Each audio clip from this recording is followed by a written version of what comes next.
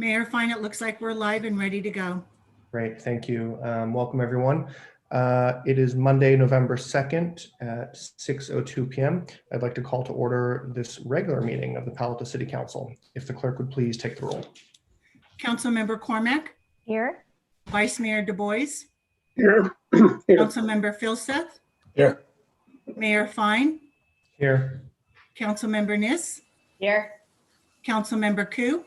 Here. Councilmember Tanaka. Here. 7 present. Thank you so much. Okay, our first order is agenda changes, additions, and deletions. To my colleagues or to staff, any changes, additions, or deletions? No changes from staff, Mr. Mayor. Okay, and seeing no hands, let's please move to oral communications, where any member of the public may speak to an item not on the agenda. So if you'd like to speak to oral communications, please raise your hand in Zoom or hit *9 on your phone. And if a clerk would please help these folks provide their comments. For any member of the public wishing to speak on anything not on this agenda, please raise your hand or dial *9 on your phone. The first speaker that we have is Mary Sylvester.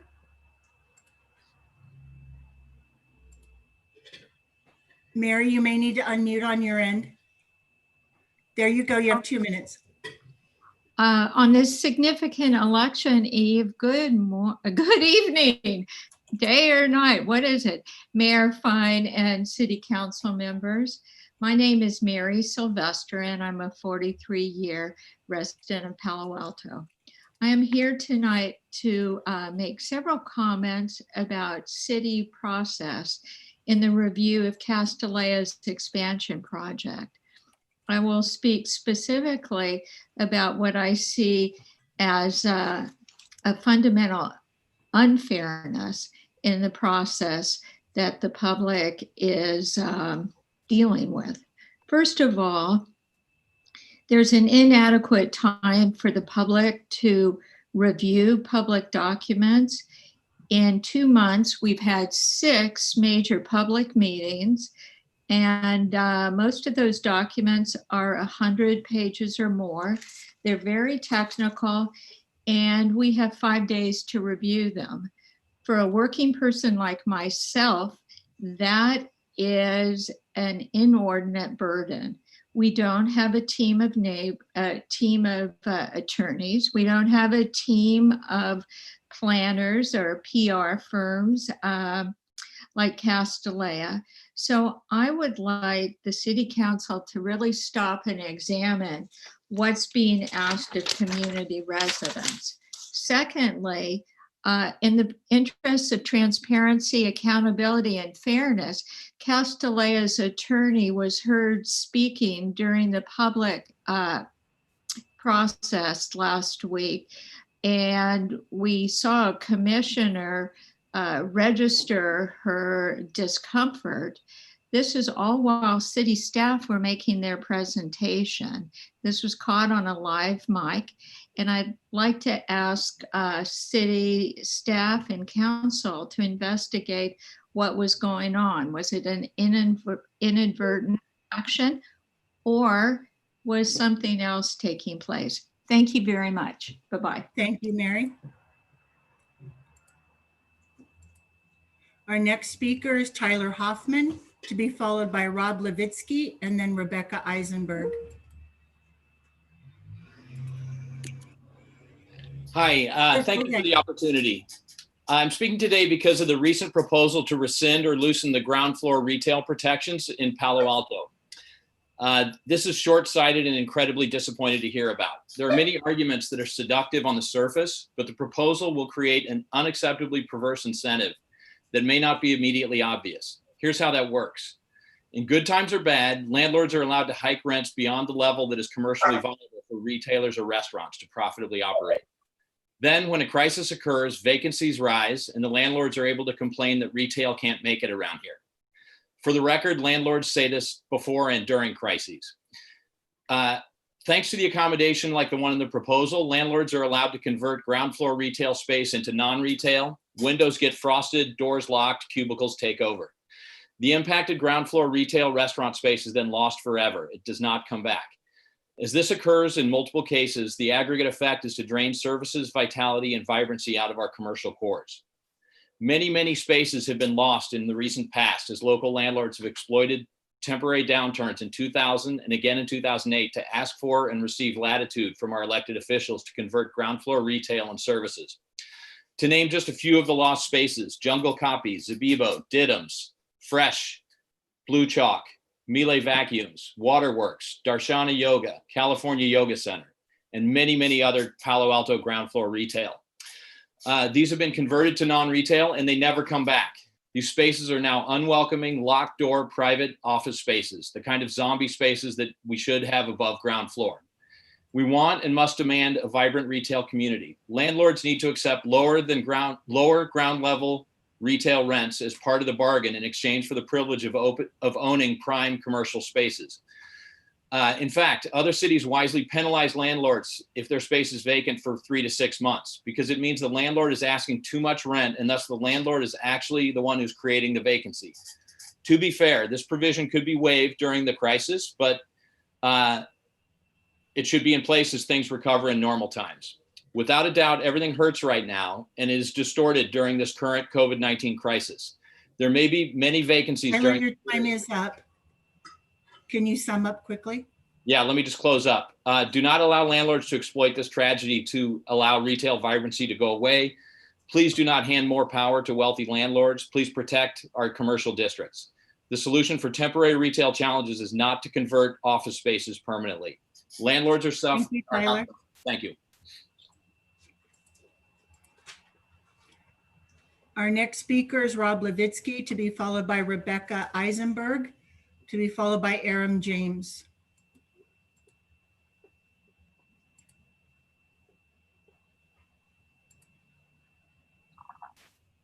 Can you hear me? Yes, go ahead, Rob. City Council members, thanks to those of you who helped me get a response from the Planning Department regarding the protected oaks and redwoods at Castellea. Unfortunately, the response from Jonathan Late raises some serious questions about the protection provided by the tree ordinance. Mr. Late asserts that any protected tree on a residential lot can be removed if it's in the building area of the lot and a building is proposed for the location where that tree stands. This is a stark reversal of the intention of the tree ordinance from when it was passed over 20 years ago. If the City Council and citizens of Palo Alto let the interpretation stand, call it the Castellea precedent, then the only protected trees in an R1 neighborhood will be the street trees. How did this come about? Yes, there's an exception to remove a tree in a residential lot if the tree takes up so much of the lot that a house can't be built. Most lots are between 5,000 and 15,000 square feet, and a tree in the center of the lot could be a problem. The issue here is that Castellea School is zoned R1 residential, and their 6-acre, 250,000 square foot lot is not a normal residential lot, and none of the trees they want to remove are preventing construction of a building somewhere on the 6-acre lot. So something has to be done, or the tree ordinance will be gutted by this decision of the planning director. Either the tree ordinance needs to specify limits to R1 lot sizes, or Castellea needs to be rezoned something other than R1. After all, Castellea is not residential housing. Remember the large oak in the back of the house on Webster Street that the council spent 4 hours talking about a few months ago? Under this new interpretation of the tree ordinance, the owner could just cut the tree down as the roots were in the building area. Council needs to look into this matter. Thank you.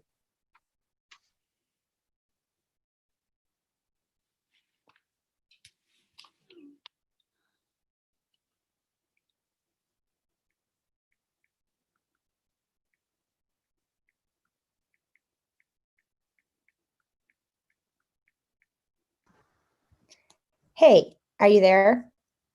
Can you hear me? Hello? Yes. We can hear you. Rebecca, go ahead. You have 2 minutes.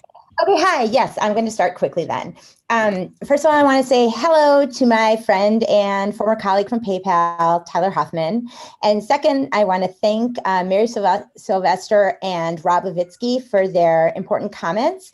What I want to talk about is how it is that a governing board, a legislative board of 7, intelligent and well-intentioned people could keep reaching such outcomes that are so harmful to our community. And I want to get back to one of the laws that this particular body continues to violate time and time again, including right now with this limitation of timing on the meeting. And by the way, now my time respond. But yes. Someone is talking. Anyway, so according to the League of California Cities, which handbook of you all should read. Now I hear an echo. It is very frowned upon to limit the time for public comment beyond what is necessary and reasonable, which is something you all have been doing. Also, it is direct, explicit violation of the terms of the actual law to prohibit the criticism of an individual who is a public servant, which has been done time and again by this council. And it is actually a violation of the potentially other act to distribute a survey that looks like an official survey. Also has been. I think that the problem with that this council runs its meeting has been leading to poor results. I'm running for city council to change that. Thank you, Rebecca. Thank you, Ms. Eisenberg. There was a lot of echo. I'm actually still hearing. Can we have everybody go on mute who's not me? Okay, thank you. Ms. Eisenberg, there was a lot of echo, and it may help if you email your comments to the city council. We tried our best to listen, but there was a lot of echo there. And to the clerk, if we could go, please go to our next speaker. Our next speaker is Reginald Williams, to be followed by Aram James, and then Carlin Otto. Hello. Reginald, go ahead. Can you hear me? Yes, go ahead. So my public comment is regarding an email being circulated by the vice mayor in which he attacks candidates based on the percentage of donations that come from Palo Alto addresses. There's some fundamental problems with this email. First, the metrics are inaccurate. At the time of the email, there was more up-to-date financial data available. You chose not to use it. So in the case of Raven Malone, you short her double-digit percentage points in order to push your point. The earlier numbers are more skewed because not all of us have the privilege of having a support system here in Palo Alto. And the first people that support you tend to be friends and family. And of course, we have many friends and family that aren't from Palo Alto. Using myself as an example, I grew up poor. I would have a 0% chance of having a support system here. And even 10 to 20 years from now, my support system will still be outside of Palo Alto. And your metrics punish me for this. And then my last point is that there's more to the Palo Alto community than Palo Alto addresses. Many of those donations come from teachers that teach here in Palo Alto and can't afford to live here, nonprofit leaders, small business owners, and kids who grew up here and are forced to live in cheaper surrounding cities because Palo Alto doesn't build the housing to physically house them. And it's actions like these that cause Palo Alto to obtain a reputation of being an elitist, exclusive club, even though that shouldn't be the case. My point is that pretty much all of Raven's donations come from friends, families, and the Palo Alto community. And that's not a bad thing. And I'm tired of the baseless fear-mongering attacks. I expect more integrity and better judgment from a city council member. Please feel free to use your colleagues as examples. Thank you for your time.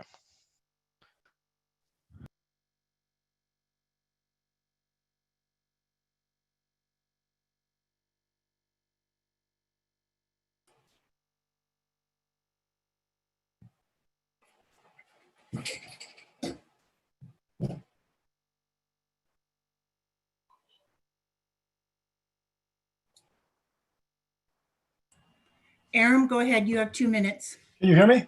Yes, go ahead. All right, good evening. So I'm going to start at the end. We don't want to go down the road, and this is it's not my phrase. The ACLU lawyer who used to do police practices, a brilliant guy, said the following, you don't want to go down the road of the consumer fraud version of police oversight, and I'm afraid we're headed in that direction.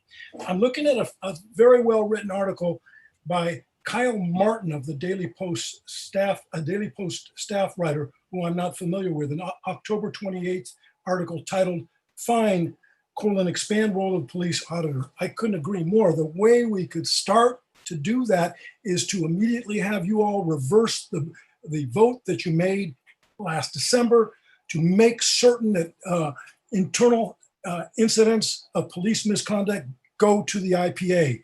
And specifically in the article, and I'm going to skip to the 3rd and 4th paragraphs, in December, Council limited the authority of the auditor, an expert hired by the city, to critique how police administrators handle internal affairs cases.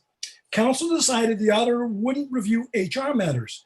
The move stopped the auditor from reviewing the case of Lieutenant Zach Perone, who told a joke using the N-word in front of a black officer. Without the move by council, the auditor would have produced a public report about the incident that city officials had kept under wraps since 2014. Adrian, Liz, you're both headed off the council. Let's go out as heroes. Ask for a revote on that matter. Let's have all those matters that involve police misconduct, internal or otherwise, go back to the expanded role of the police auditor, and let's immediately order Zach Perone's report to be completed and released to the city council first, not the mayor, not the police chief, and then to the public. And then we can find out whether Zach Perone is guilty of vile racism or not. Thank you. Thank you, Aram.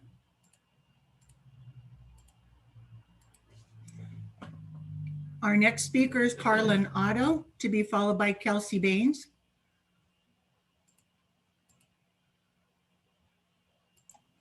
Hello. Carlin, Hello, yes, this is Carlin Otto speaking.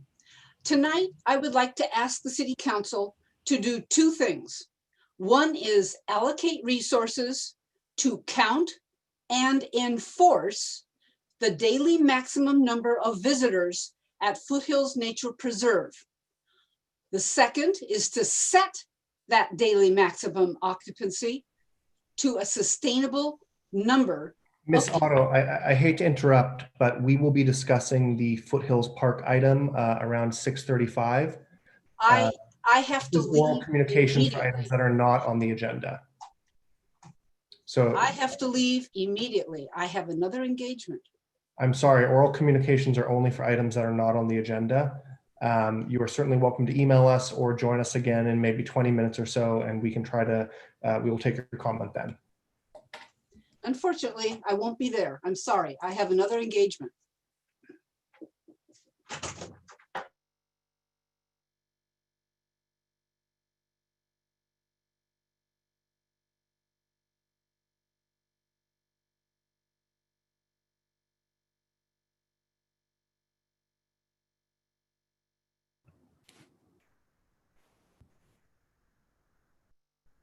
our final speaker is Kelsey Baines. Kelsey, go ahead.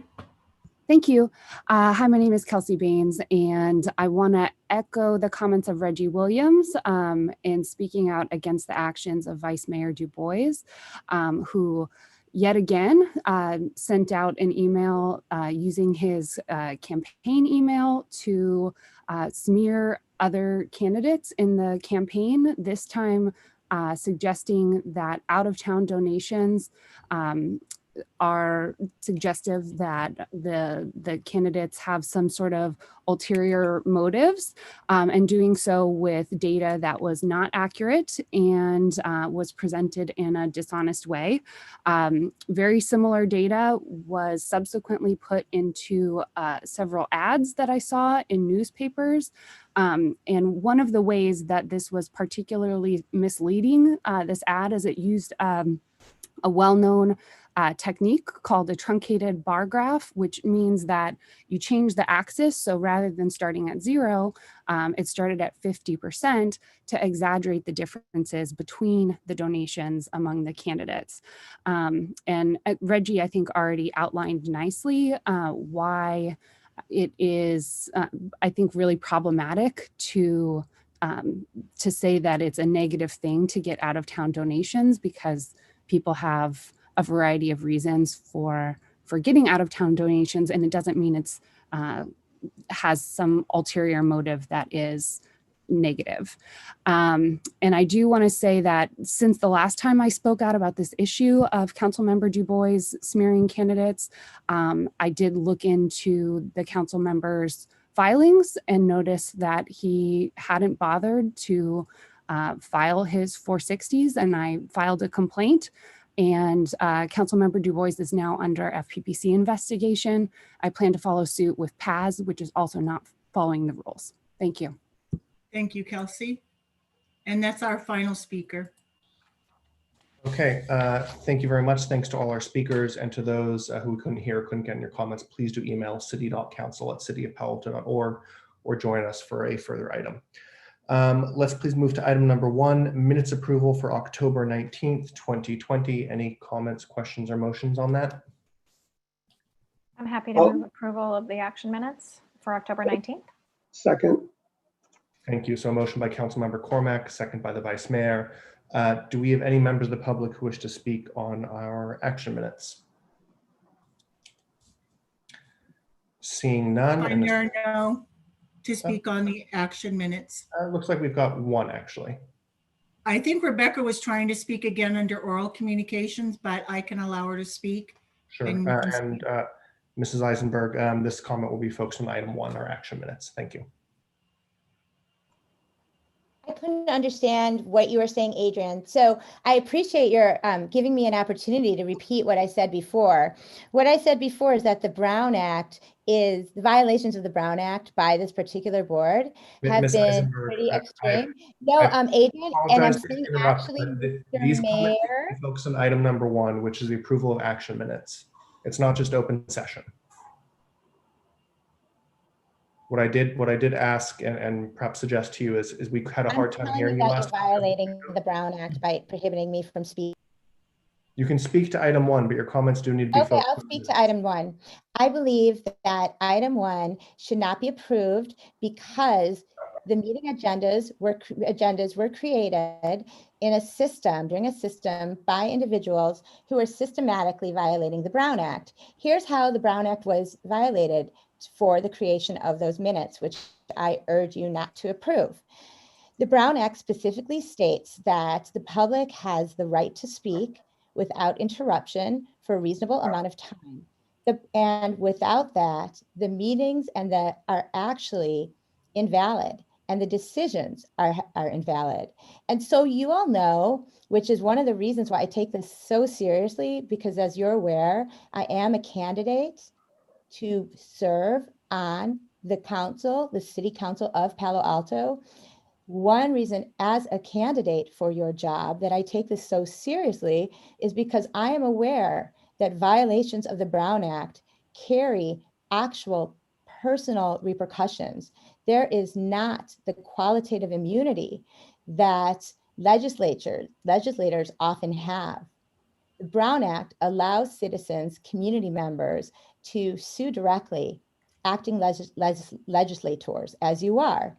Other remedies of the Brown Act more pertinent to this topic include actually undoing decisions that were made without paying attention to and following the rules. So I believe that decisions that were made in your last meeting, as are made in all of your meetings, mostly, are fatally flawed due to the fact that this council continues to intentionally squelch community participation.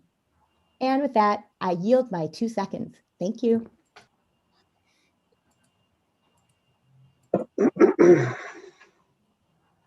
No other speakers, Mayor Fine. Thank you, Clerk Minor, and thank you to our 1 speaker on that item. Now returning to the motion, I believe by Councilmember Cormack with a second by the Vice Mayor. First vote is Councilmember Cormack, Yes. Vice Mayor Du Bois, Yes. Councilmember Filseth. Yes. I'm a yes. Councilmember Niss,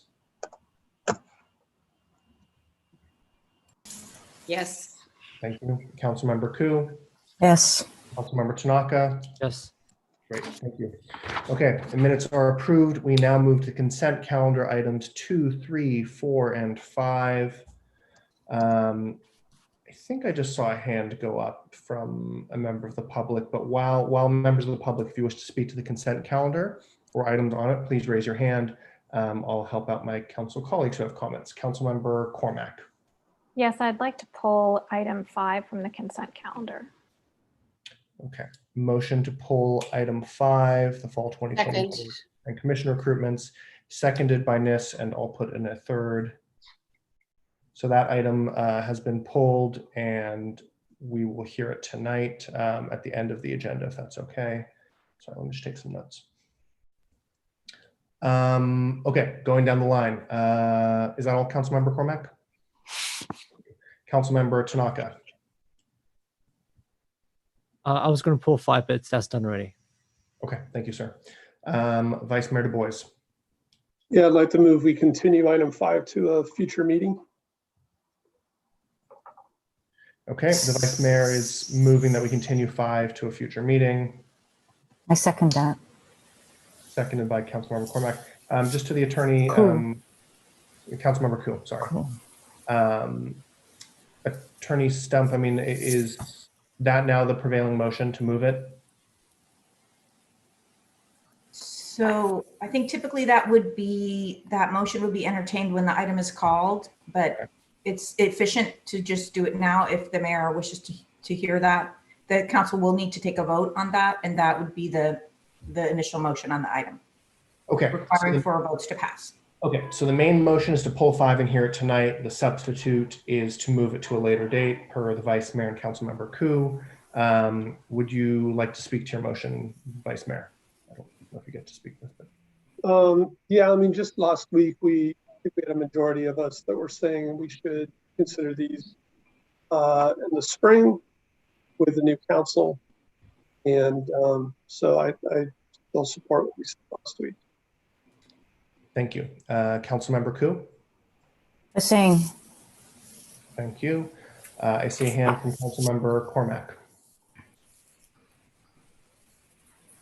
I would say that at least 2 of the boards and commissions that are being proposed in this can and should be voted on this evening to move forward.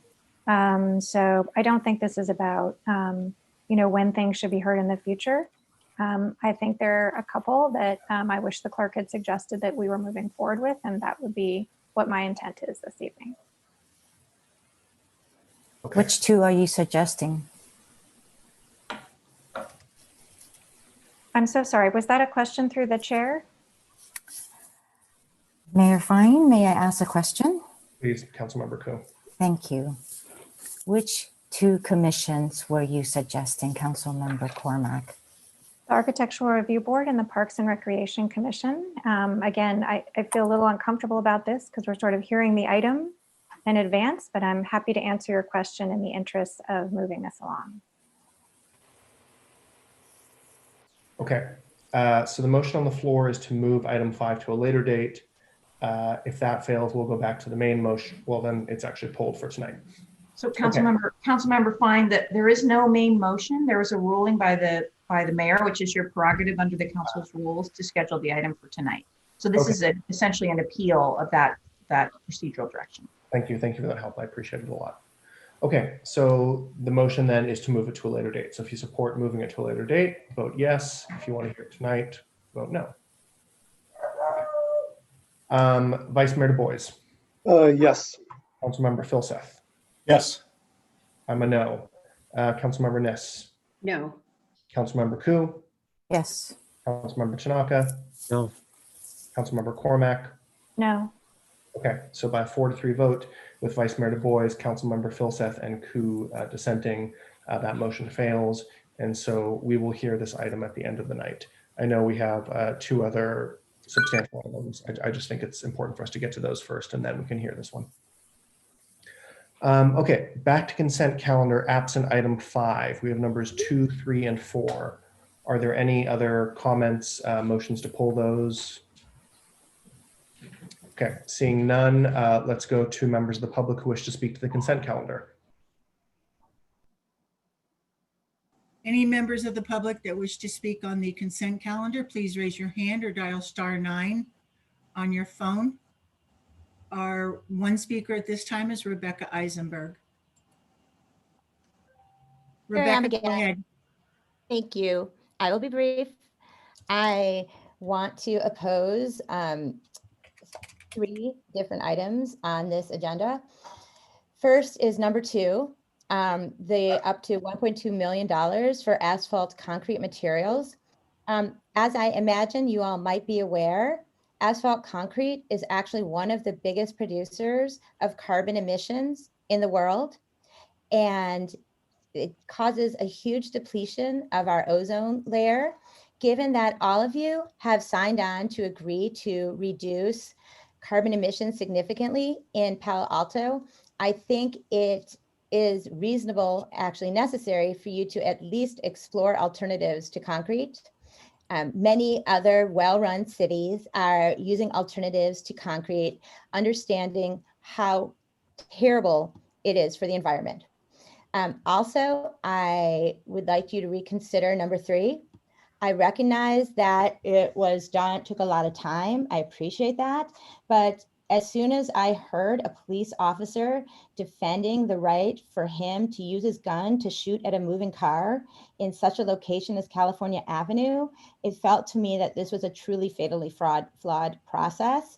I can't imagine why anyone would need to reserve the right to shoot at a moving car in the middle of a street where families and children are located.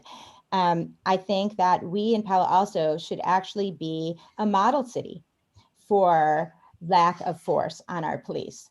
And then finally, number 5 strikes me a little bit kind of like what Trump did with the Supreme Court, loading up the commission right before you all are replaced.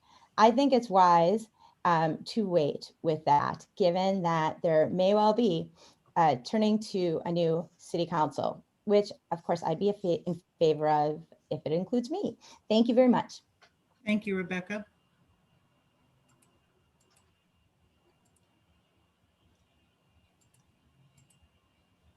Mayor Fine, there are no other speakers. Thank you, Clerk Minor. I will move the consent calendar items 2, 3, and 4. Second. Seconded by Councilmember Niss. I don't need to speak to it. And moving down the vote roll, Councilmember Filseth. Yes. I'm a yes. Councilmember Niss. Yes. Councilmember Koo. Yes. Councilmember Tanaka. Yes. Councilmember Cormack. Yes. Vice Mayor Du Bois. Yes. Great. Thank you. So the consent calendar passes unanimously, absent item number 5. And with that, we are just a few minutes behind. Mr. Shikata, the floor is yours. Thank you very much, Mayor. Members of the council, we will just take a moment to get the slides up. We do have a few items of note, recognizing this is a pretty significant week in the history of our nation and locally as well. So let's acknowledge that. First slide, please, or next slide. Do want to note that recognizing anxieties around this week's and really conclusion of the election month, such as it is, and the ongoing activities, the council is aware we have been in ongoing communication with the County of Santa Clara, which includes both the Registrar of Voters as well as the District Attorney's Office on security around and coordination of public safety around the election process that has been ongoing and will continue throughout the week. Our police department at this point has been, again, in constant contact with other public safety agencies and is not aware of any credible threat or protest that is scheduled in Palo Alto. And that said, is nonetheless preparing and will be prepared with extra staff which are currently planning to be on standby should they be needed. Again, this reflects really a heightened level of alert that is reflected of public safety agencies throughout the county and I'm sure around the country for this momentous week. That said, I'm focusing on getting the votes into the system and then counted. Would note that if you haven't yet voted, members of the community can still drop off their ballots via mail, via the drop-off locations, including in front of City Hall, as well as Mitchell Park Library, Rinconada Library. Would note, as we have discussed previously, that we do have 2 ballot boxes at each one of these locations, and both of which are official, placed by the Registrar of Voters and secure. And then finally, that the option to vote in person will continue at Palo Alto locations, including the Palo Alto Arts Center, Rinconada Library, Cubberley Community Center, Mitchell Park Community Center, and Ventura Community Center. So really providing multiple opportunities for members of the community to cast those ballots. Next slide, please.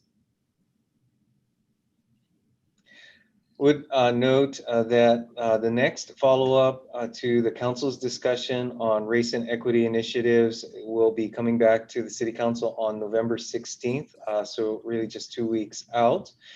Did want to recognize and acknowledge the action that the council just approved and the updates to the police policy manual, section 300, on the consent calendar this evening. This did, as I think has been noted, reflect a significant body of work beginning in June and including police staff and ongoing discussion through collaboration with the city's Human Relations Commission. The staff report on these changes did incorporate the HRC's recommendations, the council ad hoc input, and the city council's discussion, including last week, on the various elements of police operations policy. So really want to acknowledge the ongoing cooperation and partnership between our police department management, the police Palo Alto Police Officers Association, commonly known and affectionately known as PAPOA, and PMA, the Palo Alto Police Management Association. Would like to also acknowledge the work by the Human Relations Commission in putting together the recommendations, which, as the council well knows, does not reflect an endpoint, but does reflect a significant milestone in our continuing work to improve policies and reflecting the interests of the Palo Alto community. Next slide, please. Then a few, again, ongoing issues of interest. Lest we forget the pandemic and the role of testing in managing through the pandemic on an ongoing basis. A reminder to the community that we do have the next opportunity for free testing put on by the County of Santa Clara will be this Friday, November 6th, and then proceeding every 2 weeks. The appointments are available now for the November 6th opening, and then want to reflect or note that we have also free flu shots that will be upcoming on a variety of locations over the upcoming month.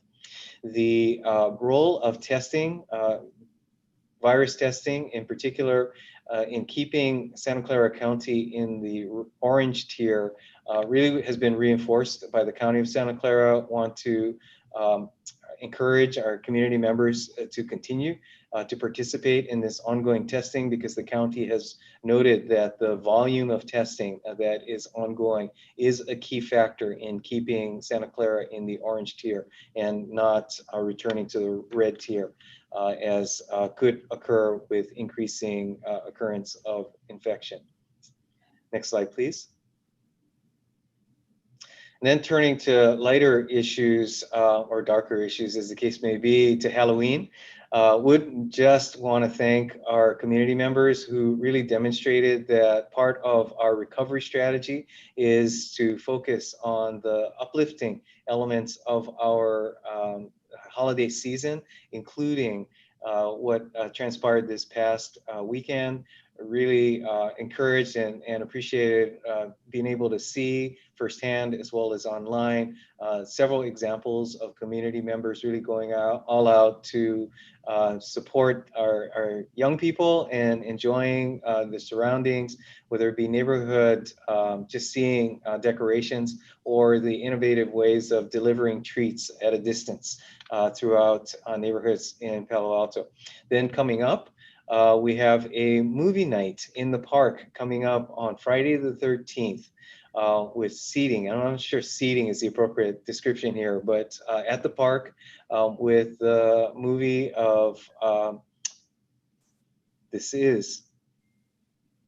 don't have the list of the movie. Nightmare Before Christmas, there it is, okay. I had to kind of sift through the text here. Sorry, I had a little difficulty there. Just to confirm, and the showing will be at 6 p.m. So outdoor, so I think a blanket and jackets may be in order as a part of this activity, as well as socially distant placement and face coverings will be required. Next slide, please. But wait, there's more. We do have our holiday tree lighting upcoming. Again, really turning to the uplifting components of our holiday season, that the virtual tree lighting ceremony will occur on Friday, November 20th, and followed soon by our holiday home decorating contest. I have to admit, I don't know a whole lot about this, so I'll be learning about it, as will you, and looking at details to follow with home decorations and the ability to share that virtually. And apparently we'll maybe doing a contest. I'm not sure what the prizes will be, but we'll see. I'm sure the prize of bragging rights around town is worth a lot. Next slide, please. Oh, and that completes my report for this evening. Thank you, Mayor, members of the council. Very nice, Mr. Shikata. Thanks for the report, and some nice family-oriented events coming up, even in the age of COVID. Let's please go to, I have two colleagues with hands, Vice Mayor Du Bois and Councilmember Koo. Yeah, thank you. Just wanted to say I appreciated the comments by the city manager on our consent item number 3, which was the new use of force policy, which had some pretty extensive changes. And I just wanted to say, you know, we spent many months looking at issues of police use of force. I believe that item should have had a public hearing and been an action item. I had asked staff to make sure we highlighted it last week during our discussion, which I appreciate they did.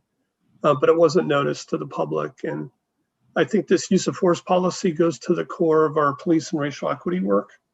And I just regret that it was put on consent tonight. I think it should have gotten a more public hearing. Thanks, Mr. Vice Mayor. Next, I have Councilmember Koo. My comments are the same as what the Vice Mayor had with regards to consent calendar number 3 with the revised policy on the use of force. I think a lot of people, the community spoke. I believe that we did listen and made substantial changes, and there were a lot of people involved. And if anything, I actually asked also for this to be put on action, more as a closure, not so as something to change or to go into discussion further, but more closure for the entire community, as well as for staff, and to say thank you to the Human Relations Commission for all the work that they did, as well as the police department and staff and the community itself.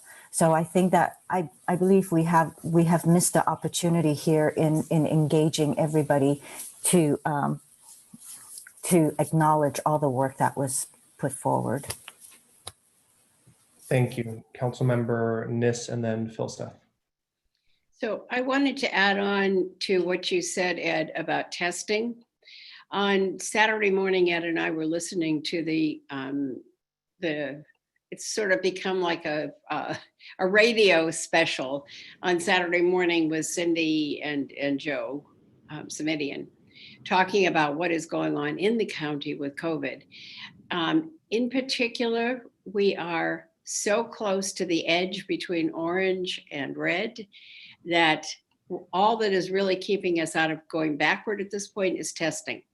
So for all of you who may hesitate on getting a test, you know that it's there this Friday and then again 2 weeks from Friday. Please get tested. Take other people with you to get tested. I know you may say I'm asymptomatic, I don't really need a test, but it makes a huge difference as to how the county stays open and in the orange.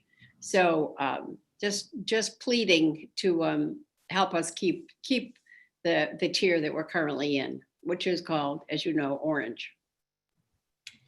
Thank you, Councilmember. And Councilmember Filseth.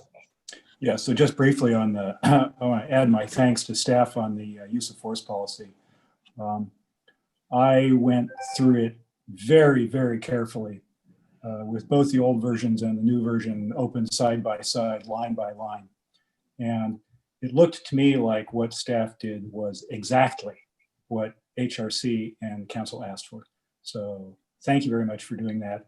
If anybody finds something different, please bring it up, and we've got a few more dates that we can look at this kind of stuff, but short of that, appreciate the work of staff. Thanks very much. Thank you. On that, I'll just echo Councilmember Filseth. I think staff and the HRC and our community did a great job on this. And this is not the end, right? This is not a conclusion. We'll have another bite at the apple in terms of looking at these policies and figuring out how to keep our community safe in a fair and just way. Anything else on city manager comments, or should we move on to the action calendar? Okay, seeing no hands, let's move to item number 6. Adoption of an ordinance amending the municipal code to rename Foothills Park to Foothills Nature Preserve and open it to the general public by removing limits on non-residents, a few other lines in there. As we get started, can staff just quickly lay out who will be presenting, what you'll be saying roughly, and then I think we'll go to members of the public. Yes, thank you, Mayor. Let's see, so I will lead off, and we've got a couple of staff voices that we'd like to use to go through the background on what got us to this evening, as well as talk through both the current conditions, current circumstances as it relates to Foothills Park, as well as plan forward for should the council choose to proceed with the recommendation, how staff would expect to manage the resource going forward. I believe we've got also a couple of community members that would join as a follow-on to the prior PRC discussion that could amplify a few points.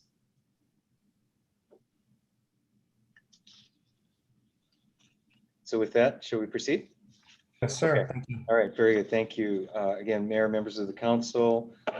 I think it's fairly clear that you've got in front of you the staff recommendation as stated in the staff report.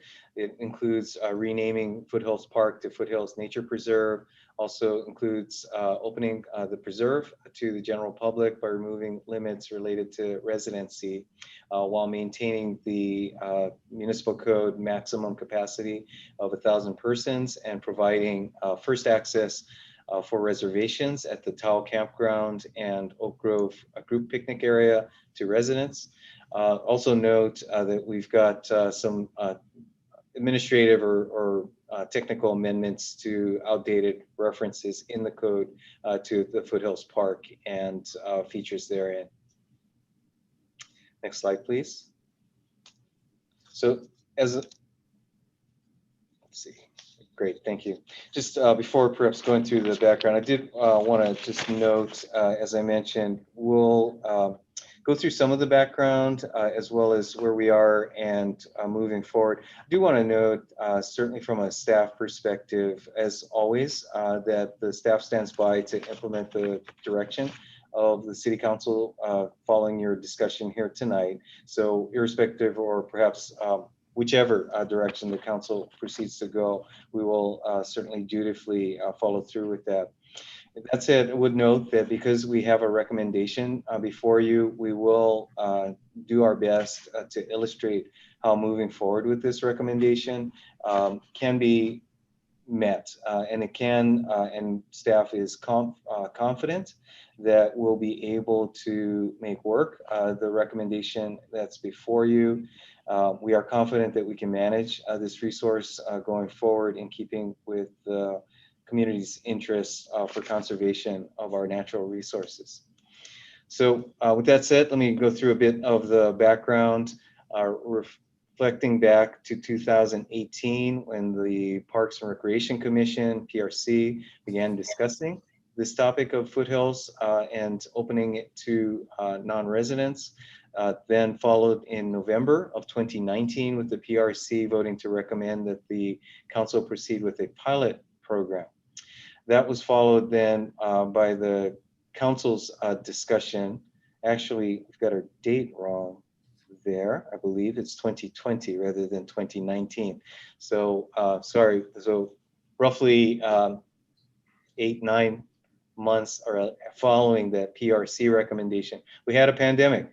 And between the November 2019 date and the August 2020 date, discussion, ultimately council action to proceed with a motion which included a number of elements as noted here, including the pilot program and follow-on actions. So with that, next slide, please. Following that council direction in August of 2020, in September of this year, we did receive NAACP and several Palo Alto residents filing suit against the city in order to open Foothills Park to non-residents. I would note, just for the sake of summary, that the plaintiff's claim was that the park's residency requirement violates their First Amendment rights to free speech and free assembly under federal and California constitutions, as well as their constitutional right to travel. The subsequent to the filing of that lawsuit, the city attorney's office has worked with the plaintiffs to confirm that the recommended action that we have before you this evening would enable settlement of that lawsuit and avoid protracted litigation on this issue. So with that, let me ask our Director of the Community Services Department, Kristen O'Kane, to speak through our current and steps going forward. Thank you, Mr. Shikata, and good evening, council members. So like Ed said, I'm going to talk a little bit about Foothills Park, how it's operated today, including some rules and regulations that are in place to ensure safety of all visitors at Foothills Park. So Foothills Park is a 1,400-acre preserve open to Palo Alto residents and their accompanied guests. As it is operated today, it has an entrance gate that is staffed on weekends only. There is no fee to enter the park, and the number of visitors is limited to 1,000 people at one time. I want to emphasize that last point a little bit, only because we do hear frequently people refer to this limitation as 1,000 visitors in the park per day. And I just wanted to clarify that it is in the park at one time. There are some reservable amenities in the park, such as the Oak Grove picnic area, Toll Campground, and the Interpretive Center classroom. Additionally, canoes and life vests can be rented for a fee. Like all of our parks and open space preserves, management and maintenance of Foothills Park is funded by the general fund. And as a city with a diverse base of revenues, this fund includes sources from residents, businesses, and visitors. That all being said, Foothills today is a bit different than normal, as there are several limitations and restrictions in place due to COVID, as you can see here. And we also make some adjustments to the park when there is a red flag warning, when there is an increased risk of fire danger. So there are several rules and regulations that guide the types of activities that are allowed in Foothills Park. And the rules are intended to ensure the safety and enjoyment of all visitors.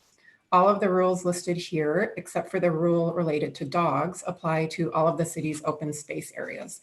So in this case, for Foothills Park, dogs must be on a leash, but they're only allowed in the park on weekdays, not on weekends or on holidays. A couple of other rules I want to specifically point out is that visitors must stay on marked trails. There's no smoking, fires restricted to designated areas, and there's an amplified music requirement that follows the Muni code requirement for all public property noise limits, and that's listed here. So there isn't one specific to open spaces. It follows what our limitations are for all public property noise, or for all public properties. So I do want to shift gears a little bit before I turn it over to Darren Anderson, who will provide a proposed opening plan for Foothills Park. I'd like to briefly talk about the benefits of opening Foothills Park to everyone. As most of us know, access to nature and open spaces like Foothills has proven to be to benefit the physical, mental, and emotional well-being of youth and adults. Access to these nature-rich experiences establish deeper connections to the natural environment than urban parks do, engenders a sense of belonging, offers opportunities for environmental education, and teaches people to be stewards of natural places. As Dr. Nicole Ardwin of Stanford said at our July panel discussion on Foothills Park access, which was hosted by the Parks and Rec Commission, access to open space builds a lifelong attitude of stewardship, so the next generation of park users will continue to protect our open spaces. Access to Foothills Park will also encourage outside partnerships in environmental projects. For example, partnering with universities or nonprofit organizations for environmental studies or monitoring. And finally, opening Foothills Park reduces impact on neighboring open space preserves, demonstrating that Palo Alto is a good neighbor, and eliminates the interactions at the front gate that require people to show their proof of residency. So with that, I'm now going to turn the presentation over to Darren Anderson, Assistant Director in Community Services, who will walk us through a proposed opening and monitoring plan. Evening, Council. I'm Darren Anderson. A little on this proposed opening plan. If the preserve was open to everyone, there are a few key actions that staff would implement prior to an opening date. We'd install the real-time vehicle counter, which would allow rangers to have a better estimate of how many vehicles and people are in the park at any one time. We already have a system to get your daily counts, but real-time data for how many people are in at any one time we're lacking. Relatively inexpensive, approximately $1,100, and we could implement this relatively quickly.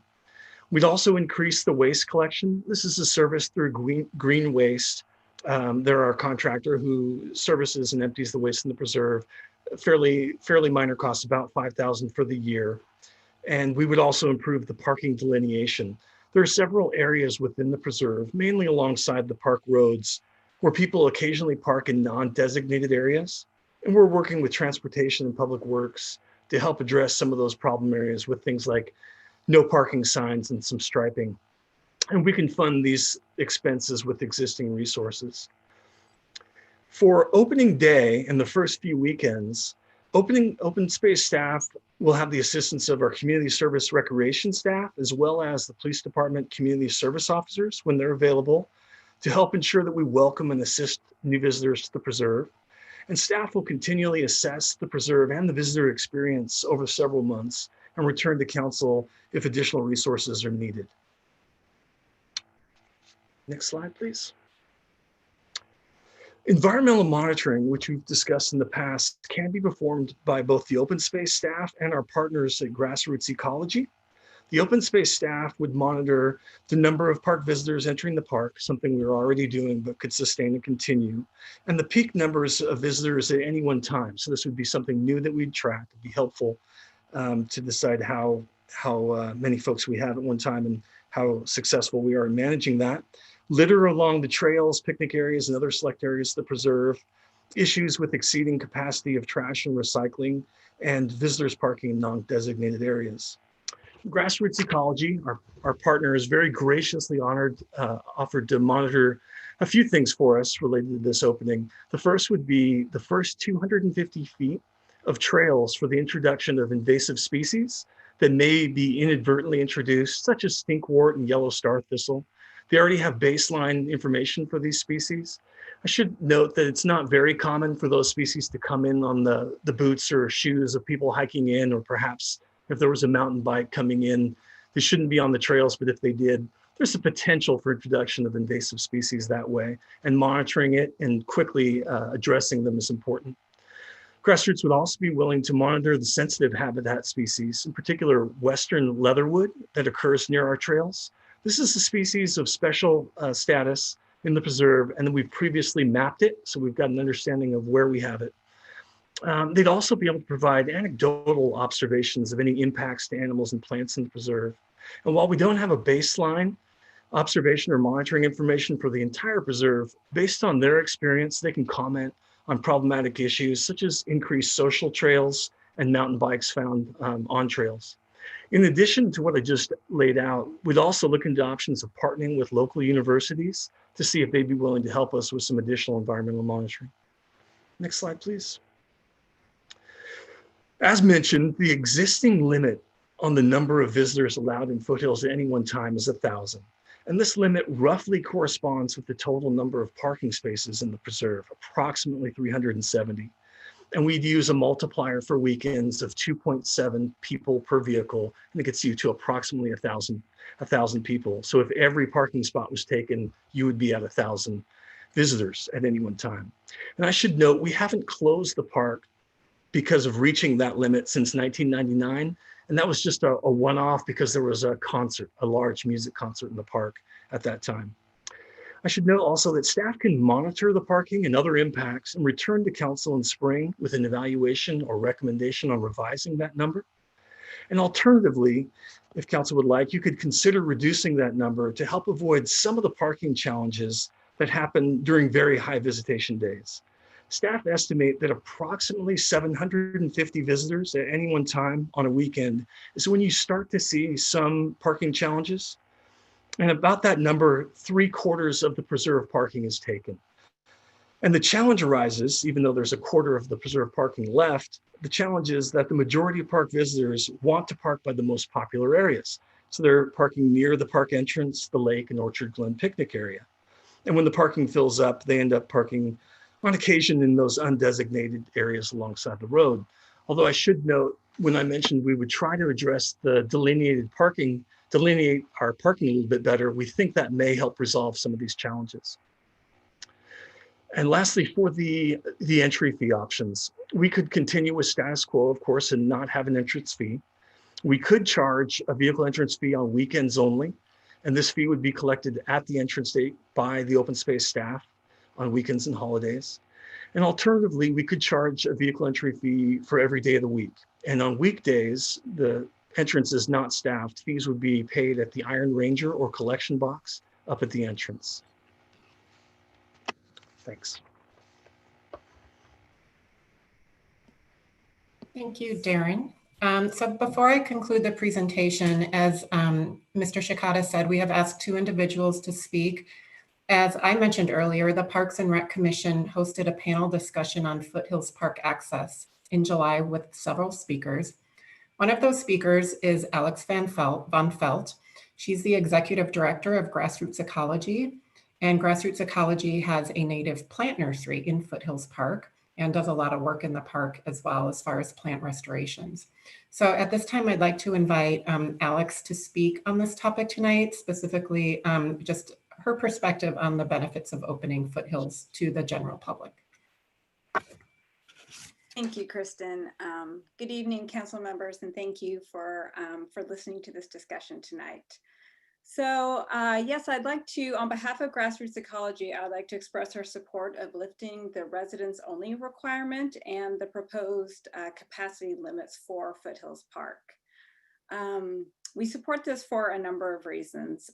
One, that the high use areas, from what we see, we've been stewarding Foothills Park with a relationship with the city of Palo Alto since 2013. So we've been out there for the past 7 years, and our native plant nursery, as Kristen mentioned, has been in Foothills Park since 2003. So we actually have quite a relationship there with the park. And from what we've seen, the high use areas really tend to be the lake and the large lawn that's throughout the main part of the park. And those areas are not ecologically sensitive compared to the rest of the park. and because they've already been highly disturbed and altered by human intervention. So the areas that are the most sensitive really get a lot less impact because it takes people a while to hike out there. So that's the main reason why we're supportive. Part of the way we steward this park is that we engage volunteers to come out and remove weeds that are flammable, increase some of our native plant population like you saw in a lot of those wildflower photos, build on the work of the Friends of Foothill that started years ago. And we do this all by engaging volunteers. So we've worked with thousands of volunteers, I would estimate, from when we started in 2013. And some of those are Palo Alto residents, but a lot of them aren't. A lot of them come from other cities that are coming to take care of the park. And so we're really supportive of opening this because now these volunteers that have helped take care of the park will be able to come back in it and see the work that they've done and the effects that it's had on the park. And finally, to echo what some of the points that Kristen made and quoting Nicole Ardoin, that really, more people engaged in open space is the best way to appreciate nature and support conservation and stewardship. And really that's our whole organization's reason for being. So we really hope that you will follow the staff recommendations today and open up the park. Thank you. Thank you, Alex. And next I'd like to introduce Ann Cribbs, who's the Vice Chair of our Parks and Recreation Commission. And again, the Parks and Rec Commission is the group that hosted the panel discussion on Foothills Park access. Thank you, Kristen. Mayor Fine and council members, good evening. As Kristen said, I'm Ann Warner Cribbs and I serve as the Vice Chair of the Park and Recreation Commission. I want you to know I've been a Palo Alto resident since 1965 and I love Foothill Park all that time. I started there first as a Foothill College environmental student doing a field work for a term paper that I did, and later leading field trips as a Brownie and Girl Scout troop leader, not to mention the many parties and hikes and picnics at Foothill Park with my family. I am very proud to be part of the Park and Recreation Commission who recommended that Foothill Park be opened for all in our region, regardless of their zip code. In today's world, I believe it's important for our region to work together and to be good neighbors. There are well-documented health and developmental benefits about access to nature for both youth and for adults, certainly in this time in COVID, but going forward in the future as well. I'm particularly interested in youth access to the park, especially students being welcomed to the park. By experiencing the wonderful environment of Foothill Park, youth will appreciate and care for sensitive environments in the future when they're the ones responsible for making decisions about their communities and how they want to be stewards of our environment. We have a lot of really smart people in our region with exceptional expertise. We can open the park responsibly, observe daily attendance limits, and protect the sensitive environment of Foothill Park, soon to be Foothill Nature Preserve. Opening the park will also encourage outside partnerships with colleges and environmental groups in environmental projects, and welcome all the volunteers as well. I know that we can engage our community, work together to protect the incredible environment that we know and love as Foothill Park, and educate everybody in the region about the challenge and importance of protecting this very special place while welcoming all to enjoy this preserve. Thank you. Thank you, Anne. And now I'm going to just conclude by providing what would happen next. So if council does adopt the ordinance change tonight would be considered the first reading. The second reading would be on November 16th, and the ordinance change would then be effective on December 17th. During that time, staff will finalize our opening plan to welcome new visitors, and we would then come back to council. We think probably spring is an appropriate time to provide an update on how the opening is going, any concerns we have, or just provide an update on what we're seeing out in Foothills Park. If council chooses not to adopt the ordinance change tonight, then staff will return with options for a pilot in November. And with that, I'm back to the staff recommendation, and I'll turn it back to you, Mayor Fine. Thank you. Thank you, Ed, Kristen, Darren, Alex, and Ann. We really appreciate all of your perspectives and work on this. Before I turn it over to the public, I have one item that I'm not happy to share, but I feel obligated to as the chair. I feel the need to rebuke our council member and colleague. Can we? Thank you. Thank you. Is the echo gone? Can we just mute everybody, please? Thank you. I feel the need to rebuke Councilmember Koo for communicating purported confidential information, votes, and attendance at 2 separate occasions of this council meeting on Foothills Park. Not only is that kind of conduct unprofessional, it is also likely illegal and does an enormous disservice to the community and to the public good. Palo Alto Municipal Code 2.04.040, no person in attendance at a closed session may disclose the substance or effect of any matter discussed during the closed session. Our council procedures and protocols, which we all updated and adopted and voted on this year, states members shall respect the confidentiality of information concerning the property, personnel, or affairs of the city. They shall neither disclose confidential information without proper legal authorization, nor use such information to advance their personal, financial, or other private interests. I hope we all can keep that in mind. If the clerk could please help me as we go to members of the public who may wish to speak on this item number 6. Actually, since you're making an accusation of me, then I would like to object to it because I have not divulged any information. I did do a survey of my own, but no divulge. So I do object to that. Thank you. Including purported votes in closed session. I'm happy to provide that if anybody asks. Let's please go to members of the public.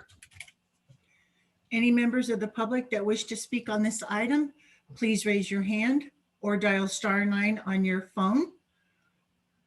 Our first speaker is James Hindry, to be followed by Keith Reckdahl, and then Fred Balin. James, go ahead. Council. Hi there, Council. Thank you for taking up this item, and especially thank you to Council members Fine and Cormack for doing the right thing the first time this was up for discussion. I'd like to urge all members of the council to finally support opening Foothills Park to all of our neighbors and all of the people that may work in Palo Alto but not live in Palo Alto. Thank you. Thank you, James. Our next speaker is Keith Reckdahl, to be followed by Fred Balin and then Rohan Ghosh. Keith, go ahead. I'm giving my time to Jeff Greenfield. Are there, the 5 of you are online at this time, or? Correct. Okay, we will, I'll call on Jeff Greenfield then.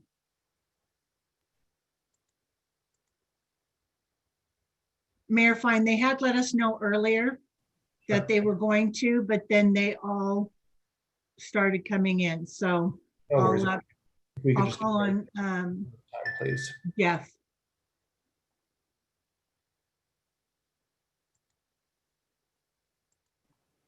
Jeff, go ahead. Mayor Fine, because they're talking for a group of 5, do they have additional time? Let's do 12 minutes, Mr. Greenfield, if that's okay. I won't need that much, but thank you. Okay. Good evening, Mr. Mayor and council members. I'm the chair of the Parks and Rec Commission, speaking on my own half, and I'll be on behalf of a group this evening. We support opening access to Foothills Park, but only while balancing fundamental environmental stewardship, staffing, and infrastructure responsibilities. We have some comments about the process and some specific recommendations that we hope you will consider. First, on the process, the Parks and Rec Commission spent many meetings last year considering the best way to open Foothills Park while still protecting the natural environment. This was a transparent process. We debated this issue in public meetings and allowed the community to participate. We, like many in the community, are now frustrated by the way this lawsuit has changed the process. The process is no longer transparent with closed door meetings and no community involvement. Producing good public policy behind closed doors is challenging and problematic. This lack of transparency makes it very difficult for the community to assess the information and hear expert testimony regarding the legitimacy of the lawsuit and the potential risks of fighting the lawsuit. We understand this is the nature of the lawsuit, but it's still very frustrating for the community. And so despite an understandable inclination to rush, we must ensure that the compressed timeline does not do a disservice to the preserve's environment. In the event that you opt to open the park based on staff's recommendation, here's an overview of things that we recommend. Number one, support staff's planned infrastructure updates, staffing increase, and enhanced environmental monitoring. Number two, set the visitor limit to between 500 and 750 people. Number three, require an entrance fee on weekends. Number four, provide resident priority for all reservations at the preserve. And number five, direct staff with PRC assistance to return with a comprehensive policy recommendation in the spring. So back to number one, assuming the preserve is opened up, we support staff's initial plans for managing increased visitation, including infrastructure updates, staffing increase, and enhanced environmental monitoring. This includes the real-time vehicle counters, the increased waste collection, and the improved parking demarcation. These are essential bare minimum steps. We also support more staff on hand at the preserve by reallocating existing rec staff. This is necessary, but it's not a long-term solution since COVID has restricted some typical recreation staff activities, making people available, and moving people there is going to take away from other staff priorities. And finally, we definitely support the enhanced monitoring reporting, utilizing both staff and grassroots ecology resources. This monitoring of habitat and wildlife-based environmental impacts and observations on public behavior is critical. Ideally, we would have a baseline of data prior to a major change like this, and we would have worked to establish this as part of the recommended pilot program, but it's still critical to move forward with this now. So we definitely urge that. Number two, we strongly advocate setting the preserve visitor limit between 500 and 750 people. We can expect visitation will significantly increase when opened, especially during the first year.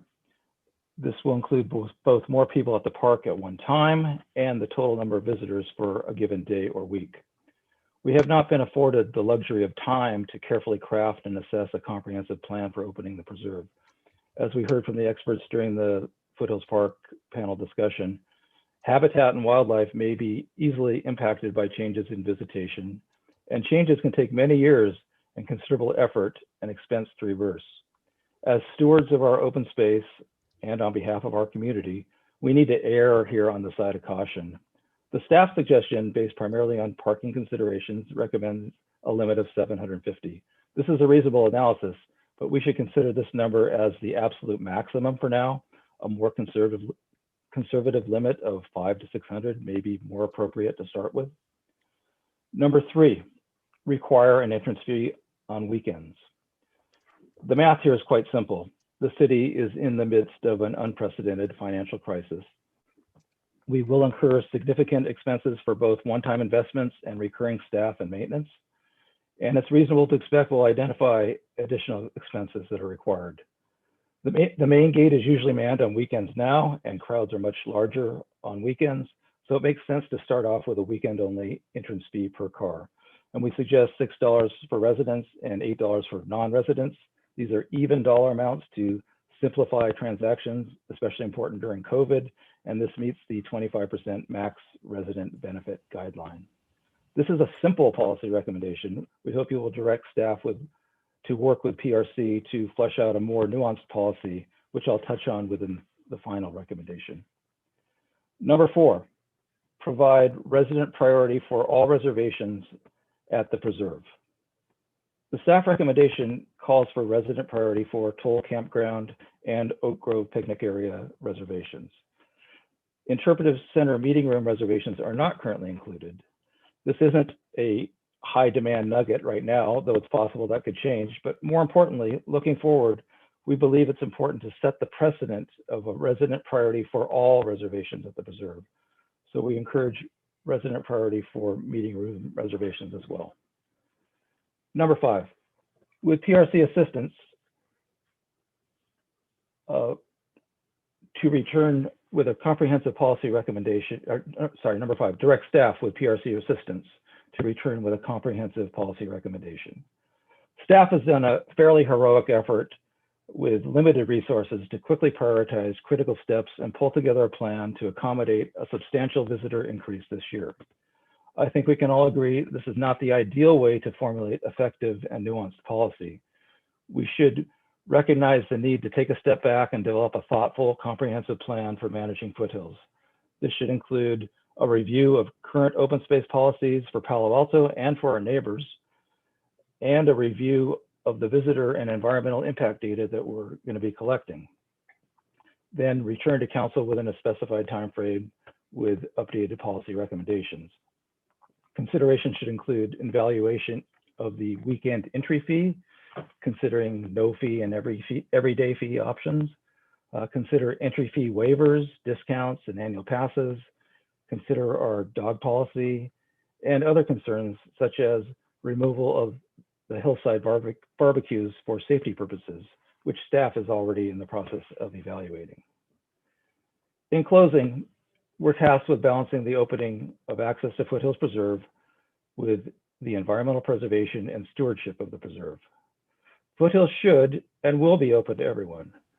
Unfortunately, the current timing couldn't be worse. With the backdrop of the unprecedented financial crisis, overloaded city staff, and the global pandemic that shows no signs of warning, this is a tough time.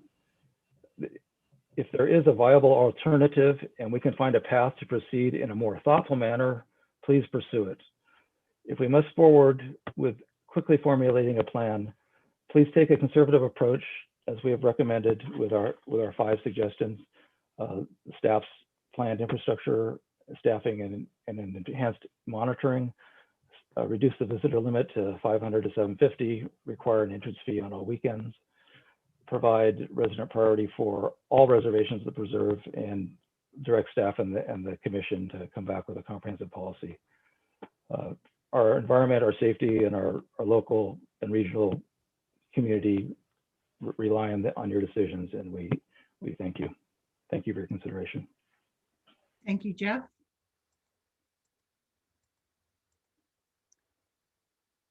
Our next speaker is Rohan Ghosh, to be followed by Bill Ross and then Aram James.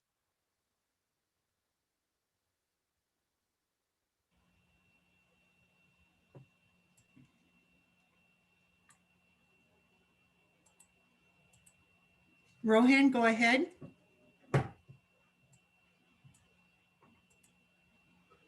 Rohan, you need to unmute from your end. There you go, 2 minutes.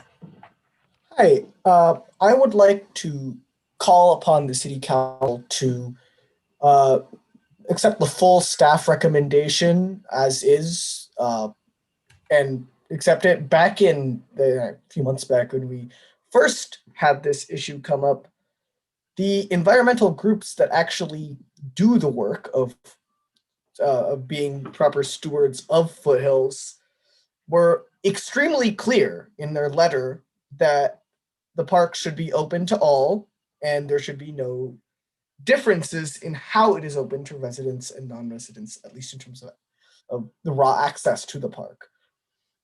This is true. They supported this for a number of reasons, including that access to public lands is a big factor in conservation. And I find it quite absurd in a lot of ways that members of City Council were using an environmental argument against opening the park to non-residents when this plan to open the park, when the idea of opening the park was staunchly supported by environmental groups. I would like to hear from the council members who did actually decide to somehow think that their idea on what's good or bad for the environment is better than the actual environmental groups that do the actual work of protecting Foothills. What their experience in in being stewards of the land like that is. And what their experience in actual like environmental science is, and being a gardener is not, being an actual steward of Foothills through like a group like Grassroots Ecology is. Thank you.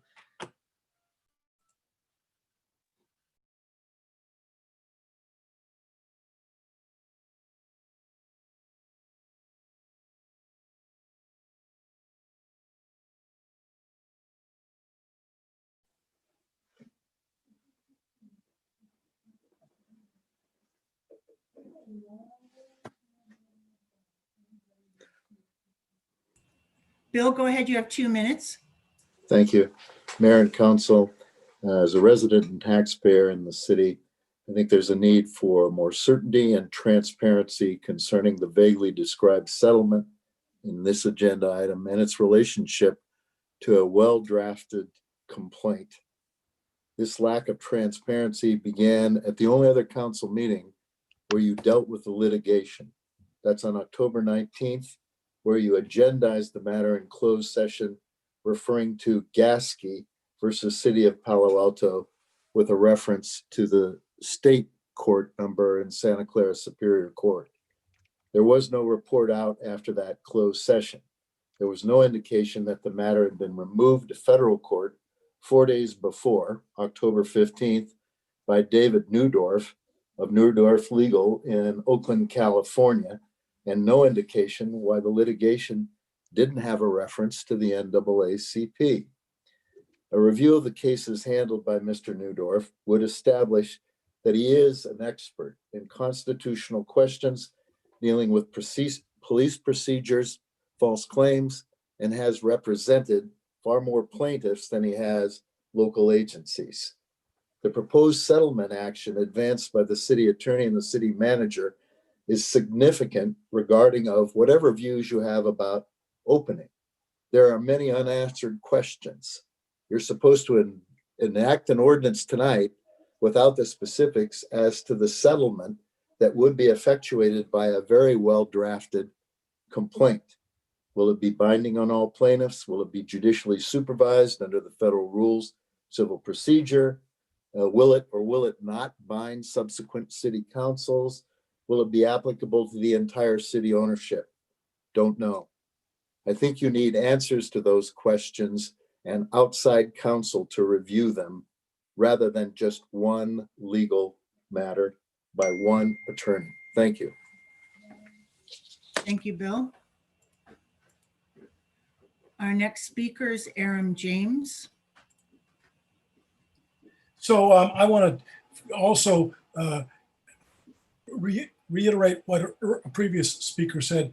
Kudos to Adrian, the mayor, and council member Allison Cormack for taking a stand in the original, when the issue was originally here, to say no to racism. Let's open up the park. Let's not hide behind environmental issues. Secondly, the timing couldn't be better. Opposite of what Mr. Greenfield said, it's been 50 years. People have had plenty of time about thinking about how to manage the park and opening it up to all residents. More than 50 years. I think, as I've said to the council before, best job I ever had was working for the city in 1968 on a crew of folks cutting some of the original trails in the park, about $2.95 an hour. Wonderful experience. The park is in my heart. We now need to open up to everybody. Same status, no residents first, none of the old boy stuff, bringing it back in when we're trying to close it. For me personally, this is like bringing down Palo Alto's Confederate flag. And so it moves me. And I really hope that you pass this. It's like bringing down Palo Alto's Robert E. Lee statue. I'm really moved by this. So let's go for it. Let's pass this. Let's open the park up. We will be national heroes for a change instead of the butt of all sorts of jokes about our inclusive nature and not inclusive, I should say, exclusionary nature. Really the right thing to do. I wish it didn't have to be with a gun to your head in terms of a lawsuit, but that's okay. If we get to the right conclusion, even if we should have done it without a lawsuit needing to be filed, it's okay. Let's open the park. Congratulations, Palo Alto, if we do this. Thank you, Aaron. Our next speaker is Jennifer Michael, to be followed by Rohan Globus and Neva Yarkin. Jennifer, go ahead. Thank you. Good evening, City Council members and fellow residents. My name is Jenny Michelle, and I'm a Menlo Park resident, and I also work in Palo Alto in SPR. I'm a white mother of a 6-year-old son with bilateral hearing loss, and I was born at Stanford Hospital. I grew up in Barron Park. I've lived here my entire life. I wrote to Councilwoman Koo this morning, voicing my wishes for the council to vote to open Foothills Park to non-residents. And sadly, I must speak my truth to you all now. Starting at the age of 6, my uncle who lived in our house molested me until about the age 10. At the age 8, my mother was diagnosed with a fatal illness. I was privileged, blessed, and fortunate to be able to frequent and visit Foothills Park as a child, to anchor me, to save me, to give me a refuge. My home was not safe. Hashtag he's still out there as a teacher and the Palo Alto police haven't done anything. Fast forward age 20, my mom died and I permanently injured myself at my job. And again, Foothill Park anchored me. It stabilized my grief. The land did that. Now, having been a resident of Menlo Park for the past 10 years in an apartment with our 6-year-old with no green space, I am cut off from my public land that anchors me, my home, for where my heart longs to connect with God. The flashbacks, the PTSD is debilitating. Grant us access to the park. Allow us to demonstrate that we're not riffraff. I am not alone. My story is not unique. Allow me to be a healthy mom and for my son to be a healthy boy. Thank you for your time. Thank you, Jennifer. Our next speaker is Ryan Globus.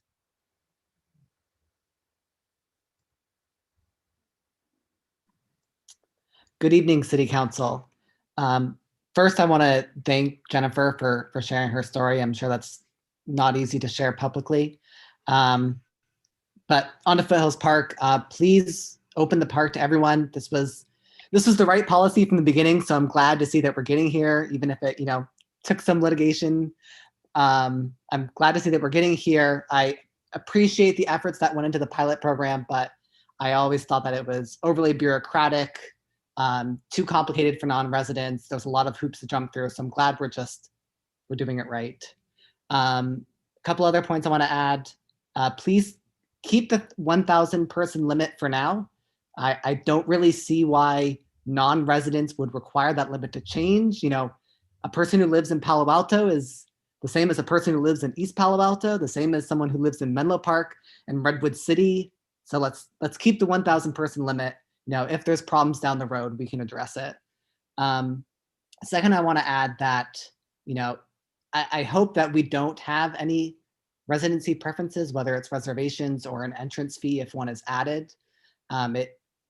It's not a huge deal, but it does feel like, clinging on to the old exclusionary policy as much as legally possible to do that. So I hope we treat everybody equally because it's a shared space. We have many members of the Palo Alto community that work here and have family here that don't necessarily live here or can't afford to live here. And finally, I just want to give a huge thank you to Mayor Fine and Councilmember Cormack for their leadership on this issue, as well as the plaintiffs and all the lawyers that worked on this lawsuit to bring justice and inclusion to Palo Alto. Thank you. Thank you, Ryan.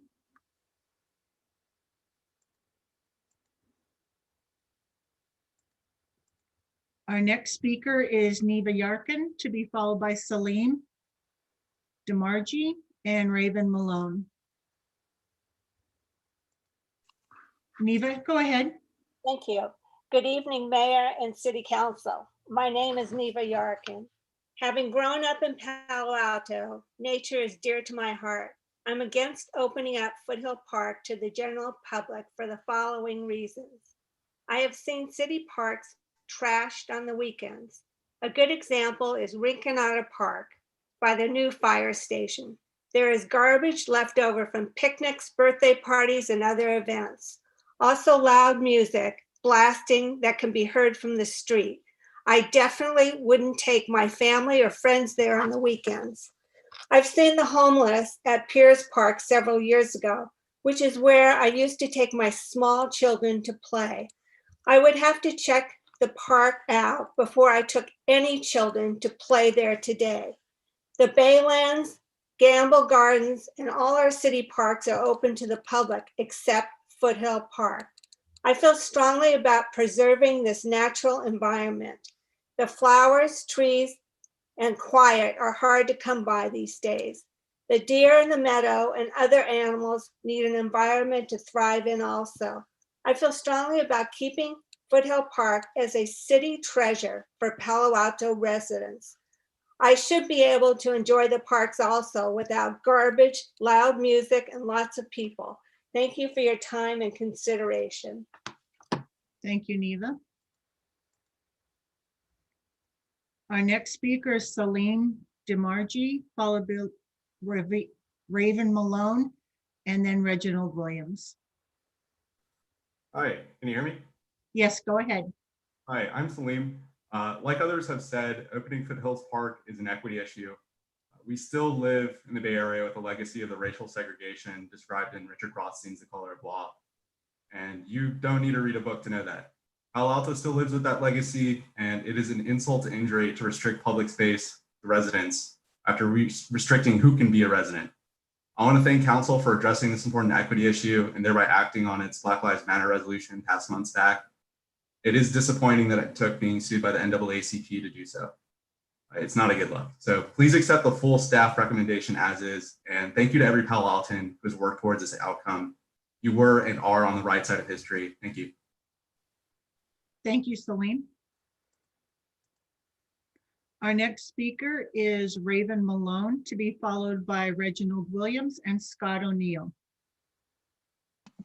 Raven, go ahead. Yes, can you hear me? Yes, go ahead. Okay, great.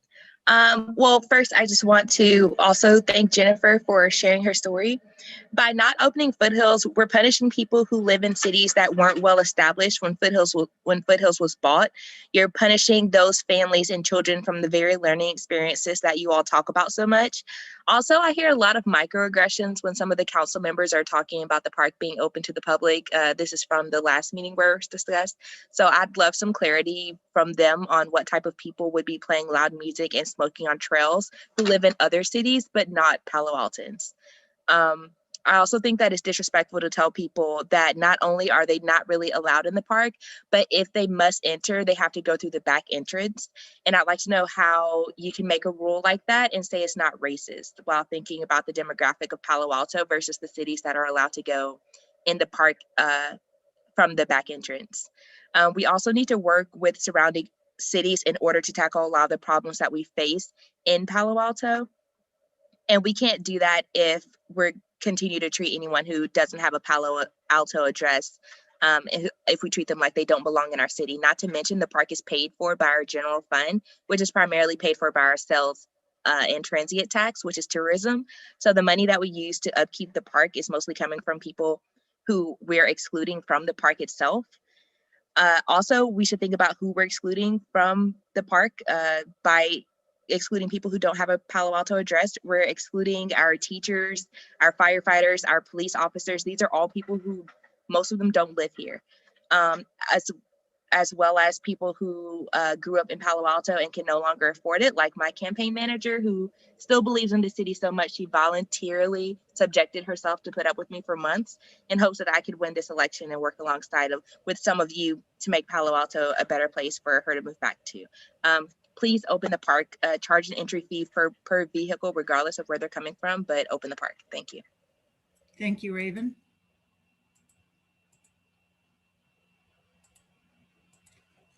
Our next speaker is Reginald Williams, to be followed by Scott O'Neill, and Kelsey Baines.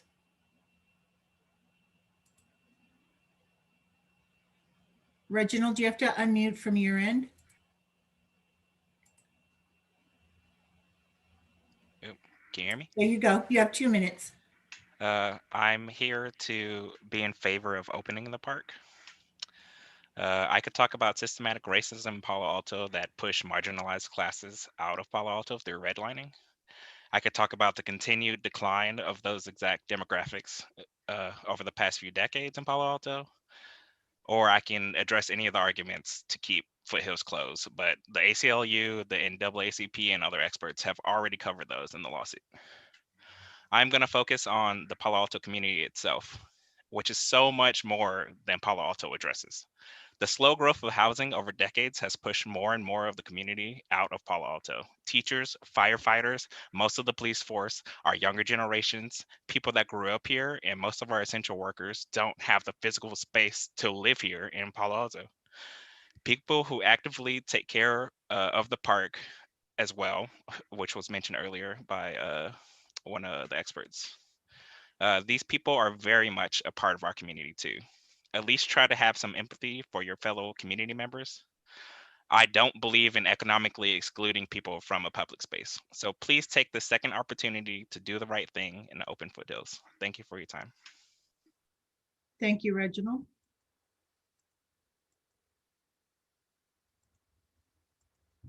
Our next speaker is Scott O'Neill, to be followed by Kelsey Baines and then Rebecca Eisenberg.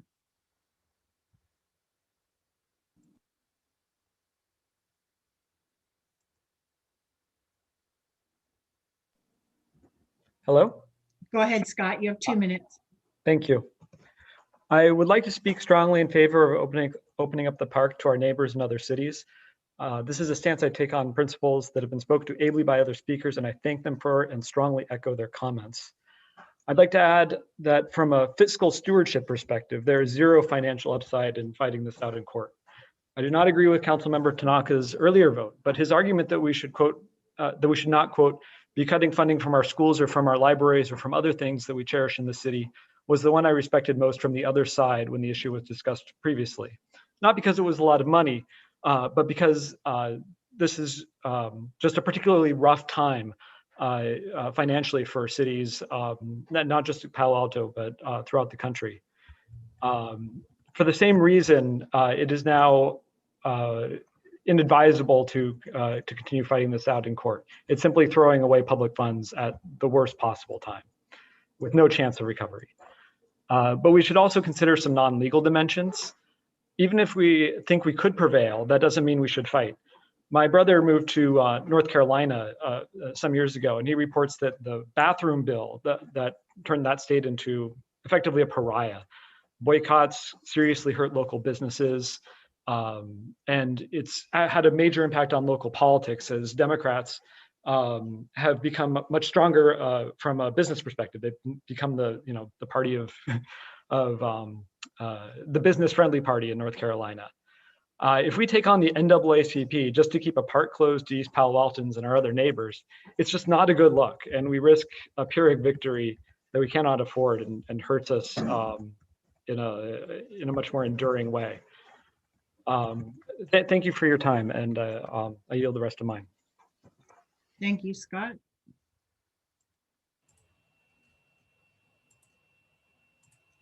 Our next speaker is Kelsey Baines, to be followed by Rebecca Eisenberg, then Sonia Bradsky.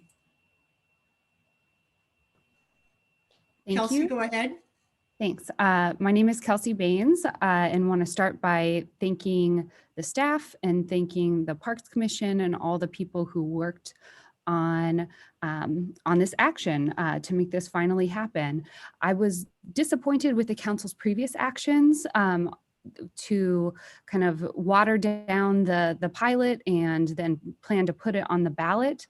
And I'm grateful that you get a second chance to do the right thing tonight and correct the injustices of making this park only open to residents, which I think, as the previous speaker, Scott O'Neill, just outlined, is really, it's a stain on our city. It's an embarrassment. So I think other people have already made all the points I wanted to make. So I would just urge you to open this park to non-residents. It's past time to do this. And I really hope it will be a unanimous vote, and that there will be leadership from this council to discourage residents from doing something like a referendum that will cost the city a tremendous amount of money when we are in a dire financial crisis. So that is all. Please go with the staff recommendation. If you have to add a fee for weekends, that seems very reasonable to me, but it's past time to do the right thing here. Thank you. Thank you, Kelsey. Our next speaker is Rebecca Eisenberg, to be followed by Sonia Bradsky and then Elliot Wright. Rebecca, go ahead. Thank you. I'm going to go off script here and not repeat the many extraordinarily valid, just unimpeachable legal arguments behind opening the park, nor will I rehash a lot of the facts behind it, but I do urge you all to read the brief. It is well written and it is written in plain language, and there's a lot of stuff in there. Instead, I want to talk more about the human aspects of your choices, of your intentional choices. In that regard, I want to thank Jennifer for her extremely compelling story, and I hope you all have listened to that. I want to share another story demonstrating how your policy that excludes non-residents harms residents in a very deep and profound way. As part of my campaigning to serve on Palo Alto City Council, I've spent a lot of time, more time than raising money, speaking to community members, including several conversations I had with people in affordable housing projects, the few that we have. One woman with whom I spoke, her name is Maria, lives in a subsidized housing project in North Palo Alto. She has 2 children who attend Addison. She says that when she brings her 2 children to Foothills Park on weekends, the guard at the gate always, without exception, and we're talking 5 times in a row, stops and checks her proof of residency 3 times. While people are queuing up behind her, while everyone is looking at her, while her children are watching, she is being asked to prove her residency many more times than the dominant caste people waiting behind her. She is Latinx. She was born in the United States. She is a citizen. She's a resident of Palo Alto, and her children have to watch this. Please stop doing it. Thank you. Thank you, Rebecca. Our next speaker is Sonia Bradsky, to be followed by Elliot Wright and then Mahutma Gupta.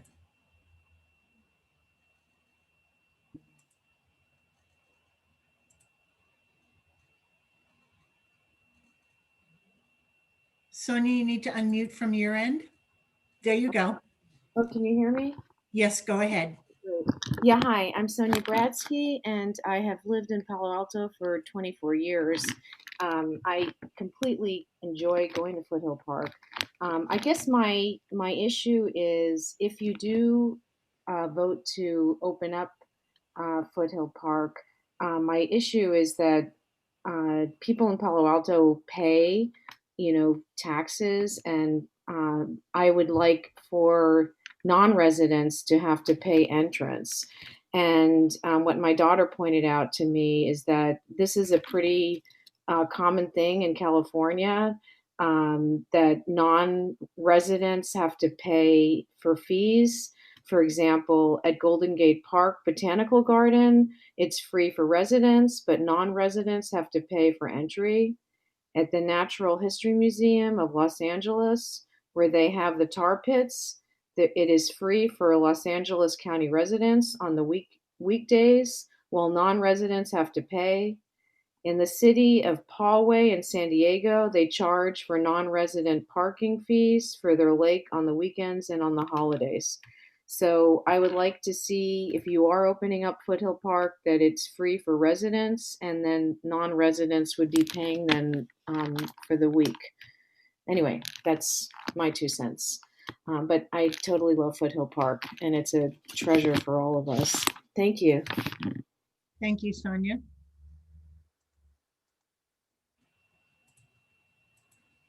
Our next speaker is Elliot Wright, to be followed by Mahutma Gupta and then Leland Levy.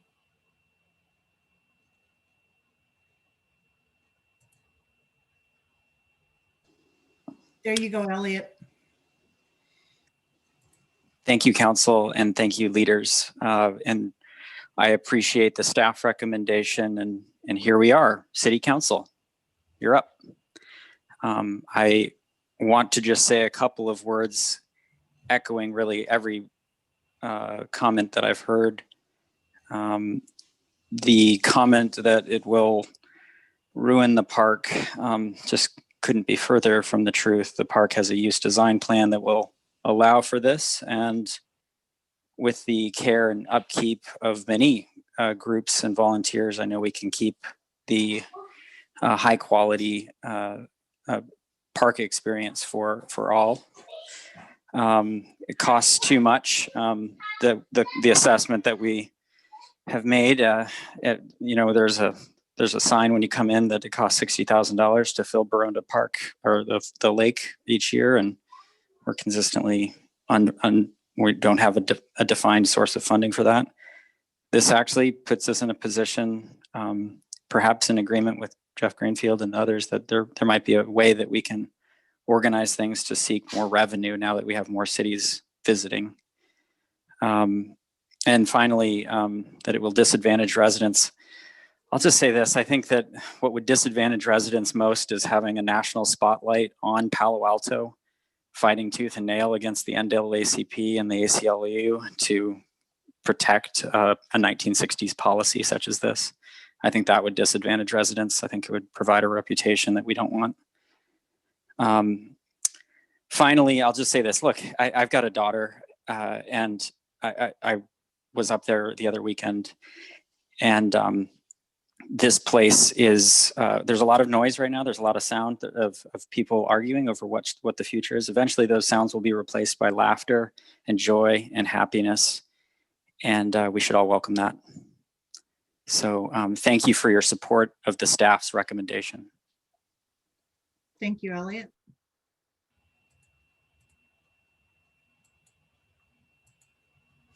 Our next speaker is Mahutma Gupta, to be followed by Leland Levy, and who is our final speaker. Hi, can you hear me? Yes, go ahead. Okay. For future reference, it's Madhumita Gupta. Thank you. It's fine. It's fine. Thank you for letting me speak. I'll just, tack myself onto all the wonderful arguments we've heard in favor of opening Foothills Park.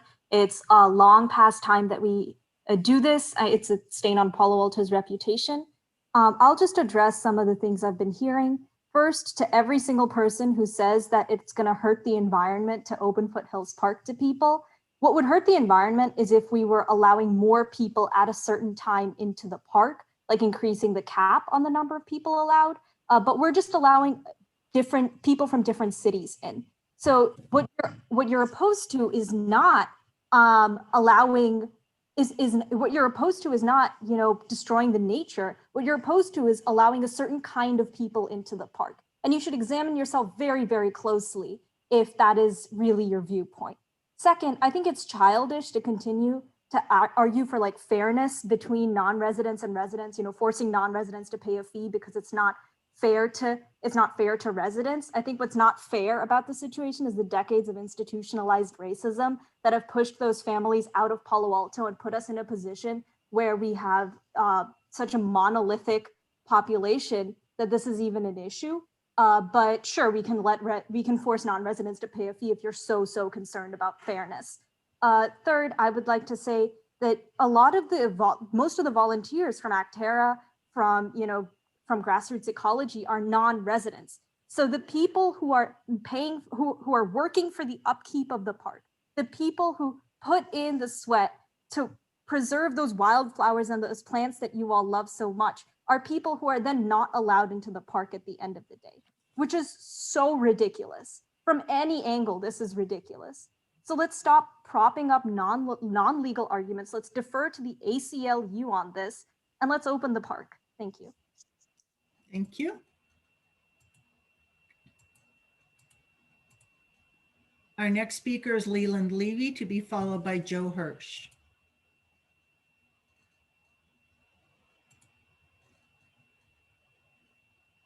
Leland, you need to unmute from your end. There you go. You have 2 minutes.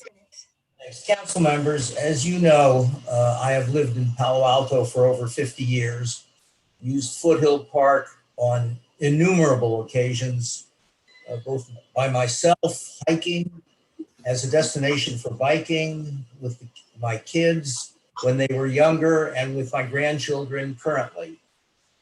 And as you also know, I feel we should open Foothills Park to our neighbors as we open all of our other parks to them and as they open their parks to us. I trust the Park and Recreation Department to protect the integrity of the park. I don't think we'll have a problem with that, as we do not have with any of our other parks. I have to tell you, I do not agree with the city attorney that the city has violated any laws in keeping Foothill Park closed to non-residents. I believe over the years we have acted legally. But I also believe that it's not sufficient to do only what's legal. We should do what's right. And what's right is opening Foothills to all. Please do so. Thank you. Thank you, Leland.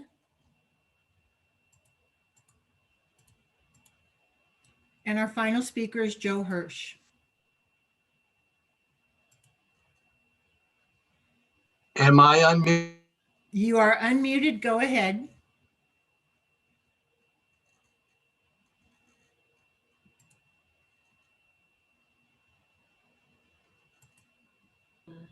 Joe, you need to unmute from your end. I thought I had. Am I on? There you go. I don't know why it keeps going on muting. Joe, try again.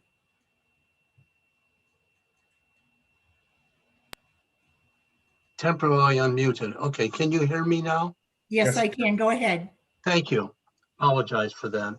I second the comments of Neva Yarkin about maintaining access to the park as it is now. I believe Councilmember Koo took a survey and found that a significant number of residents believe access should be maintained as it is now. I've scanned the complaint and the lawsuit against the city, and it makes serious allegations against Palo Alto and its residents, including all of us, which I think if others read the complaint would be unsettling to a majority of us. I'm not a constitutional lawyer, but any adverse impact on non-residents' right to travel, freedom of speech, and freedom of assembly are, in my opinion, de minimis. Non-residents have access to the park in a variety of ways right now. And I don't think the lawsuit should be settled in a way that implies that Palo Alto, that the plaintiff's allegations against Palo Alto are correct. Palo Alto is not, in my opinion, a racist town or community. While certain actions may have been taken years ago, they do have not, that's ancient history, and to my knowledge, have not been repeated since I moved to Palo Alto in 1974. Anyone is free to live here. We do not restrict who can live here. Market forces may do that. I probably couldn't move into Palo Alto right now. In any event, Palo Altos deserve to know if the complaint against the city is the driving force in council's course of action. The public deserve to comment on and see any settlement in that lawsuit before it is finalized.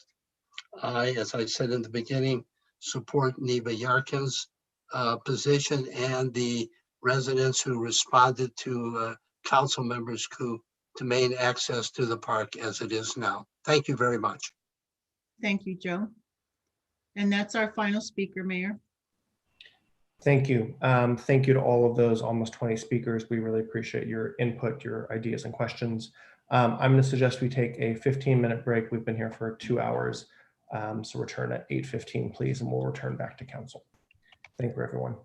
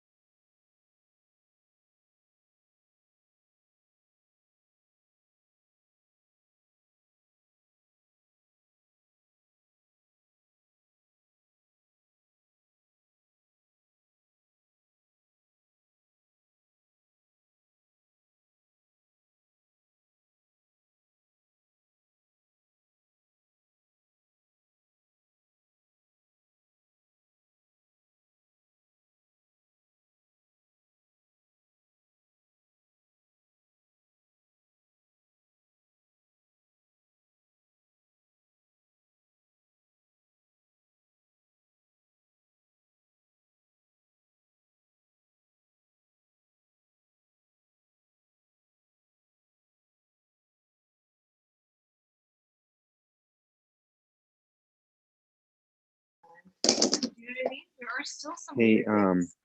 can you do me a favor before you go to bed? Can you get the my computer plug out of Connor's Philip, room? you're on. Oh, thank you.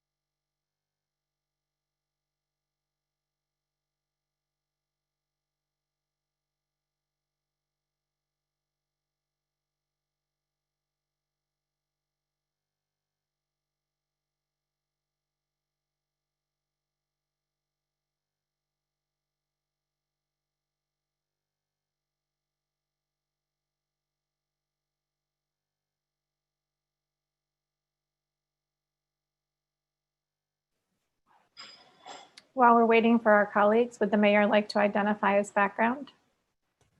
Oh, sure. This is the one of the ball fields at Greer.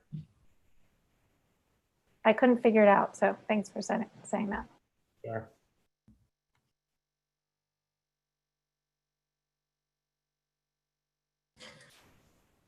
Can anyone hear me? Yes. Okay, Yes. thank you. I'm getting a pop-up message that says my speaker's not working, but evidently that is not correct. Well enough. Okay, thanks. I'm curious about those echoes we were hearing earlier too. Just maybe Yeah. back. I don't know if we hear it again, we'll just pause for a moment and try to correct it. I think like your protocol of mute everyone. Yeah, that That's a seemed to good, help. good move. Uh-oh, including Councilmember Nis.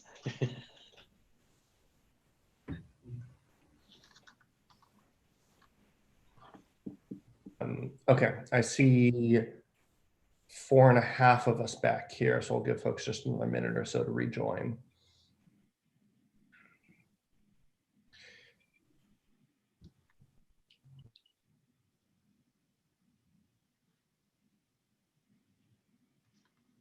Did anybody go by the jack-o'-lantern thing on? Jack-o'-John, yes. I thought it was cool. I know that Ed did. Yes. Ed and I ran into each other on Cal Ave. I took a peek at university. It was neat. Yeah, how was it, Ed? Because I didn't get down that far. Oh yes, I was very impressed with the creativity of some of the jack-o'-lanterns. Very artistic. Yeah. I had briefly thought of entering pumpkin myself, but I'm glad I didn't embarrass myself.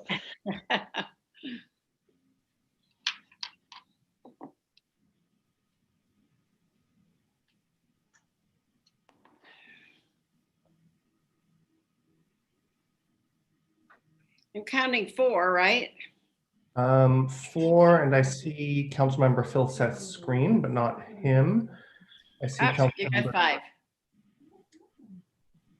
I see Councilmember Tanaka on the call. Councilmember Ku's video's on. Okay, let's get going. So it's 8:19. We return to council. Item number 6. I think it's probably helpful and fruitful for us to open up for a round or two of just council questions and comments before we get to any motions. So if you'd like to speak on this item, please raise your hand. Councilmember Nis. I have some fairly simple upfront kinds of questions, directing them to Kirsten, right? So one of them is I want to make sure I remember that we don't allow any alcohol in our parks. Is that correct? Well, there's some parks you can actually get an alcohol permit. Okay, so you can get a permit, but you don't just walk in with a 6-pack and expect, to spend an afternoon, right? No, you do not. Well, whatever. but in general, alcohol is not part of the experience. Yeah, there's just go ahead. Pardon? I was going to say there's just a few parks that allow alcohol use with a permit. Well, what is our current requirement at Foothill, or is there none? Have we ever addressed it? Darren, do you want to chime in on that one? Sure, yes, thank you for that question. Alcohol is allowed. So if you were at a picnic in the park, you could bring alcohol at your picnic. I think that's one of the areas we want to look at, because that was a problem at some of our parks in Palo Alto, as I recall, and that's why we ruled them out. Well, we ruled it out in particular at Rinconada. Am I remembering that correctly? Councilmember, I could clarify, we do have alcohol is prohibited at Johnson, Bulware, Scott, Greer Skate Park Facility, Robles, Hopkins, El Palo Alto Park, Cogswell Plaza, and Lytton Plaza. And it's prohibited without a permit at select parks like Rinconada, Mitchell, Heritage, and Eleanor Pardee. And it's allowed at a litany of other parks, about 16 other parks. Okay, I think we should consider whether or not to allow it without a permit at Foothill. That'll be something I come back to later. Secondly, I'm also concerned about the fire hazard. Do we allow fires at any time of the year or day, or what is our current fire allowance? What do we currently suggest? We allow fires at Toll Camp with a permit. So when you are renting a campground, you have to get a fire permit, and we do not allow it during red flag days or other fire danger days. Barbecues are handled a little differently than the open fires. There are times where the fire danger is very high, and guidance upon fire department, we will close all the barbecues as well. And I should note that the hillside barbecues currently are closed, where the Orchard Glen barbecue pits are open. Okay, so has this been a problem in the past that you can remember? Given the number of fires we've had this year, it's pretty nerve-wracking to think of whether or not we could have that happen in our foothills, at Foothills Park. I do share that concern, in particular with those hillside barbecues. The surrounding area, although it's been treated and brushed back annually, there's duff on the ground that could ignite. I did ask fire about it, and we bagged those barbecues now. Chair Greenfield mentioned earlier during the public comment that staff has been looking and analyzing those barbecues and whether those hillside ones are really necessary. They're very infrequently used, they're inaccessible, and they're in close proximity to a fire danger area. So staff's looking at that now, whether we would like to recommend removing those hillside ones. There aren't many. There's about 8 to 10 individual barbecue pits up there, and we could leave the picnic tables and just remove the pits. Okay, I think when we actually get to a motion, I'm going to suggest that alcohol only be by permit. And others may want to discuss the fire hazard as well.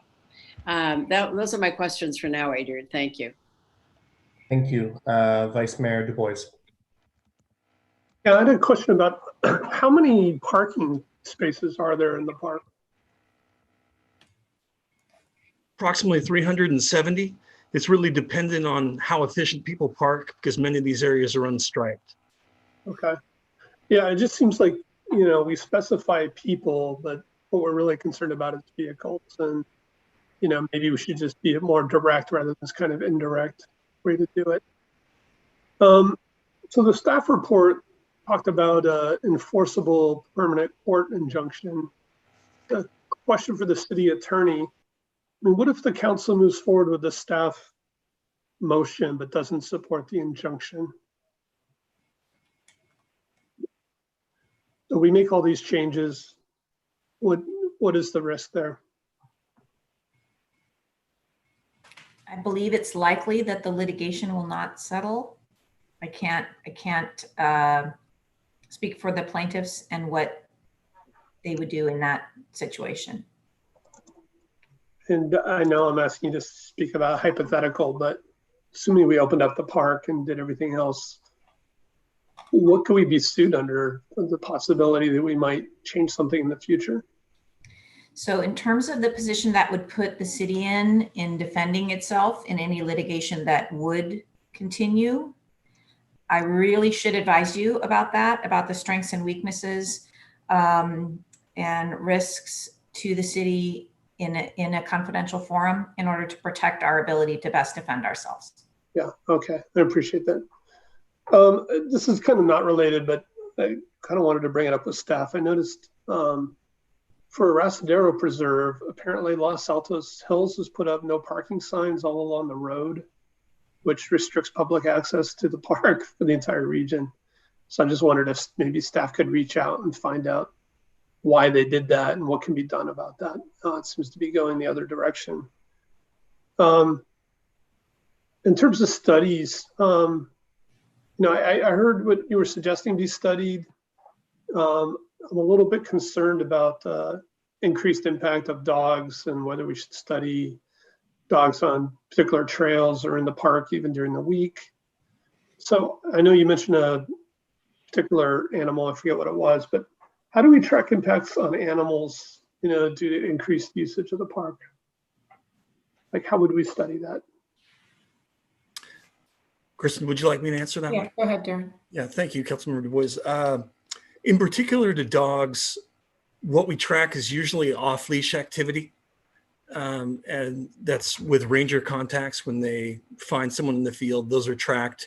And I think that's the predominant way. And what I'd recommend is that we could continue to do so, perhaps more diligently, and see if there's some changes and increases in activity and where it's happening. Is it happening on trail or in the main areas. When I was a ranger, I typically would see it in the open grass areas where people want to throw the ball and let the dog run. Yeah. Yeah, I mean, I think if we do move forward with a study, we should think about, like, I know Mid-Penn has certain trails that dogs can go on in certain parks, but not in other places, and whether maybe we should consider that. And maybe we should just track like the total number of dogs coming in. Yeah, and then finally, I think one of the speakers mentioned the name of the case from the previous closed session, and my recollection was the city attorney actually clarified the name of that case before we went into closed session. Wasn't that right? I have to go back and look. I did clarify a closed session that had been noticed as prospective litigation, because at that time we did not have confirmation either through service from the plaintiffs or by accessing the Superior Court's website that the case actually had been filed, and we did not have a case number, which is a requirement. So we had it then, but after the agenda was published and then before we went into the closed session, we did have that updated material and have the number, and so we read that into the record. I have to check the other piece about the removal to federal court. I think that we also did update orally when we had a federal court case number. It's certainly not anything we want to hide. Yeah. The court dockets are available to the public. Right, but I think I also remember you clarifying that it was about Foothill Park, and I was just noticing those were the minutes we approved tonight. It wasn't there in the minutes. And when I was looking at the minutes, I also noticed it doesn't show when the mayor joined the meeting, but does show when he left the meeting. So I don't know if we want to correct those things before the end of the meeting tonight, but. Yeah, let me go back and work with the clerk to make sure that the notice is fully up to date. Okay, thank you. That's it. Thank you, Mr. Vice Mayor. Councilmember Cormack. I believe the minutes do show that the time that the mayor arrived. They're up in the participation part. Just while we're double checking the minutes, thank you for that. I have just two small questions. We've had some discussion this evening about the number of visitors, either currently or projected. I wonder if Mr. Anderson could just remind us, do we have usually particularly high visitation in the winter months? I know it doesn't feel like winter outside today, but it is now entering into that. Do we have particularly high visitation at Foothills Park in the winter? Forgive me, Councilmember Cormack, I got dropped from the call momentarily, just to make sure I understood. Got right back. So my question is, some speakers made reference to visitation numbers and how they might change. And I just wanted to refresh my understanding of whether or not we have high visitation numbers during the winter, usually. That's typically our slower time of year. So summer and spring is our busier, and fall and winter are our slower time. Okay, thank you. And do you or do any of those other staff members know, do any of the nearby or even slightly further away Mid-Peninsula parks, do any of those have occupancy limits? I'm not familiar with any Mid-Penn occupancy limits for their preserves. Okay. I believe they function when the lot is full, you leave and come back. And is that kind of like we do at Arrastradero right now? That's correct. I get up early to get there to be sure that I can get a parking space. I know some friends of mine bike, but I usually drive, I'll just admit it. Okay, thank you so much. Those are my questions. Thank you, Councilmember Cormack. Do other colleagues have questions or comments at this time? Okay, I'll just jump in with a couple short ones.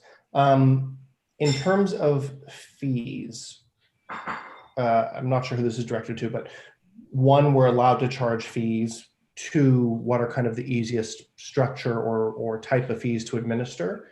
And three, kind of what is a reasonable amount and why? Kristen, would you like me to answer that one? Well, I'll start out by saying we could amend the municipal code to add a fee for Foothills Park. We currently do not have one. Second, Darren and I did talk about what might be a reasonable fee for entrance. We believe that charging a minimal amount per car would be appropriate if council does choose to go the route of charging an entrance fee, likely around the $5 range. And consistent with how the Junior Museum and Zoo is, we would then consider having a annual membership fee, and that's where the resident discount might come in. So this is how we're implementing, like I said, at the Junior Museum and Zoo entrance gate. And this makes it much easier for staff to, collect the fees and not have to check for residency every time. Okay. And so, maybe there'd be like an annual card you would get, and that would be your pass, or everybody with a vehicle pays $5. Okay. And there was also optionality around whether it's just a weekend charge or whether it's a voluntary donation of the Iron Ranger, correct? That's correct. Okay. And the Iron Ranger is just a drop box there where you're supposed to pay. Right. It's that metal box at the front gate. Great. Thank you. Another question, the chair of our Parks and Recreation Commission and the group he was representing made some comments about reservations and preferences. What facilities are currently reservable at Foothills Park, and which could we reasonably give preferences to our residents for? So the 3 areas that are reservable are the Toll Campground, the Oak Grove picnic area, and then there's a classroom in the interpretive center that is available for rent as well.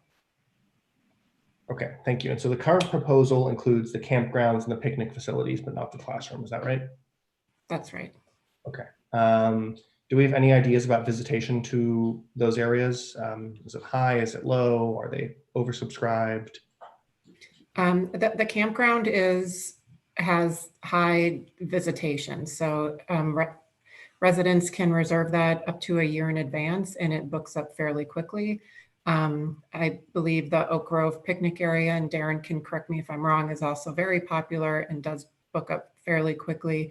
What doesn't is the interpretive center classroom.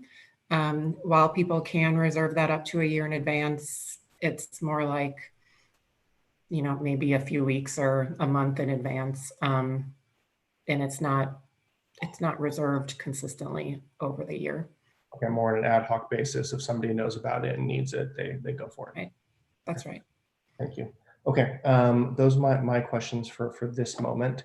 So to my colleagues, there we go, some hands, thank you. Councilmember Tanaka and then Ku. Few questions.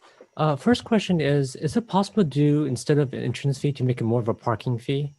So if people, let's say, bike in or walk in or whatever, or do an Uber, could we, and also I was thinking, how do we avoid having someone at the main gate, right, where you have to, staff that? So I don't know if staff could talk a little bit about that. Is that a possible arrangement? And if so, how do we also do could we have some sort of resident sticker so they can entitle them to a cheaper parking space? I don't know if staff could talk a little bit about the pros and cons of a parking arrangement versus an entrance fee. So like a parking fee versus an entrance fee, because parking, I was thinking the nice thing about that is you don't have to, it could be enforced kind of like an RPPs, right? It doesn't have to be enforced 24/7, right? It could be enforced kind of on a spot check basis. And so but that avoids the need to actually have someone at the gate, which is an extra expense. So I don't know if someone on staff could talk a little bit about the pros and cons of this. Sure. Darren, do you have some idea based on the staffing at the preserve? Yeah, thank you for that question.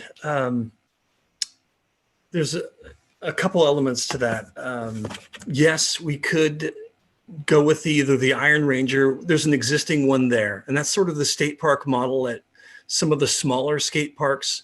It's not staffed. You come and pick an envelope. It's not optional. You have to do it. And you write your information in and put your $5, whatever the payment is, and that goes on your car when you park. And if the ranger comes by and you haven't paid, you can get a ticket for not having paid.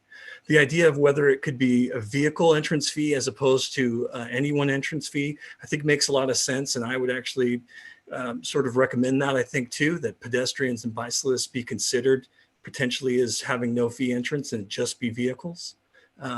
Whether the entrance booth could be unstaffed at all times, I think we'd probably learn a little bit as we go. In the beginning, I think there's great value of having staff welcome people in, explain that dogs aren't currently allowed on weekends, make sure we stop people who have mountain bikes and let them know you may not mountain bike on the trails, and give them information about the park. If there's a fee, being able to collect it and help manage it and allow payment with credit card is often helpful. That would not be possible with the existing Iron Ranger drop box. It's cash only. In the future, we could move to an electronic-based payment machine. If council wishes, that's an option in the future. Probably not something we could get going by the beginning and opening of the park, though, in December. Okay. Second question is, you know, one of the speakers mentioned about like fixing the lake, and I remember in the infrastructure capital CIP, there's like a bunch of infrastructure projects. Can staff talk about how much infrastructure projects are there for Foothills, and you know, if there is increased usage of the park, what that kind of cost would be for Foothills Park? Go ahead, Darren. Sure. Thanks, Councilmember Tanaka. There's a few in the plan, in the 5-year plan, and I'll start perhaps with the restrooms. I think independent of any program, whether it was a pilot or a full opening, the restrooms are at their end of their lives and they need to be replaced. So the 3 non-inside restrooms, that is the interpretive center ones, are all due for replacement, and that should be hopefully planned fairly soon. I know our capital plan, our capital budget is struggling now, and so we'll have to fit that in where we can, but that's an example of 3 large projects. The canoe dock is in need of... Darren, sorry to interrupt you. I'm on a timer here, so I don't need you to list it. I need you to tell me a dollar amount. The restrooms, approximately 1.5 million total. The Sunfish Island Bridge, somewhere around 200,000. The canoe dock, 125,000. Buckeye Creek improvement, 3.9 million. And that has nothing to do with more people coming in. I get that. I'm just. I think what's important though is if this gets increased usage, that the infrastructure projects are properly funded, right? And because what I'm trying to do also is, you know, given the crunch we're having on the infrastructure side, how do we fund that, right? And so the way I'm thinking about how we fund it is through some sort of parking fee, as an example, or entrance fee to offset it. And so what I'm trying to get from you is roughly total, how much is it? And so we get an idea of, rather than just making up a number for the entrance fee, it's based off of some sort of nexus to what it costs for us to properly do all the infrastructure projects on this. That's what I'm trying to get at, right? So it looks like you're talking about maybe like $6 million or something like that, 5 to 6 million. I'm just ballparking it because you said a list of numbers without a total. So I'm looking for kind of like the total, then what would it have to be, you know, per year for us to actually fund this? And that's maybe it's too much for you to do on the fly here, but maybe you could do that and then tell us what it would be. Because I think knowing what the annual infrastructure costs for this park, as well as, you know, the manpower to fund it, would be great. And I realize it's not necessarily just for this, but just in terms of, I think we want to make sure that this park is maintained properly, right? And so I'm just trying to understand the total cost of maintaining it, infrastructure and human cost wise. So maybe looks like my time's up. I have a bunch of other questions, but maybe you could sit there, crunch some numbers, and then tell me when you're ready. Well, I think I would just note, Councilmember, that based on the numbers that Mr. Anderson just pointed out, the total capital costs for deferred maintenance, and I think that's an accurate way to describe what he just did, is more than we would expect to generate through any type of vehicle fee. I'm not saying, I just want to know what it is. I mean, whether we could do it through a vehicle fee or not is beyond the point. I just want to know what it is and how would we fund it. Thanks, Councilmember. Councilmember Koo.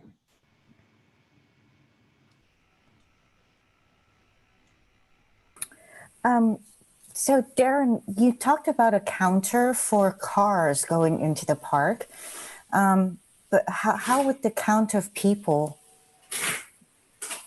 be done? Typically, we use a multiplier.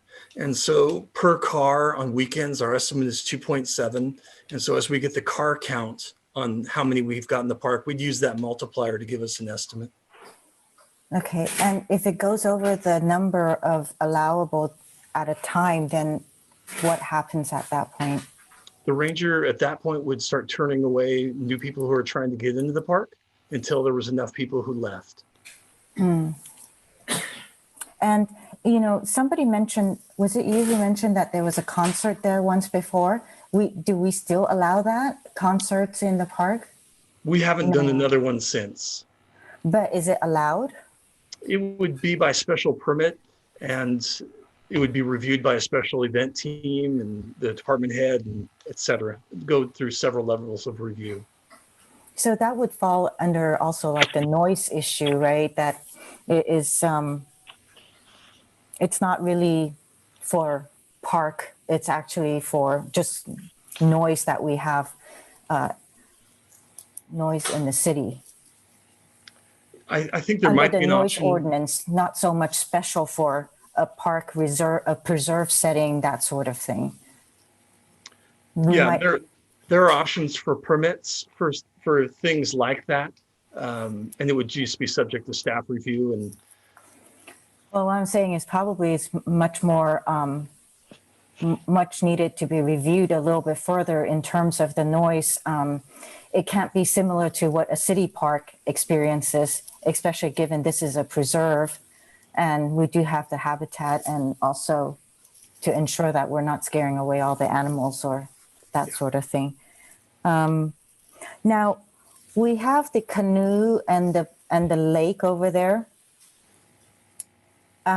How do you handle these kind of the liability for the lake use at this time? I mean, residents go and use it too, and so how would you handle? How is the liability on that handled? they'll sign a form when they agree to rent the canoe. It's gone through our HR department and has the necessary waivers. Oh, that's good to know. And then the canoe, obviously, those are items that the city pays for. Or is there a fund that goes towards it in order to replace, maintain? We use our operating budget. Okay. Because, you know, Mr. Roger Smith had mentioned the ping pong tables that is over by Lytton Plaza, or and the rackets are not replaced, and he has to come out of pocket in order to replace or find funding for it. So, you know, I'm just kind of wondering, you know, all of the materials we use, or all these things that we provide, will we have enough funding for it if it's of higher use now? But if there's a fund out of the operating, then that works. Has there been consideration also for Page Mill Road going up to the park, and now there's more cars coming to the park, in terms of signage or slow down or monitoring the speed levels? One of the concerns we found during COVID, when we had to close Foothills for a few days, was that people were parking on the side of Page Mill in inappropriate places and walking down to walk into the park. And so in several areas where we have found that problem, we'll be putting permanent no parking. There was just a few parking pullouts that were really for emergencies, and people were parking there for park access. So yes, that would be part of the plan, is to stop unsafe roadside parking. That's unsafe roadside parking. That's good to hear. But also for speeders, and to make sure bicyclists who are using that road to go up and down, I just want to make sure that that there's monitoring there as well, and making sure that nobody gets hurt going up there. I think you already spoke about fire pits. Barbecue pits, I think that's another concern, especially when it's not in an area that is more open. If it's up on the trails, you know, there's less chance of us making sure that it's not misused. Dogs are only on leash, right? Correct. Okay. And how are you going to monitor the bicycles? I think there's mountain biking that is reported at the trails. How will we have, you still have one position of the ranger manager that is not filled, correct? Correct. Is there a plan to fill that position? Certainly something staff is interested in, but we've got such a big budget challenge that I think it has to be balanced with many other challenges. In absence of that, what we're doing is the best we can with the resources we have. So in combination of good reporting from wonderful visitors who will say, hey, they'll call the ranger station, say they've observed a problem like that, and the ranger tries their best to respond when they can. Of course, mountain bikers are moving quickly, and sometimes it can be difficult to catch them, but they do their best. Okay. And most of them are coming up from the other gates, right? From the unmanned gates. You know, it's difficult to say because you could bike into the preserve if you're a resident. You just can't bike on the trails. So the main road is okay to bike in, and we get a lot of that road bicyclists who come in just for a quick stop in. So I couldn't say for sure where they're necessarily all coming from. Okay. All right. I see Monique. I'll go for a second round. Thank you. Thank you. I believe the only member who hasn't spoken is Councilmember Philstaff, unless you want to wait to the next round. Okay. Let's go for a second round of comments and questions. I see Councilmember Niss. So this is a fairly quick one, but looking at you, Darren, roughly would you say more people come in to hike, or do more people come in to use campground or picnic area? What is, sorry. Oh, I'm sorry. I would say picnic area and visiting the lake is probably the highest use. So, and does that tend to get filled, or is it, if you were just to go up in the next few days without having made a reservation of any kind, would you be likely to find a picnic area open at say at lunchtime? I would say every single weekday you would find a picnic area available for sure. And on weekends, we're in the slower time of year now, and I think you could still have a great chance of finding a picnic table on the weekends. Maybe this is helpful. We did a little looking at our estimate on how many times we had 750 people at one time in the preserve. And it was about 6 times this year, mostly holidays, Memorial Day, 4th of July, Labor Day, Columbus Day, and maybe a really nice weather Saturday during the summer. So about 6 events where we had 3/4 of the parking taken. And on those kind of days, it's the picnic area at Orchard Glen, the lake, and the entrance area that are most heavily impacted in terms of parking. Yeah, well, it's a good place to go, especially with COVID, because you've got enough circulation and enough distancing. So that's terrific. When we actually get to a motion at some point, I do want to explore the idea of alcohol with a permit. I'm uncomfortable with the idea of it's open and easy. It's I know that we have some parks where you don't need a permit, but I don't think we have any parks that are huge without a permit. That's it, Mr. Mayor. Thanks, Councilmember Niss. Would others like to speak in the second round? Please raise your hand. Vice Mayor Du Bois. I guess we'll stay in the same order.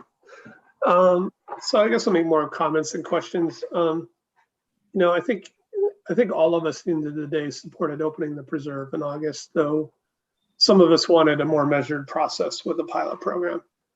You know, at this point, you know, I believe that we should open the park to everybody, and we should accelerate our plans for management. It's been a preserve for some time. We've managed it that way.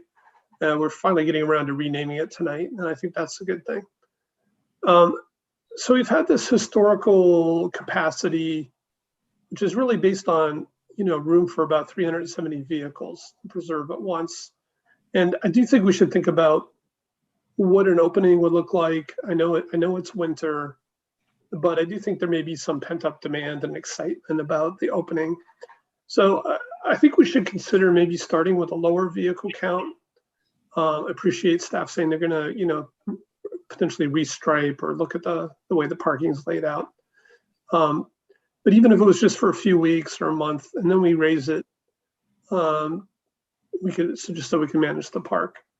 And so I'd be supportive of starting, instead of 370 vehicles, which it sounds like some of those spots are never used and everybody wants to kind of park in the same area. Maybe we say 250 vehicles or 750 people. I think I would support charging during weekends. I'm not sure, do we need to rush into that? I could go either way. I would think maybe we should consider a resident and non-resident fee similar to other things, similar to the pool and the golf course, that kind of thing. The biggest item for me that I'd really like to hear what my colleagues think is the permanent court injunction. I believe we make these changes, we open the park before the end of the year, that we don't really need this black mark of a permanent court injunction being there. And, I believe that if we open the park, we'll remove all these claims of lack of freedom of speech, and that we don't really need this court injunction. So I guess that's it. I'd really like to hear what my colleagues think about that last one in particular.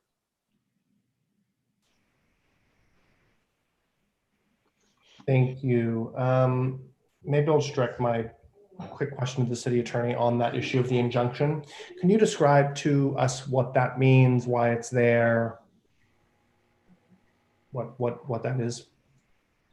Right. So this was not a preference item coming from the city side. This is something that the plaintiffs have indicated is important to them.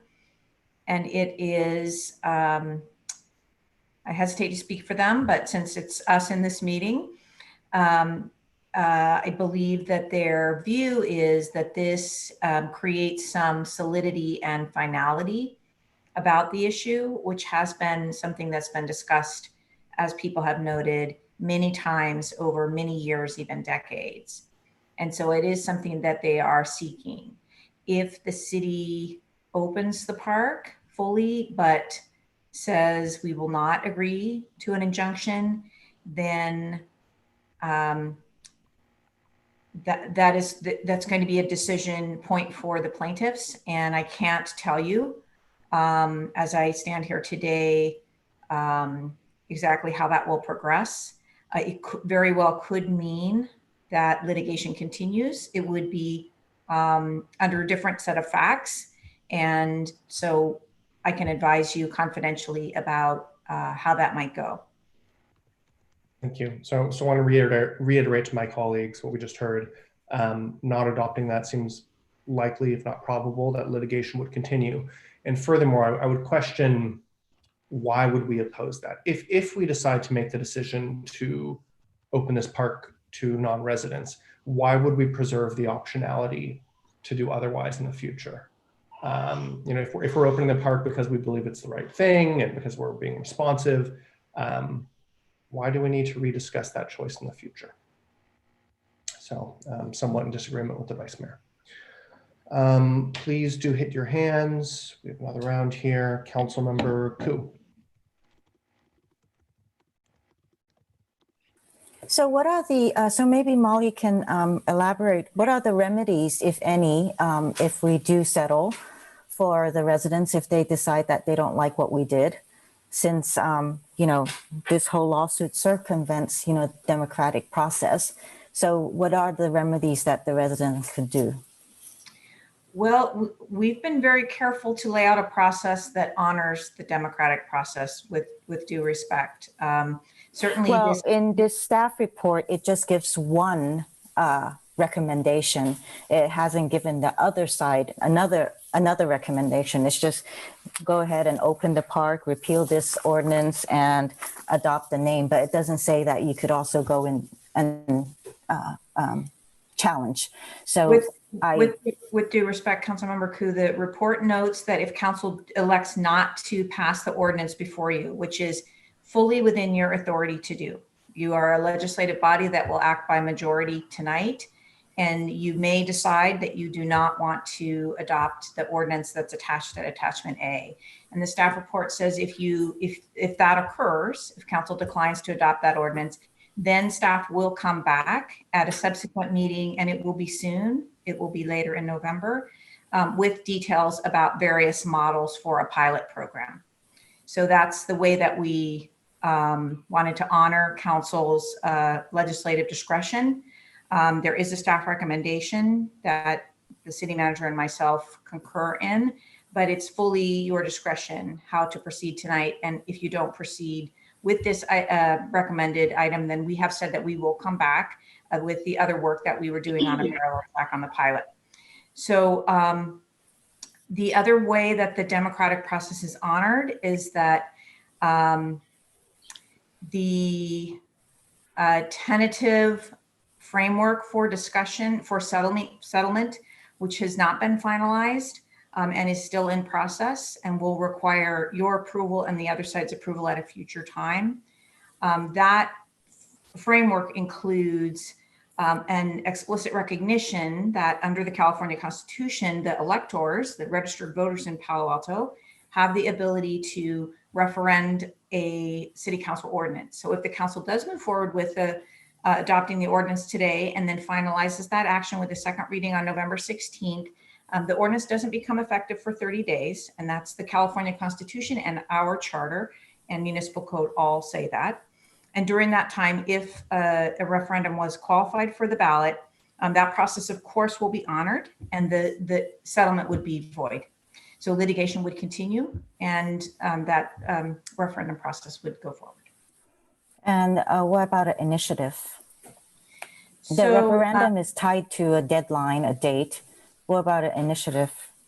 Right. And so when you're talking about the right of initiative, which is also in the California Constitution, it really is potential very broad in terms of what that could look like and when that could happen. So electors in the municipality have an opportunity to initiate by ordinance on any subject, and what that might look like. You know, we can't speculate or when or if that would occur, and so that really would be handled separately from this litigation, and it could be, depending on what could happen at some point in the future, that plaintiffs might take the position that it doesn't disturb anything that was done in the resolution of this lawsuit, or they might take the position that it does, and they would make those arguments to a court. Ultimately, that could get decided by a judge. So those are the remedies. Also, I just wanted to clarify, when it first was brought to us as GASC versus the city of Palo Alto, I had asked the question, why was it listed that way? And you had explained to me that that our outside counsel had a lot of cases that was with using the name NAACP, and so they chose the second plaintiff's name. So I looked them up, and in their client list, it shows that their clients, whether past or present, is on their client list is the NAACP. And so I kind of wonder, why was that not disclosed to us when you had them come to us and present to us and give us the case? So, Councilmember, I provided you, right as this meeting was starting, with some additional information about the representations of consultants that we've used to assist us with counsel. And we don't believe that there was a problem with the work that was done for Palo Alto, but you can take a look at that and we can have a further discussion about it. I do believe that, it was something that should have been disclosed to council, that they have clients. And so therefore, we could have asked more questions on that. Anyways, I see Monique again, but I do have further reservations about potential conflict of interest in this. Thank you. Would others like to speak in this round? I see Councilmember Tanaka. So I wanted to see if Darren had enough time now to just calculate the numbers and what would be the annualized cost in terms of people, in terms of infrastructure. I'm not trying to suggest that this all be paid through our parking fees or entrance fees. I'm just want to know what it is. All right, Councilmember Tanaka, I have to apologize. I have not had time to do that. I've been trying to gather some of the data, but especially if we're talking about the staffing, I think it's a little more nuanced and I probably need more time than this evening. I apologize. Okay. What about just the infrastructure cost? What would that be annualized?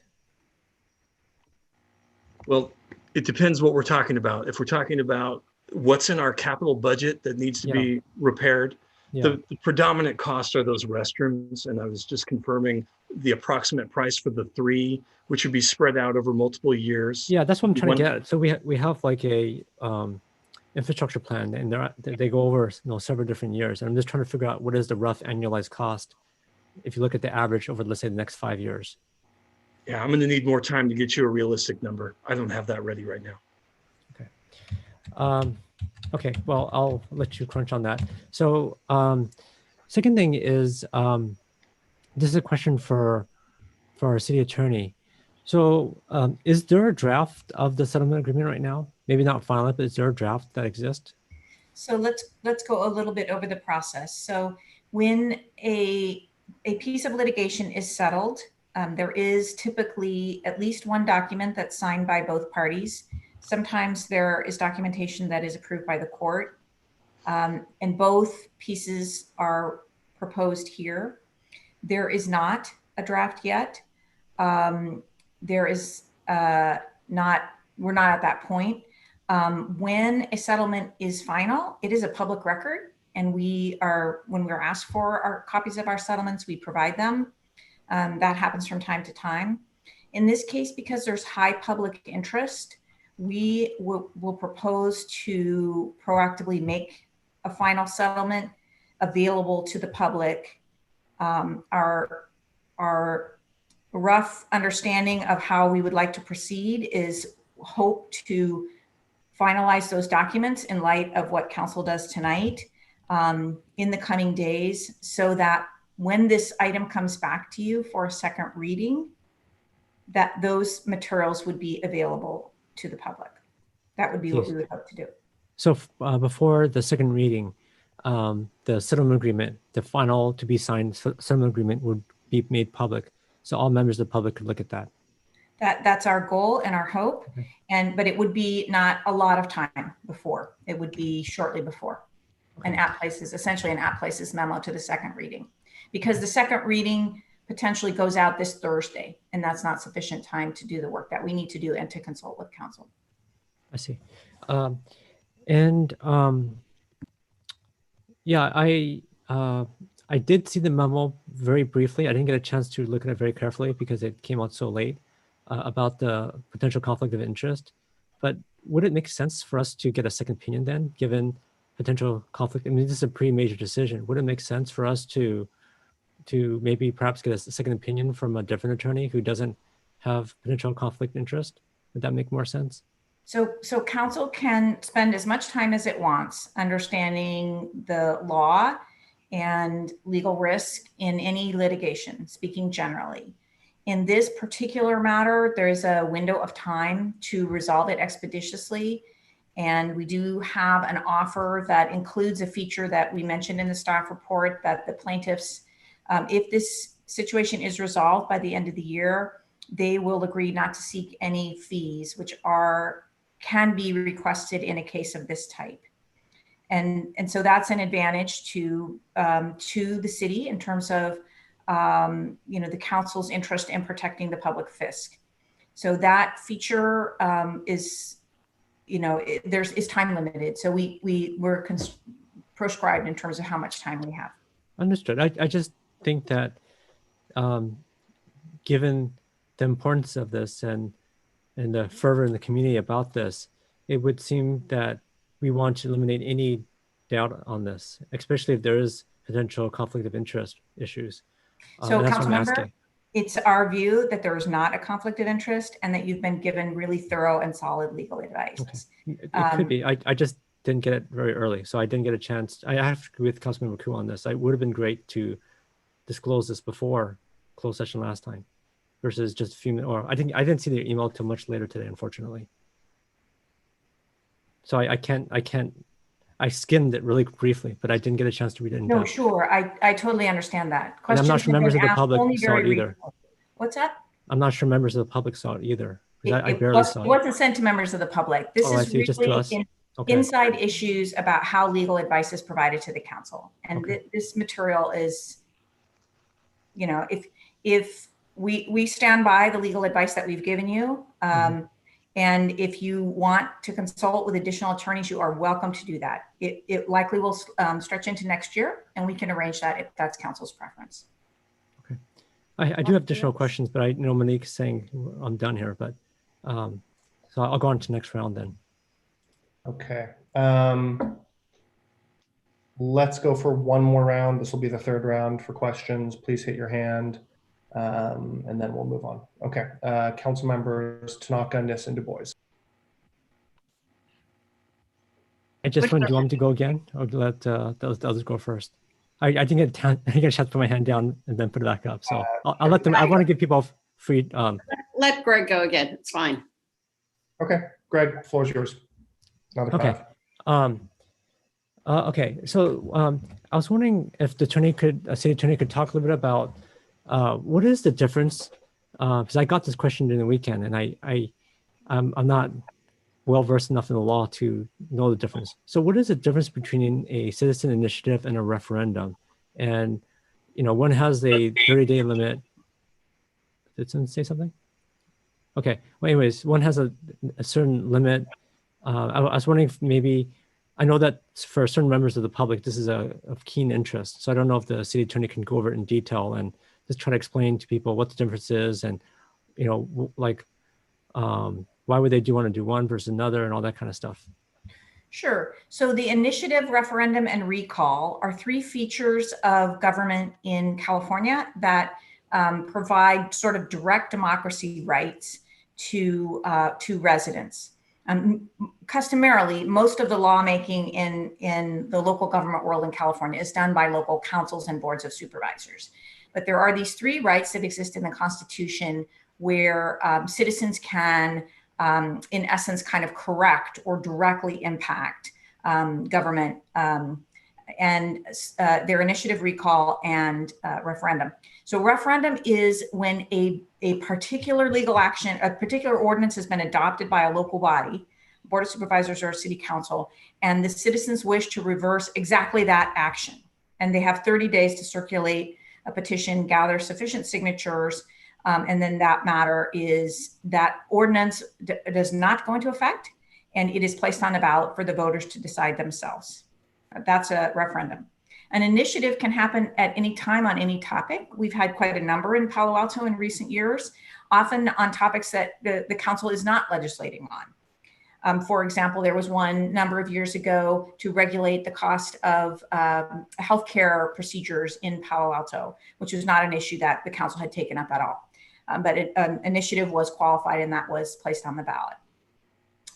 And the third is the recall, where a sufficient number of signatures can be gathered, and the question of whether an elected official remains in their seat is placed on the ballot. And so people have a chance to impact who their representatives are before the time of the next election. Okay, so for this matter, in terms of initiative versus referendum, so referendum, within 30 days of November 16th, if they get, I think Beth told me like 2,500 signatures, the whatever we decide gets overturned and then gets placed on the ballot. The procedure is that it is suspended. So the ordinance does not go into effect. It remains pending, and the council places it on a future ballot. Okay. And the difference between that initiative can happen at any time, but the key difference is that the ordinance is not suspended. So if let's say some people in the community are not happy with this decision, they could try, and they don't get the referendum date, they could do an initiative. But the key difference is you're saying is that the initiative means that whatever ruling we make or decision we make tonight still stands. It doesn't get reversed immediately. Is that the way, like the way of thinking about how the initiative versus referendum works? I think that's correct. Yes, an Okay. initiative can be on. It can be anything that Sure. that's lawful for the city to do. It I guess doesn't I'm have to exactly match what the council has done. Sure. I guess I'm trying to refer to what we're talking about right now, which is Foothills Park. So within 30 days of November 16th, if people are not happy with whatever decision is made tonight, they could do a referendum. The decision is suspended, and if let's say that doesn't happen, but people are still upset for whatever reason, initiative can be done, but that does not suspend the decision tonight. But there's no 30-day limit. Is that a good way of summarizing what the difference is between the two? I think that's fair and accurate. Yes. Okay. And then for an initiative, what are the signature requirements for initiative versus, so referendum, I think is like 2,500, at least I think that's what Beth told me. What is it for an initiative?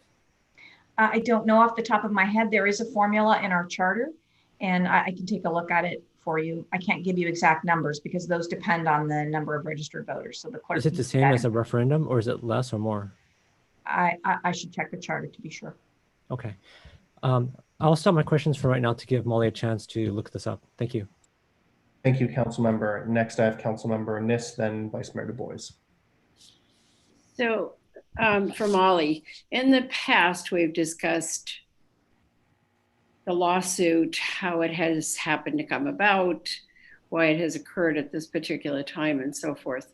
And also you have described to us that if we were to pursue this, if we were to pursue it and fight it in court as a legal. Councilmember Nis, I'm going to stop you because I just want to make sure you have your eye on the fact that I have given you analysis and legal risk advice in closed session, and the council didn't vote to disclose that. So that's not something we can talk frankly and openly about in this meeting. Okay.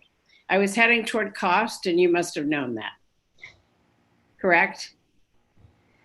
You know what I can disclose is what is in the staff report, which is that the plaintiffs in this case, again, if this matter is resolved by the end of the year, they have said, again, subject to finalizing the details and signing off on it, that they will not make a request that any of their fees be paid, so that the litigation could be resolved at no cost other than the minimal cost of your own staff.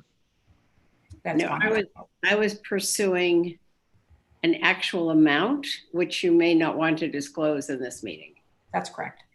Okay, thanks. Thank you, Councilmember. Vice Mayor Du Bois. Yes. So again, just to clarify, given where we are, I am for opening the park and voting for that tonight.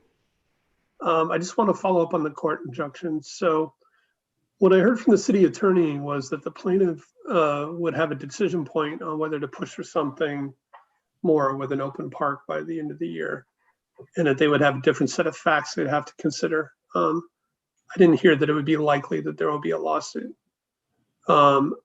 And the reason I'm against the injunction after thinking about it some more is that I really think it's a black mark on our city. It's just that we only opened up to this because of this legal agreement with the NAACP and the ACLU versus us as a council deciding to open the park. And so I prefer for it to be our choice and that we manage it that way. And it's not that we'd ever change our decision. That's not the point. The point is that, you know, we are responsible for the city. We manage our assets, and we don't need a court injunction to make us do that. So that's why I'm against it. I'd hope some of my colleagues would support not doing the injunction. So I just wanted to clarify. Thank you, Mr. Vice Mayor. Anyone else on this round? Councilmember Koo. Molly, can you talk a little bit about the specifics of the permanent injunction? Again, this is something that is not finalized yet. It's been discussed as part of a framework, and I listed the key framework items in the staff report. Those disclosures I'm able to make. Are there specific questions that you have about it? Again, you will have a chance to see it, and so will the public before the council takes final action. Yeah, I guess, I heard you mention earlier that it's going to be at Places memo, so it's going to be very short time. And, I look at this and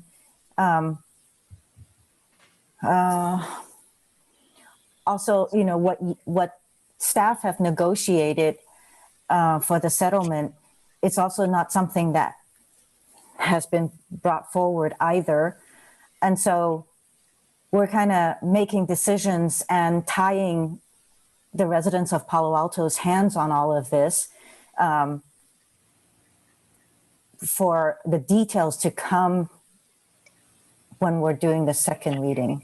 So that is of concerning matter to me, especially when there's this injunction that has that is pretty permanent placed on it.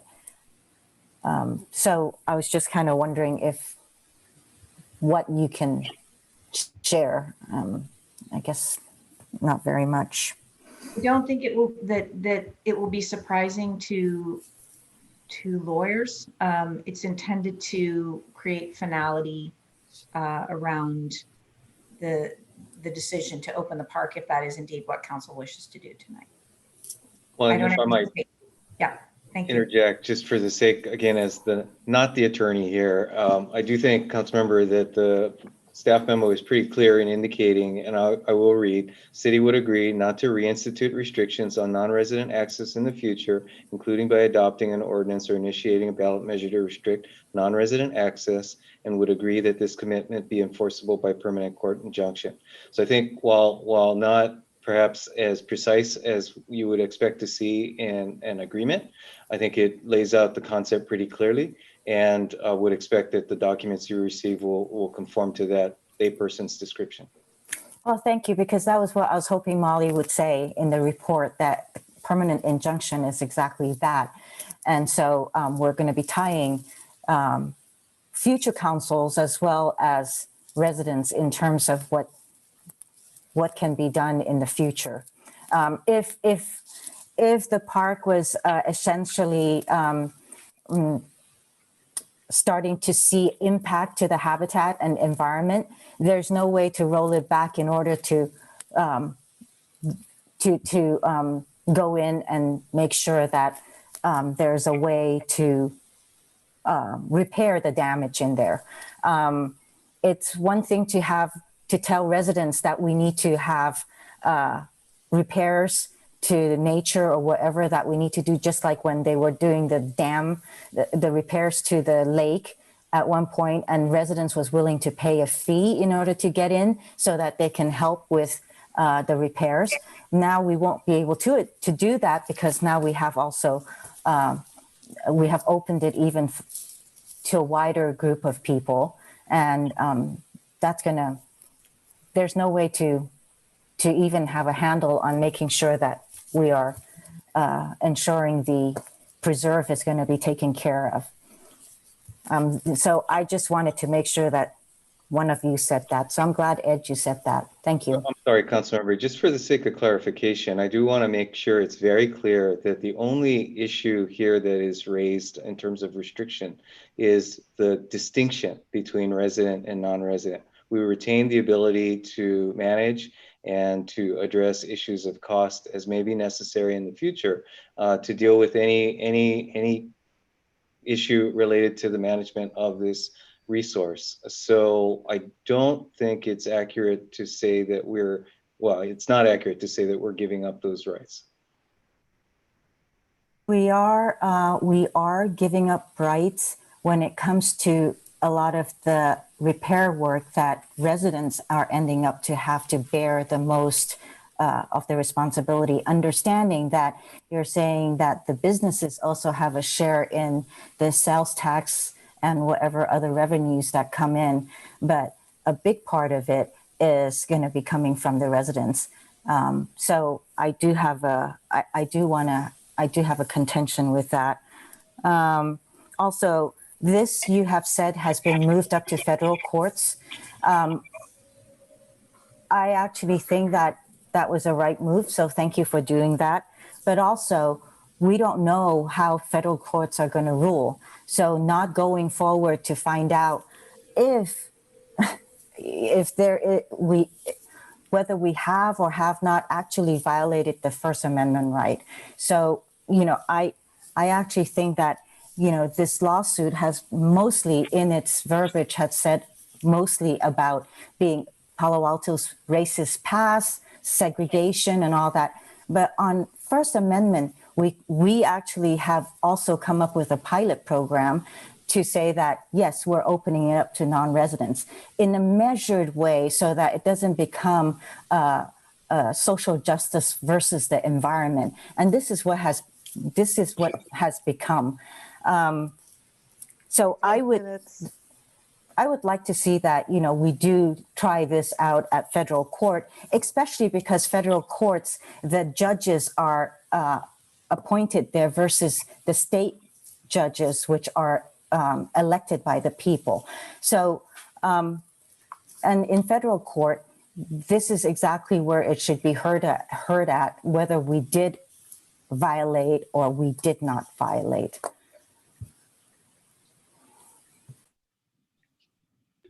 Okay. Thank you, council member. Anybody else want to speak on this last third round? We've had council members Tanaka, Nis, Du Bois, and Koo. Okay, if not, I'm going to take us into another round and open it up to comments, questions, and motions. I have a couple comments and then a motion. So to the Vice Mayor, on the injunction, we did have the option to open this park up back in June when we kicked the item out over our summer break. And in August when it returned to us, it had been led and molded and fashioned and researched by our great Parks and Recreation Commission, and council declined to remove the ordinance language prohibiting non-residents from visiting and imposing penalties on them for doing so. So we had that chance and we chose not to take the gracious path. If there are impacts to the park, I want to be absolutely clear. It is about the number of visitors. It is not about the type of visitors or their geography. This settlement, we maintain many park management and environmental sustainability measures that we can implement, such as capacity limits, such as fees, such as how we take care of the park, such as what we do with reservations. What we cannot do is discriminate based on residency. And if you read the lawsuit, the core argument is about freedom of assembly, freedom of speech, and freedom of movement. And when I think about that and I go up to Foothills Park, and there's a sign that says residents only, we're infringing on people's rights. And we had the chance to clean that up. And, maybe we all feel infringed upon and annoyed and indignant that, Palo Alto is being accused of racism. All that aside, like the right thing to do is to open this park up. And I'm sorry it's taken a lawsuit for us to get here. I really am. But folks, every human in this country has their inalienable rights. And I think we in the city need to respect those as well. And it's also in our state constitution. So my motion is largely the staff recommendation. Let me just send it to the clerk quickly. Copy this here. So the motion is to open Foothills Nature Preserve to the general public by removing limits on non-residents while maintaining the maximum capacity of 1,000 persons and providing residents first access to reservations for all facilities. Point 2, amend or delete outdated and duplicative code language. Point 3 is for the first 90 days, temporarily limit the capacity to 750 people at any one time. And then the final point is return to council and the Parks and Recreation Commission with proposals for fee, capacity, and park management / environmental integrity studies. So I'll hope the clerk can get that up on the board in a moment. Just speaking to these. The first bullet point is the staff recommendation. However, I am persuaded by some of our Parks and Recreation commissioners and one of the groups that spoke, we can extend that to camps, picnics, and the classroom, even if the classroom is not used all the time.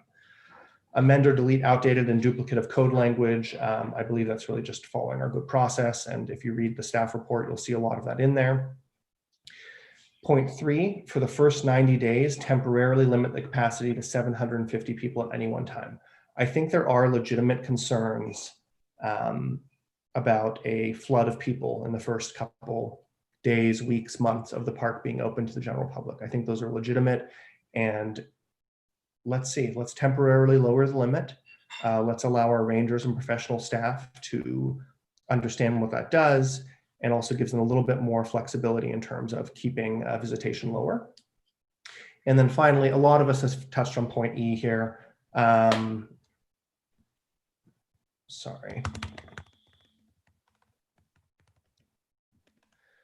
A lot of us have touched on point E, which is doing longer term studies on fees, park capacity. I don't know the exact terminology for the last section, park management and environmental integrity. I think we all want to make sure this remains an awesome park for Palo Altans and future visitors. Whether you're enjoying a nature trail or just hanging out in the meadow or going on a canoe, I think we all understand there could be a need for fees to pay for the maintenance and support, whether it's deferred or future in this park. And then let's look at the capacity. Let's study, what does our parking support? What is an actual sustainable limit for this park? Do we need to do things like on 4th of July or Mother's Day, the most visited days of the year? Do we need to close the park or lower the limit? So I think we need to do that with a study and actually get some data and make an informed decision. So that is all my motion. I'll second it. Take a breath, I'll second it. Point A was not part of my motion. So it's B, D, A, B, C, D there.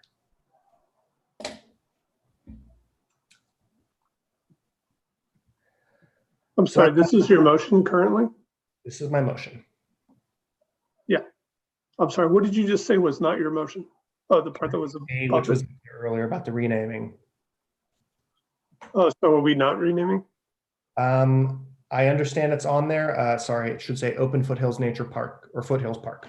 I understand that was part of the recommendation. I personally don't support that. I'm willing to put it to a vote.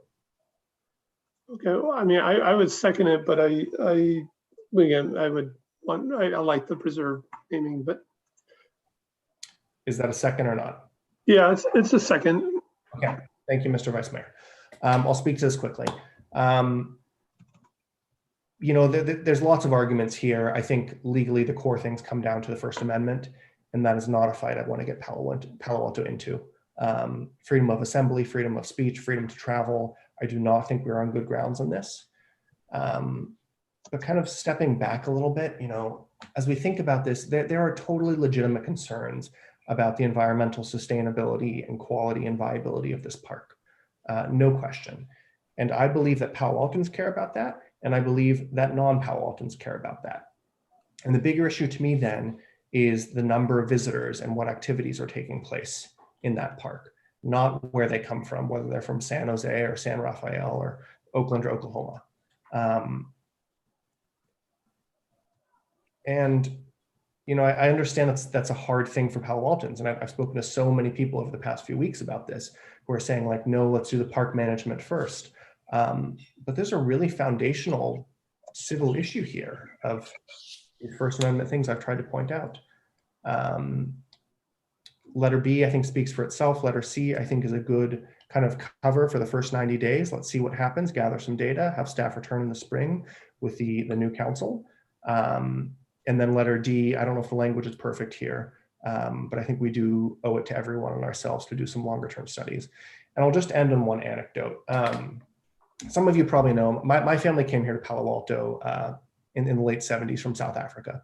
And my parents left that country because they were protesting apartheid and they were getting their heads bashed in and jailed and their friends were disappearing. And they came to Palo Alto and they moved here for the great schools, great jobs. They raised 6 kids here. My parents went to Foothills Park once when they moved here and they saw that residents only sign and they have not been back since. This is deeply personal, and I think the obvious right thing for us to do is open it up and be a good neighbor. We can still maintain great controls over this park, make sure it's a wonderful place for Palo Altans to visit, to learn, and also for our nearby cities. So I hope you'll support me on this. Open to some amendments. And Mr. Vice Mayor, the floor is yours. Thank you. So, and thanks for the motion. I actually think you captured several very reasonable concerns. And I don't think this needs to be contentious. I think, again, your motion here captures some really good things. Again, we can go back to August. I think we did vote then to remove the language about the misdemeanor. I think we disagreed on the pace and the method. And part of that had to do with COVID and thinking that we had time for a pilot program back then. So I would propose 2 amendments and be happy to vote on them separately. So the first is that one about renaming it from a park to a nature preserve. And just a quick, and we do have several preserves in our city. And just a quick question to staff. I mean, I believe Foothill Park is already considered a preserve. Is that true? It is. It's considered an open space preserve. Yeah. So again, I think the thinking behind this amendment in August of actually naming it a preserve was really because a lot of the conversation was about activities in our urban parks versus our preserves. So that would be my friendly amendment E, and we can vote on it separately if you want. But it was really just to denote the difference in the park from some of our other parks. You want to maybe go through your second amendment, and then we'll consider them in sequence and discuss each of them, E and F potentially? Yeah. Maybe the clerk can write it down. Yeah, it's the original, renamed Foothills Park to Foothills Nature Preserve. The second one, again, I have a feeling we vote on separately, and I've stated my position in three rounds, which would be an F, which would be that council directs staff to not agree to a permanent injunction. Okay, so letters E and F are potential for the moment. I think we should consider them separately. Do you want to speak to the main motion, I guess, for the moment, A through D, if there's anything else you want to add? No, like I said, I think you captured a lot of the concerns. I think it's reasonable. I think, the suggestion here is to open the park for free while we study potential fees, and those would come back later. And I also, I think we should manage in the opening, and I would be open to maybe even less than 90 days, but I think some period of time makes a lot of sense. Thank you, Mr. Vice Mayor. Yeah, 90 days. I was just thinking of a season over winter, but it could be less. Agreed there. Okay, letter E, I'm going to make it unfriendly. So Mr. Vice Mayor, if somebody would like to second letter E, we can discuss it. I'll second that. Okay, seconded by Councilmember Koo. Mr. Vice Mayor, I believe, wait, sorry. I thought letter E was the naming. Yeah, I think they're pulling it out right now. Okay, thank you. So seconded by Councilmember Koo to rename Foothills Park to Foothills Nature Preserve. Mr. Vice Mayor, I believe you've spoken to it. Can I go to just real quick, just one sentence. So we have Baylands Preserve, we have the Arrastadero Preserve, and we have Foothill Park, which is an open space preserve, is managed in our parks plan. So it's really just making the naming match with our other preserves. Councilmember Koo. It's a preserve, so it should be named a preserve. Okay, if you'd like to speak on this item, the amendment at bottom, please raise your hand. Councilmember Nist and Cormack. I am enthused about the nature preserve. Am I on? It's hard to tell. We can hear you. And I think it actually fits what it is. So I'm actually going to support this because I think that it's more precise than a park. This is an unusual park, and I think it's far more a preserve than it is a park, which is pretty much what I think we've just heard. Thank you, Councilmember Niss. Councilmember Cormack. Thank you, Mayor Fine. I won't be supporting this, but I would like to ask the Vice Mayor and Councilmember Koo if they would consider referring this to the Parks and Recreation Commission. You know, they're really there to help us make this decision, and this topic, frankly, came to us through them. And I think there might be a little bit more to think about, and people might have an opportunity to just talk about it more and just make sure that, you know, the process is followed. So if you're amenable to referring it to Parks and Rec, then I'd be happy to support the amendment. You mean follow our naming process? Yes, that's what I mean. Ask, you know, that this be, consider renaming Foothills Park to Foothills Nature Preserve and having that sent to the Parks and Recreation Commission just for a check to make sure that, you know, they're in agreement and that it's consistent with the parks master plan. What if it said, consider renaming it and have it follow our park naming process? That'd be fine with me. I'd just like us to be sure that we, where we can, follow the process that we have established. I'm okay with that. Thank you both. Let's just make sure we get the language there. And so perhaps direct the Parks and Recreation Commission. Sorry, sorry, pardon me. I'm just saying by Councilmember Koo to direct the Parks and Recreation Commission to consider renaming Foothills Park to Foothills Nature Preserve. Well, I'm sorry, Councilmember Cormack. Yeah. Can we just say, again, I'm not exactly sure what the details of our naming process is, and rather which is why we should have the PRC take a look. So rather than saying the PRC, can we just say that to have staff follow the naming process, consider renaming it under our current naming process, whatever that is? Maybe we could just check with staff and see, would this go to the Parks and Recreation Commission? That is important to me. I actually don't know off the top of my head, because it was just a council direction. So we put it in the recommendation. Kristen or Ed, do you know? I just don't want to invent another new process. Let's just follow we do have a naming policy that refers it to the commission or committee of jurisdiction, and I believe that would, in this case, be the PRC. Right. Okay, that's fine. Let's just not, I just want to clarify. Let's just not create some new process. Let's just say we're going to follow the established process. Okay. Right? I think that was your intent. Yeah, let's try that again. So to direct staff to use the renaming process to consider renaming Foothills Park to Foothills Nature Preserve. That sounds good. Does that work? Okay, thank you very much. So in this case now, it's not going back to the PRC, it's directing staff. I think we believe it will go to the PRC based on what City Manager Shikata said, but I don't think the Vice Mayor wanted me to specify that in the motion. Just if there's more to that process, whatever the process is, we'll follow it. Okay. Is this acceptable to the amender and the seconder? Yes. Yes. Okay, thank you. Thank you so much. Councilmember Cormack, anything else there? I see your hand down, so I assume not. Okay, Mr. Vice Mayor, the floor again is yours. On letter E, directing staff to not agree to a permanent injunction, I'd ask that you seek a second. Well, do you want to vote on the amendment first? Oh, good point. Thank you. Thanks for the reminder. Okay. Let me for my voting list. Sure. So I'm first. I'll vote yes. Councilmember Niss. Yes.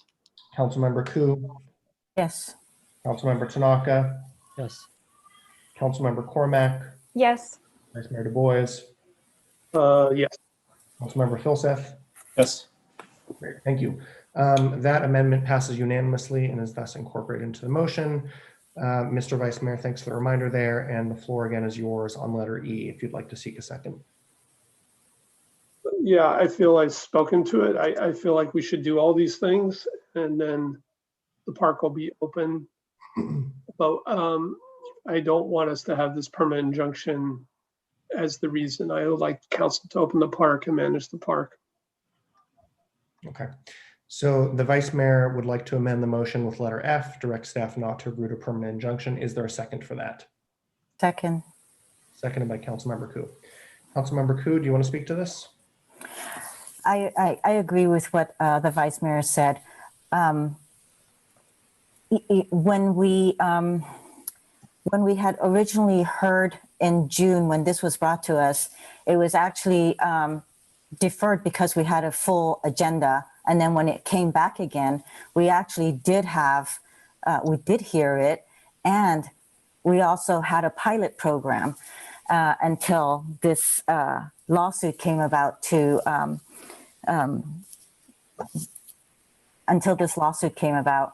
But we were going to go ahead and open the park anyways under the pilot program. So now to have this permanent injunction, it's just like what Vice Mayor said, that it's just unnecessary to hold over the city and to hold over the city. Okay, if you'd like to speak on this amendment, please raise your hands. I see Councilmember Cormack. Thank you, Mayor Fine. I don't believe that a court injunction is a black mark. I think it's a part of how our democracy works. It's part of the check and balance system. So I won't be supporting this amendment. Would others like to speak on this? Okay, a couple quick questions. So just to start, I also won't be supporting this. Agree with Councilmember Cormack. I don't believe this is a black mark. And I think, you know, if we vote for the main motion tonight, I hope we can have some certainty and solidity in our decision making that we think it's the right thing to do, and that an injunction really doesn't matter, actually, that we wouldn't change our minds. And leaving that possibility open, I think, is not steadfast. To the city attorney, any comments on this motion to not agreeing to a permanent injunction and what that may mean to our process? So I would put it this way: if council goes forward without this element, we put in the staff report all of the key pieces of the framework. We have a high degree of confidence that you can move forward, resolve this litigation with all those terms, including no cost to the city. If this item is added, it creates substantial uncertainty as to whether that will occur. And there are different ways it could go. I can't, in this open forum, spend them all out for you and assess them, but you just need to know that there is substantial uncertainty then about what would happen next. Yeah. Thank you, Molly. So just kind of, you know, being really base about this, there are kind of two modalities of looking at this whole issue. One is, you know, ethics, right thing to do, let's be a liberal city, do the good stuff, et cetera. The other is, you know, defending our city, our rights, and our pocketbook. This settlement is the only option we have right now, which will avoid attorney's fees. And by including this amendment, as the city attorney just mentioned, we introduce substantial risk to that settlement and to that ability to save our taxpayers money and reach a good outcome. So I'm strongly opposed to this. I think, sorry for the baby. You know, none of us on council are lawyers. We've all received privileged and I think professional information from our council. This is part of the deal. And, you know, saying we're going to do 9 steps, but not the 10th. If I'm the opposing party and I'm looking at Palo Alto, like, you know, batter up. I wouldn't back down if I were them at this point. So I really encourage us to vote against this amendment. Would anyone else like to speak on this one? Okay, the amendment to direct staff not to agree to a permanent injunction. Let's put it to the vote. Councilmember Niss. This is a no. Thank you. Councilmember Koo. Yes. Thank you. Councilmember Tanaka. Yes. Councilmember Cormack. No. Vice Mayor Du Bois. Yes. Councilmember Filseth. No. Thank you. That fails on a 4-3 vote, with Vice Mayor Du Bois, Councilmember Koo, and Councilmember Tanaka voting in the affirmative, and the rest of us voting no. So that motion fails, or amendment, sorry. Okay, we now return to the main motion. Hands are cleared. If you'd like to speak, comment, any of that, please raise your hand. Councilmember Cormack. Thank you, Mayor Fine. And I want to thank you for your leadership throughout this year on this topic and for ably covering all of the legal ground. I want to thank the Vice Mayor for being part of the announcement and for seconding this motion. I think it shows leadership on both of your parts, and I sincerely appreciate it. I particularly appreciate the Vice Mayor's comments about how this doesn't need to be controversial or difficult. So I just want to make, we've talked about this a number of times, so I really just have three points I want to make. And the first is that for me, this process of spending a lot more time and thinking about it has been over the past 2 years, starting with when I was the liaison to the PRC last year. And in that process, over those 2 years, many people I know have changed their minds about this. And so I say to my colleagues, we can too. We can change our minds also and come to a new conclusion. And some of us may make that decision for different reasons, and that's fine. That's understandable. I think the summary from the panel that the Parks and Recreation Commission did this summer that was provided in our earlier session was that Foothills Park can be responsibly shared. And I think what we see in this motion tonight really gets at that. And then finally, I just want to talk about the supporters for opening. And they come from really all walks of life, from within our city and from without, and from people who used to live in our city and don't now. And I want to remind you about Evan Golden, who wrote to us on August 3rd and included a photo of himself and his friends when they were, I think, in 3rd grade, walking along the side of this lake here that you can see behind me virtually. And to the many supporters, I also want to call out Enid Pearson, who displayed both common sense and kindness when she wrote to us. And so many other people who have been so thoughtful about this. And it will be my pleasure to join them and to open Foothills Park and support the motion this evening. Thank you, Councilmember. Councilmember Tanaka. I was just wondering if staff had a chance to look up the questions I asked earlier, the 2 questions. There was one for the city attorney and one for Mr. Anderson. So I don't know if you guys had a chance to do that yet or not. So the clerk checked the charter and reported to me that the percentage signatures required for initiative is the same as for referendum. Okay. Great. And then Mr. Anderson? Yeah, Councilmember Tanaka, I can tell you the identified capital costs spread over the next 5 years is approximately $2,120,000. No, what is it annualized though, right? 424,000, but although it wouldn't be incurred that way. But and that's per year, so 424,000 per year for the capital. Any idea for the like human resource cost? I'd be glad to look that up and send it to you on another day. I won't have it today. Okay. Okay. And so question for the city attorney. So I realize the motion for the injunction fails. So that means that we would bind all future councils to this decision. Is that basically would be a court order where it would have to be, I guess, a petition to the court, or I don't know, how does that work? So because in general, I think city councils can't bind future councils except through a court order, right?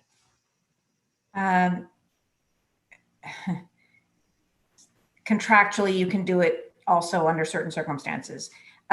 So here's the process. We will interpret your action tonight to say that we should go forward to finalize the negotiations for a settlement and an injunction. That will come back to you for review and then be disclosed to the public. And then you will have an opportunity then to consider this again on second reading. So you are not taking final action on this item Understood. tonight, but you're giving us direction to move forward to Sure, prepare but this would prevent even a future council who said, "Oh, this council messed up." They can't change their mind because of the settled agreement signed by the court as well.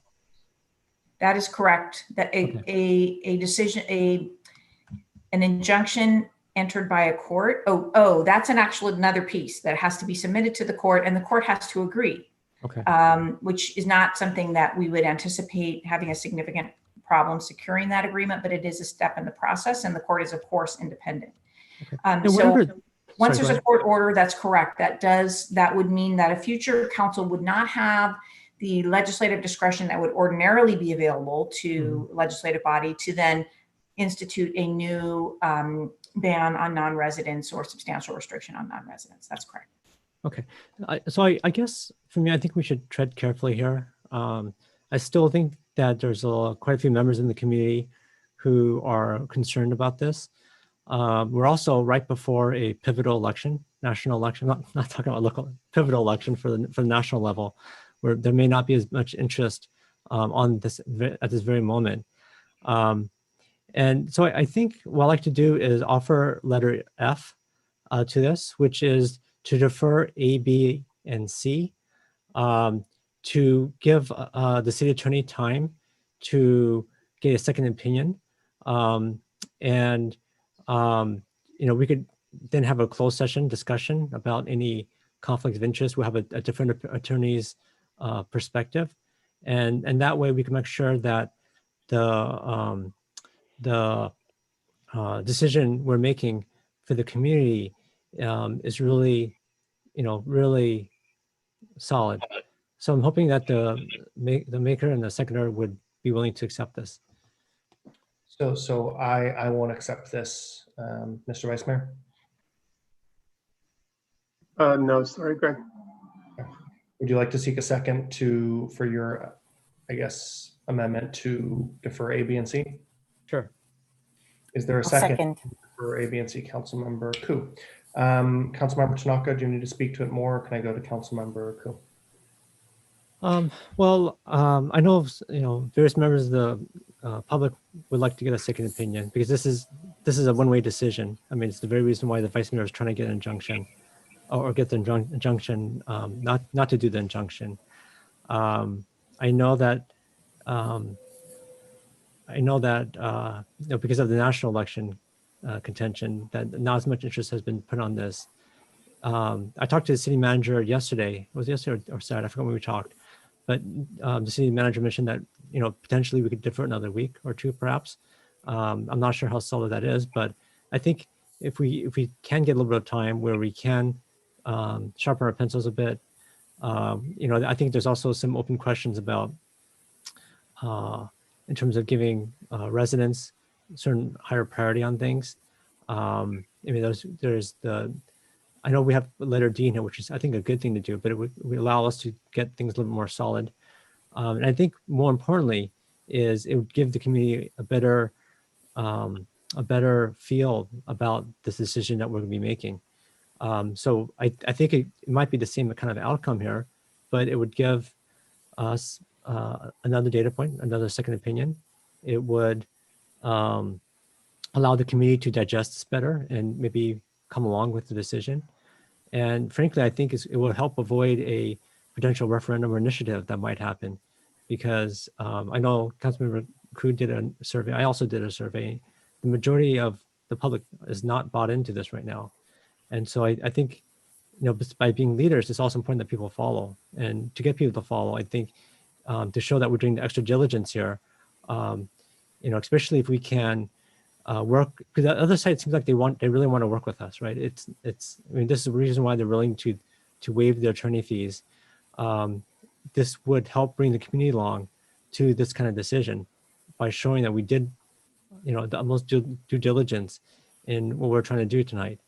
So I hope my colleagues would be able to see that and accept it. And if this can be accepted, I think I would support this motion. And perhaps Councilmember Koo would as well. So I think we could get a unanimous decision. So I'm hoping that's what I'm trying to shoot for. So I hope you guys will consider this. And because it might be the same kind of outcome, it's just that the community is bought into it versus right now, according to both of our surveys, they're not. Councilmember Koo? Definitely with a second opinion, I'm still not convinced about the conflict of interest issue that was with our outside counsel. So I still have questions about that. And certainly with a second opinion, it would certainly help me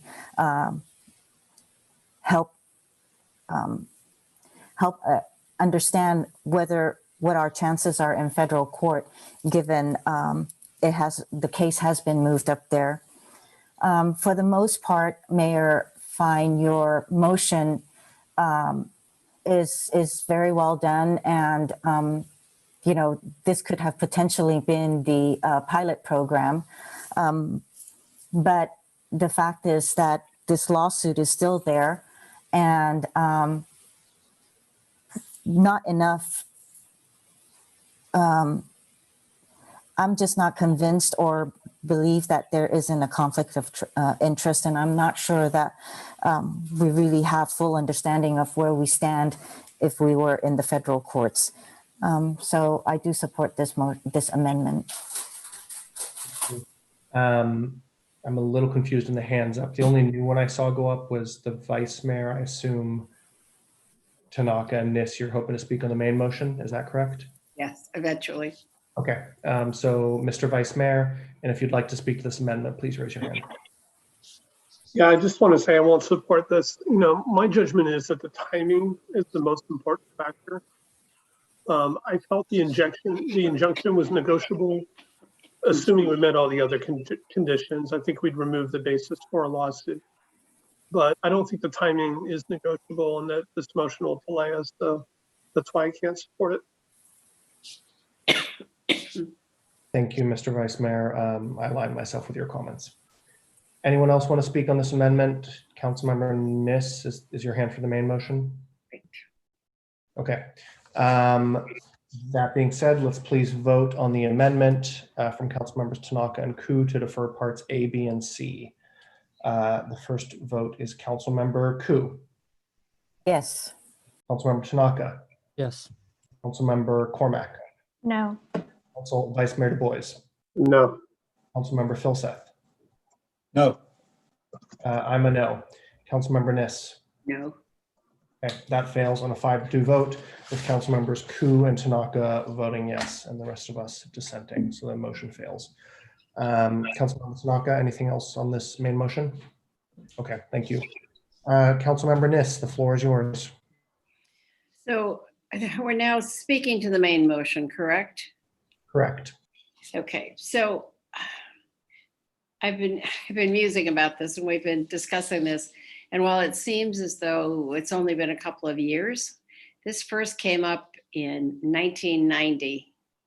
And it was actually somebody running for council who made it their main aim was to open Foothills Park.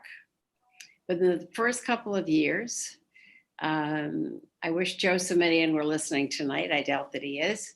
But within the first couple of years, on a 5-4 vote, the council voted to keep it closed. It has happened other times since then. So when we do what we may do tonight, which is to open Foothills Park, Nature Preserve, whatever we may call it, we are really going to make history. This is history in the making. And I think the hardest part of this for everyone is, and I'm hearing it in all of you tonight, is the heart versus the head. For the most part, I think the heart part really does want to share, but the head part has heard from lots of people who have said, no, we don't. We want to keep it as it is. We like it as it is. It's very special. It has meant something to our family. We don't want it changed in any way. I think that's difficult. Sharing always is difficult. And I was watching some kids last night at Halloween, right before, trying to decide whether to share or not. It's hard to share your Halloween candy. But I watched as one of them gave some of it away, and the other child was so excited that the first child became equally pleased about what he had done. I think that's what's going to happen with this. I think we will end up being delighted that we have a park that we can share with our neighbors, wherever our neighbors come from, and they probably will come from all over the Bay Area, if not from other parts of California, to see what must be an incredible park after we have spent this many hours on it. One more thing, I think after you think your heart and your head, you then get very practical and you think, what about the timing? So as frequently in politics, we say the timing is good or the timing isn't good. And the timing issue is always a good fallback when we can't quite decide what to do. But I would say tonight, the timing is right. This timing, this park that now has been ours since the 60s, we're going to share because the timing is right. I think the timing is right, and I think the council is behind this. There have been very few issues where I have gotten so many letters, had so many phone calls, had so many people discuss this issue with me. And I think a lot of people may not have been to Foothills Park in some period of time. I think that when we do this tonight, I think we are opening our heart, we're sharing, whether it's our Halloween candy or whatever else we may be, but we're sharing this. And as I said, the timing is truly right. Thank you, Mr. Mayor. I will be voting aye. Thank you, Councilmember. Okay, seeing no further hands, I'm going to call the vote. Councilmember Filseth. Yeah, thanks. Am I on? Yes, we can hear you. Okay. So thanks.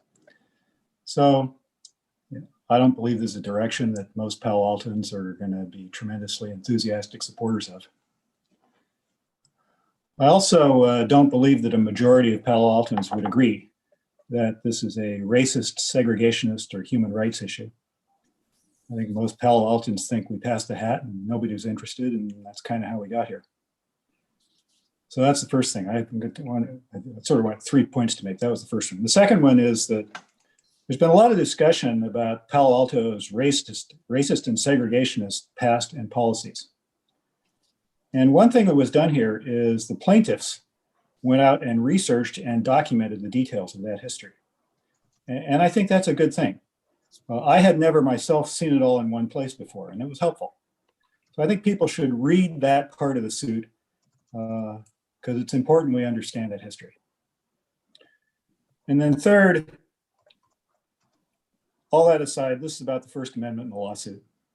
And what we have to consider is the totality of what the community wants and the legal risks and costs and probabilities and scenarios, and make a decision in the best interests of a majority of Palo Altans.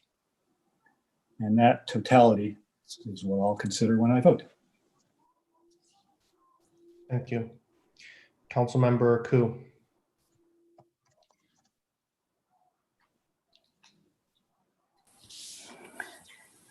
So I'll just have to say that my survey came back with 66% of Palo Altans who have basically said that they want to keep the park limited to residents. And they're not saying only certain residents, they're saying residents, Palo Altans of all backgrounds, ethnic backgrounds. And in addition to that, 66% also said that they are wanting the city to defend itself in this lawsuit. And so I'm, you know, without other wording in there in terms of the injunction or a second opinion, there's just simply no way that I can support this. this lawsuit actually is a bully maneuver. And I actually feel that it's unfortunate that the NAACP, who is supposed to be representing, whose name stands for National Association for the Advancement of Colored People, is actually using their name to do this kind of a lawsuit, which is rather frivolous to me. And it is also discrediting themselves and jeopardizing their reputation. But I will not be supporting this on behalf of the people of Palo Alto. Okay, thank you, council member. With that, I'm suggest we vote on the main motion, letters A, B, C, D, and E. First up, council member Tanaka. Actually, I was just wondering, can we split this? Sure, we can, depending on which parts are severable. Maybe just split out ABC from DE. Okay, so A, B, and C in one group and D and E in the other group? Yeah. To the city attorney, is that acceptable? I think so. Yes. Okay. It is. Yeah, Councilmember Tanaka, yes, we'll split it into A, B, and C, and then D and E.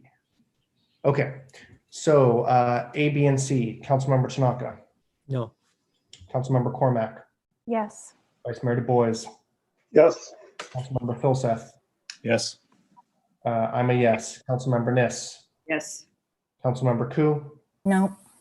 Okay, letters A, B, and C pass on a 5-2 vote with council members Koo and Tanaka dissenting. Letters D and E, the long-term studies and the renaming process. Starting with council member Cormack. Yes. Vice Mayor Du Bois. Yes. Council member Philseth. Yes. I'm a yes. Council member Niss. Yes. Council member Koo. Yes. Council member Tanaka. Yes. That passes unanimously. Okay. Thank you, everyone. Thank you very much. Mayor Fine, if I may, I'd like to raise a question of personal privilege. Go for it. So, I would like to request that you make the accusation that you had about me, and since you have proof about it, please make it public. I would like it to be publicized. And if I need to apologize to the council, or I need to take, I don't know, whatever it is, then I will. But I would like it publicized so the press knows and so everybody knows. Absolutely. Thank you. I've already shared with some press outlets, and I'd be happy to do with the council if that helps. I want to just beseech you, in no way is this personal, but I do think it's important as the chair to make sure. Of course it is personal, so I do want it to be made public, and it would be nice that you share it with council as well, so that council members know what you're talking about. Thank you. And I'll send my notes along with it. Okay, thank you everyone very much for your work on this. To my colleagues, I know this was tough, as some mentioned, head and heart. Thank you so much to staff for this, and also especially to our public commenters tonight and over many months of this, and not forgetting our Parks and Rec Committee. I'm going to suggest we take another 15-minute break and then return to item 7, our surveillance policy. We take a shorter break. You want to do 10 minutes? Get back. It's just getting late. That's all. It is, yeah. Let's get back. 5 minutes even.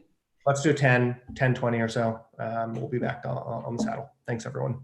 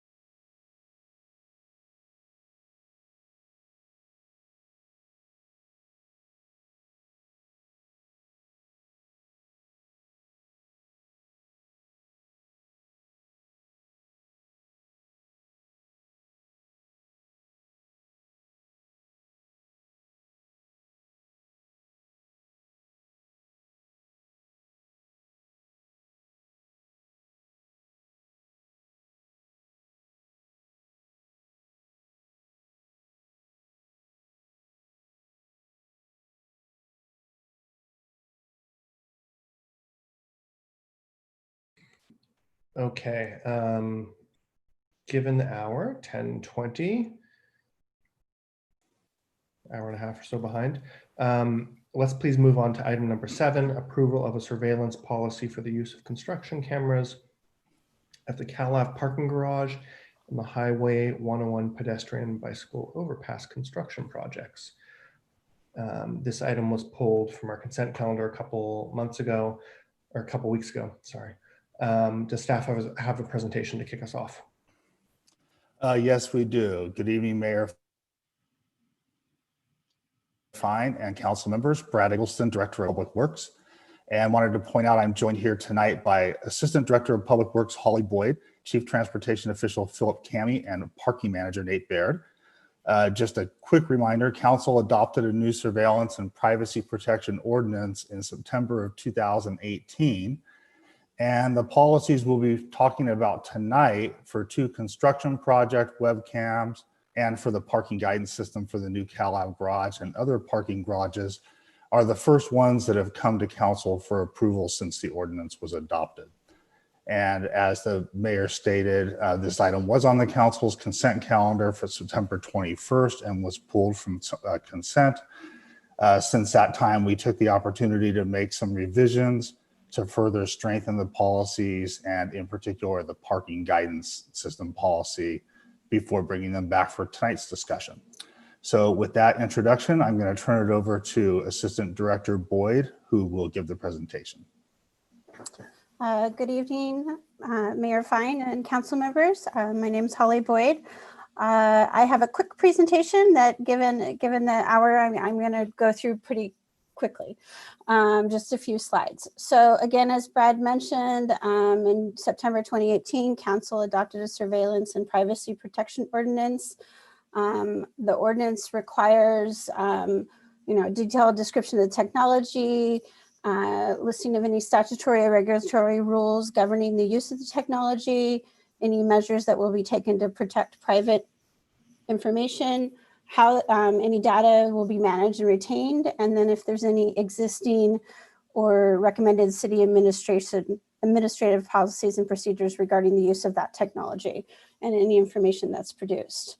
So for additional information, the surveillance and technology evaluations and policies are included in the staff report. So the detailed information is there, and I'm just going to go over the highlights. So we have 2 technologies, 2 and policies that are before council tonight. The detailed, I'll be highlighting the purpose and the protections for each policy. So the first one is for the construction cameras. This is for the California Avenue parking garage and the Highway 101 pedestrian bicycle overpass project. The purpose is to monitor construction progress and share the progress with staff and residents. The projections that we see Holly, for I'm this. sorry, can I interrupt you real quick? I think your slides are not showing correctly, so. Oh. Could you switch Fix screens? that? Oh, there you go, yes. Sorry about that. Perfect. Can you guys see it now? Yes. Okay, sorry about that. Thanks for letting me know.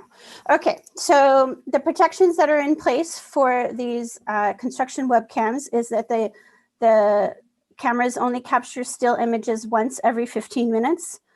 Only the current view and a time-lapse video will be available to the general public. And the data will be managed and retained on the project's Capitol webpage and stored on city servers. The second technology is the parking guidance system.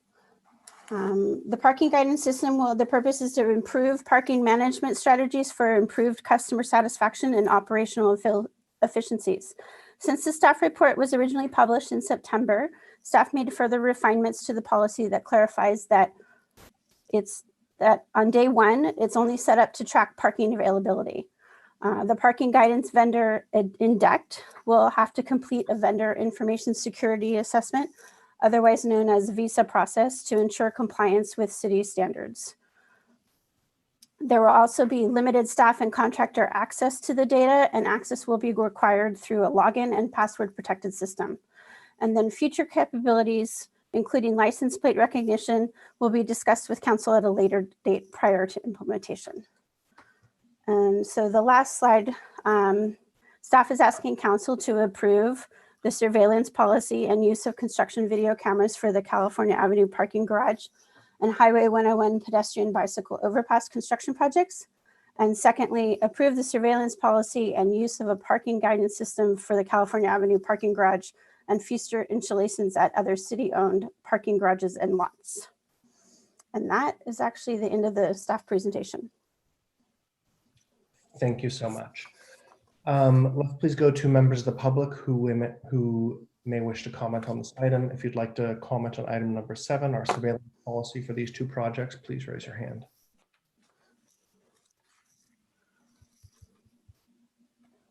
And if the clerk would help our speakers provide their comments. Yes. Any members of the public that wish to speak on this item, please raise your hand or dial *9 on your phone. At this time, Mayor Fine, we have 1 speaker, Rebecca Eisenberg. Rebecca, go ahead. Hi again. I'll be brief. I read the whole report and it's not clear to me what problem this surveillance is intended to solve. I know that we have a problem with bike theft in Palo Alto, but I don't see this as being directed to assist with bike theft. And I guess I'm just a little worried about, and maybe you'll put my mind at ease, these are more questions about, given the location of this parking garage and it's the fact that it is adjacent to the proposed, but hopefully delayed public safety building, it makes me wonder whether these types of images, including private and personal information of people, may be handed over to the police. Well, for sure, they'll have access to them if it is available to the public. And while that may seem good to some people, it really is something that is not really, that usually doesn't sit well with the public in terms of privacy protection. So I guess I am wondering mostly, what is the purpose of these? Why now? Why there? What problem is being solved? And will it help people with theft of bicycles? Thank you. Thank you, Rebecca. Any other speakers wishing to speak on this item? Please raise your hand or dial *9.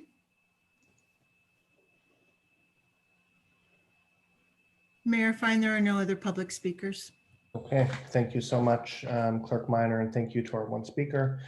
We now return to council. Given the hour, I'll open it up to comments, questions, and motions, and would love to hear, especially from the folks who pulled this item, what's on your minds.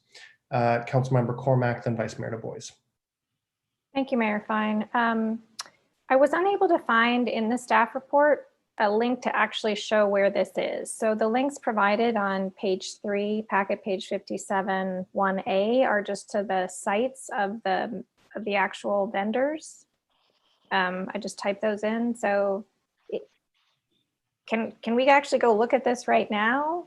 It's actually not very clear if the public has access to this information at the moment.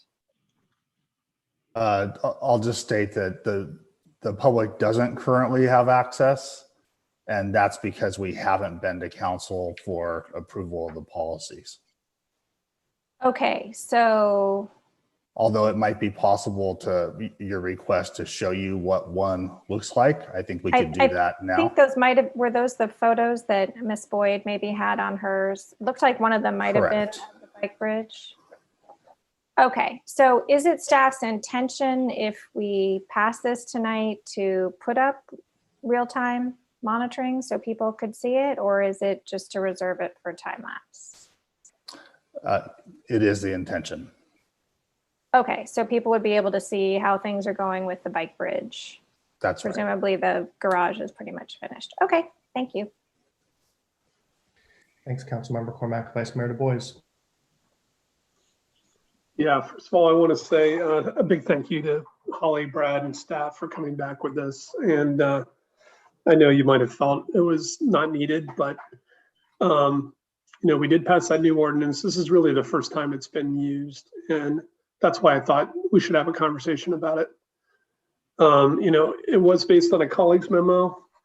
That memo was supported by the ACLU, just saying, based on our last item. So number one, I think, I think it's important that we get this stuff right. I think the risks are potentially large. We could get a privacy lawsuit. We could violate public trust. We could have an employee searching cameras for, significant other. There's all kinds of misuses of this kind of surveillance data in general. And just really understanding, particularly if there's personally identifiable information involved, what the protections are, who has access to it, for how long. And the first time the staff report came, it basically said, we don't have policies around this, and it didn't really propose any. And so I'm happy to see when you guys came back that, there is more detail here. The page 2 of the report lists the criteria we asked for. And again, I think when we're looking at new technologies, kind of going beyond these 2 projects, but in the future, it's really a requirement to create a policy if one doesn't exist. So some of the things I would like to see, and I think some of it's still a little bit missing, is what data is captured in what format. Are faces blurred or not blurred? Is the data encrypted, like when it's being stored? And I think a big one again is personally identifiable information captured or not captured. One thing on like the current ones with the Cal garage and the bike bridge is, do we have the ability to delete something if something was captured that was somebody wanted deleted for whatever reason? Are we able to do that? I think the other thing on number 6, which is the length of, not number 6, but anyways, the data retention policy. We do have policies for a lot of data in the city. I think it'd be useful if this data is comparable to something else, to say that we're going to follow the data policy for X, and that policy is that data is retained for 2 years or whatever that policy is. But I know we've had detailed data policies come to council before, and for a lot of our data, there's very specific retention policies. So as we add surveillance data, I think we should be very clear about how long that data is going to be retained. And then when it gets to who has access, I think the more specific, the better. And originally it said city employees, and that's pretty broad. If we can say it's these 2 people or only people in this position that will have access, I think that's much better.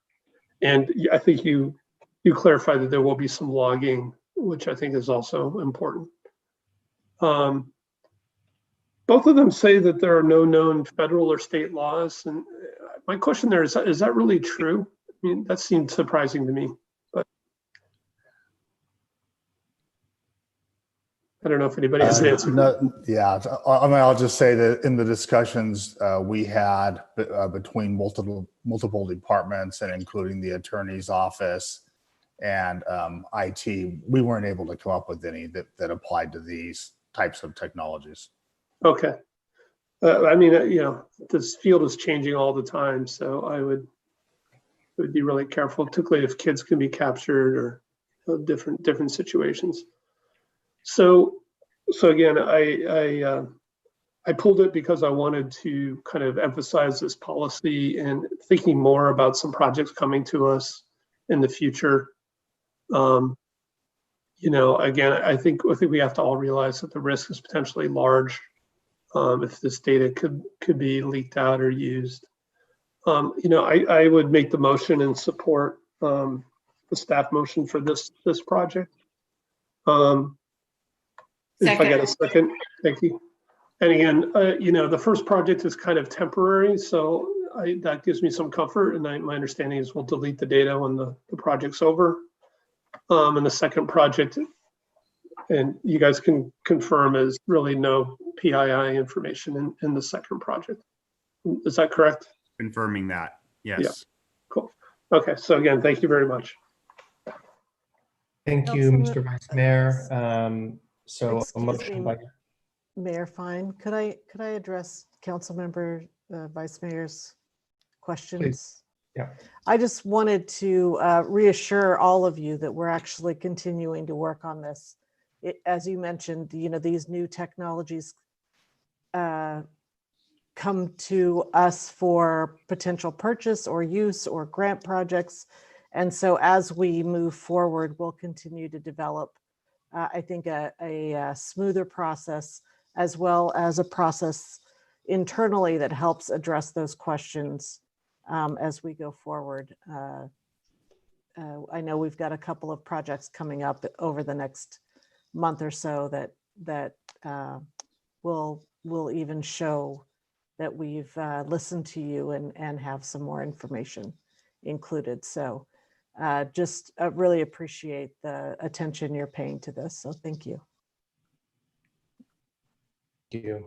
Okay, so we have a motion by the Vice Mayor and seconded by Councilmember Niss. Mr. Vice Mayor, do you need to speak to this or all good? All good, thanks. Councilmember Niss. Simply to say that it is time to do this, and also to talk about the parking guidance system and so forth. The things like this are overdue, everyone, not just due, they're overdue. So delighted to support it, glad to vote for it. Great, thank you. Councilmember Tanaka. So on A, I mean, the garage looks like it's just about built, right? I mean, from the outside, looks like it's already there. So isn't it kind of late for a construction camera? Like, why do it now? Because usually you start when it's just dirt. So I don't know if someone staff could talk a little about why. It just seems like a bit of a waste of money, given that it looks like it's like the whole structure is mainly there. So we're not gonna get much of a construction camera at this point. Thank you, council member. The camera actually has been there for the whole project from the start. Okay. Because at the time the project began, we didn't think that the camera would be subject to the surveillance policy. Then over time, as we looked more closely at it, we decided there was some potential for capturing this type of information. And frankly, because these were the first policies, it took us longer to get this together. Okay, so you guys have already spent the money then? Correct. Okay, so why is it coming to us now? Is it because of the policy? Yes, because we determined that under the ordinance, we did need to have a policy for it. Okay. And that's why, as I was mentioning, we haven't made this information public, but once council does approve the policy, then we'll make the time-lapse video and the real-time images of the garage available. I see. Okay. So we're not approving the spending of it, and these have already been there from the beginning, even though it's coming for approval for us today. Correct. The spending's already been approved. Okay. When was the spending approved? As part for the CalAv garage, it was part of the award of the construction contract. For the Highway 101 bike bridge, it was a change order to initiate having the camera. And when was that done? Shortly after the beginning of the construction. So that was not approved by council. That was a staff level change order approval using the council approved contingency for the project. I see. Okay. Yeah. I mean, so I used to be in the construction camera business, so I know a little bit about this area. Typically, construction cameras are used for promotional purposes, like to showcase like a project, or it's used because the project's kind of like in Timbuktu, and it takes a lot to truck over there. In the case with the California Avenue garage and the bike bridge, neither one of them are very far from where we are. In fact, it's in our city. So, and then in terms of promotion, we're not a construction company or a development company. So, so it's a little bit frivolous in my mind, but if you guys spent the money, might as well use the video. But that's just my opinion of it, even though I kind of used to be in this business, but it's not to me like it's not a huge cost, which is great. But at a time right now when we're tight on money, it's not the first thing I'm glad to see money on the parking guidance system, but it's seems a little bit frivolous on the construction cameras.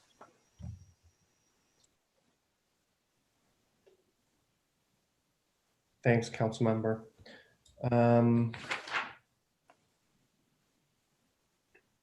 If that's all the hands we have, I think we can return to voting. Sound good? Okay, on the motion by the Vice Mayor and Councilmember Niss. First up, Councilmember Cormack. Yes. Vice Mayor Du Bois. Yes. Councilmember Filseth. Yes. I'm a yes. Councilmember Niss. Yes. Councilmember Ku. Yes. Councilmember Tanaka. Yes. That passes unanimously. Okay, thank you everyone so much. So now we move on to item number 5, the extension of all 2020 board and commission recruitments, which has been moved from the consent calendar. Does staff have a brief presentation or kind of framing on this one? Mayor Fine, this is Beth Minor, the city clerk. No, we didn't have a presentation on this. We were bringing it forward due to the lack of the applications that we had received. Thank you, Clerk Minor. First hand I see is Councilmember Niss. So on this one, given the hour and so forth, I'm going to jump in with a suggestion and with a motion, Adrian, unless you have another direction you want to go. Go for it. Okay, so here is what I suggest. We extend the fall 2020 recruitment for positions on PTC and HRB. So those two are separate, and accept the ARB and the PRC applicants and begin doing ARB and PRC right away, immediately, with the intent of completing all of the interviews for boards and commissions by December 7th, and then scheduling a vote on these appointments by December 14th, which is our last meeting of the year. I'll wait to get a second and then speak to it. I'll second, but I have a question. Sure. Do you want to ask that first? Yeah, so in B, is it completing the interviews with just ARB and Parks and Rec, or all 4 boards and commissions? Completing all the interviews. So that says we intend to clean all interviews means all 4 of the groups. Would it be helpful if I spelled it out? We might want to just put a date in part A, so it's clear when that date is extended to. Perhaps the clerk could help us figure out the appropriate date if we're trying to get everything done by the 14th.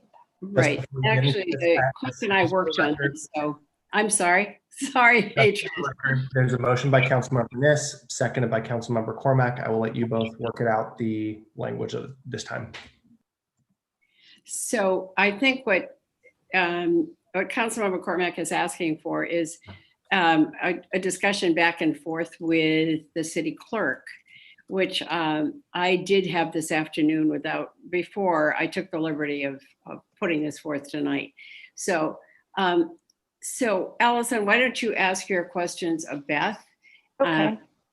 Because she's the person I discussed it with before I made the motion. Okay, Ms. Minor, when would we extend the fall 2020 recruitment for part A? How long would we need to extend that for? How long would we be able to extend that for in order to meet the date set out in B? We were looking at extending the recruitment until next Thursday, the 12th. Okay. And then coming back with another date for you to interview, and then do the December 7th of who to vote to, and December 14th make the vote on it. So it was just extending the recruitment another week and a half or so. Okay, I'm happy to second this. Okay. Well, if I might speak to this, Adrian, Mayor Fine, it is always difficult when we come to a time like this in our turnover, essentially, between boards and commissions and council as well. So we're about to have a period of time in January and February when all new mayors will struggle with trying to get all the appointments made, how to put whomever is going to go in what direction. We have a number of not only internal positions that the new council will take up, but also external. I'm hearing, discussions about who would like to be on certain regional boards as well as our local boards. And I think for us to not handle this now before the end of the year will mean that some boards and commissions may go without a full complement early in next year. So I think this can be done because we now do everything by Zoom. It's not a matter of trying to get us in the same room to do interviews.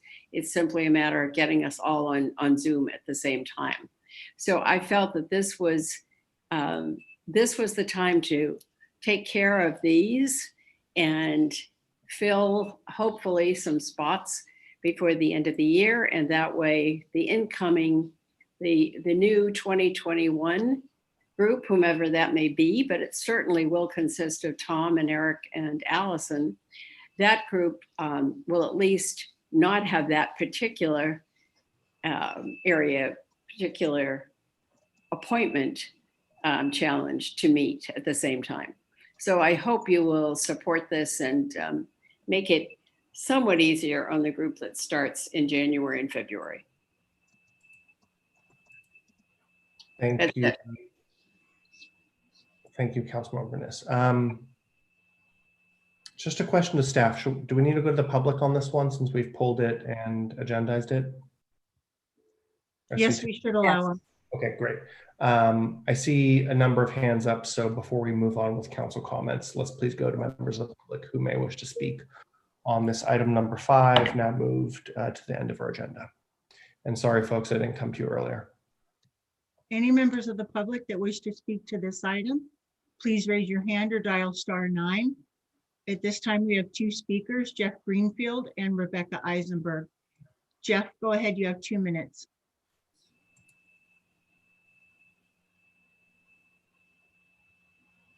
Go ahead, Jeff. Thank you. Hello again, Mr. Mayor and council members. On balance, as mentioned last week regarding the BCC item, I support appointments being made by an incoming council rather than the outgoing council. And based on the comments during last week's BCC item, it sounded like council was moving towards formalizing this. If that's the case, it would make sense to allow the new council to make the new appointments as well this year, in the spirit of where things seem to be heading. As far as how to proceed with the open BCC positions for boards or commissions with a low applicant to open position ratio, extending the application deadline totally makes sense, both to increase the applicant pool and allow for appointment by the incoming council. It sounds like your latest motion is not considering that, but I would suggest that would be something worth considering. For the PRC, obviously as the chair, I'm speaking on my own behalf, but there's a little bit of a vested interest. But since based on the policy we have now, members of the public have done what we asked them to do. We have 5 applicants for 1 position. This is the only commission that has more than a 2-to-1 ratio of applicants to open positions. Recognizing that delays in appointments are fairly common historically, I think that appointment by the incoming council is the most important consideration. So for consistency, I would still support deferring interviews and appointments to next year so they could be appointed by the incoming council. Thank you for your consideration. Thank you, Jeff.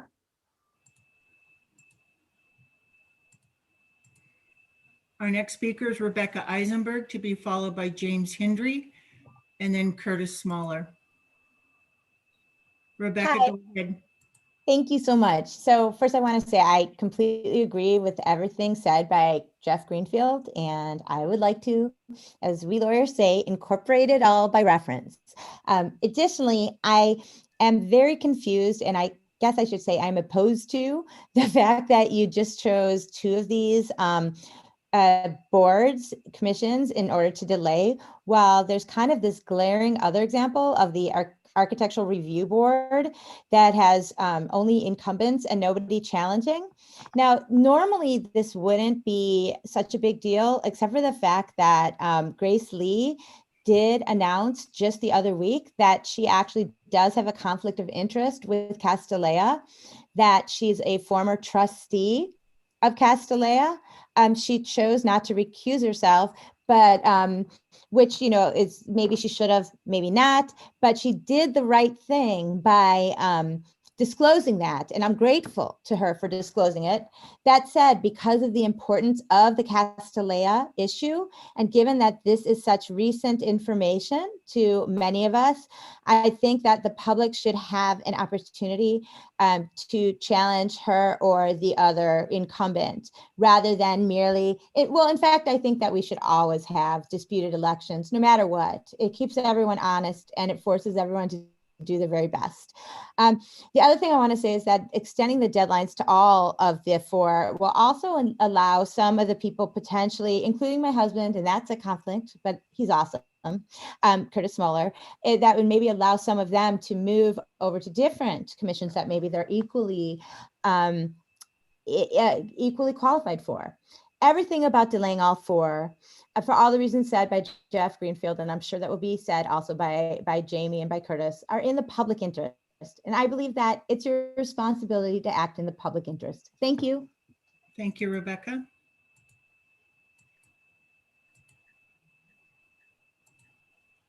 Our next speaker is James Hendry, to be followed by Curtis Smaller.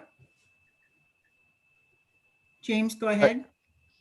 Hi, Council. Thank you so much. I'd just like to echo the comments of both Jeff and Rebecca.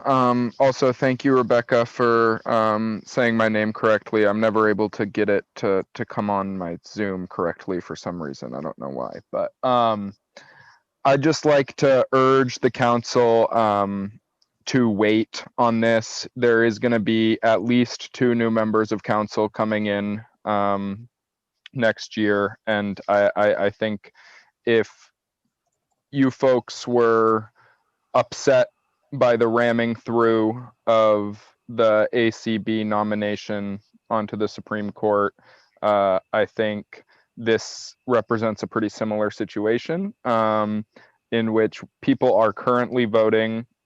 People will be done voting well within 24 hours from now. We should know who's going to be on the council next year within a week. And I really just think that you should let the incoming council decide who's going to get these terms on our commissions and our boards. Thank you. Thank you, James.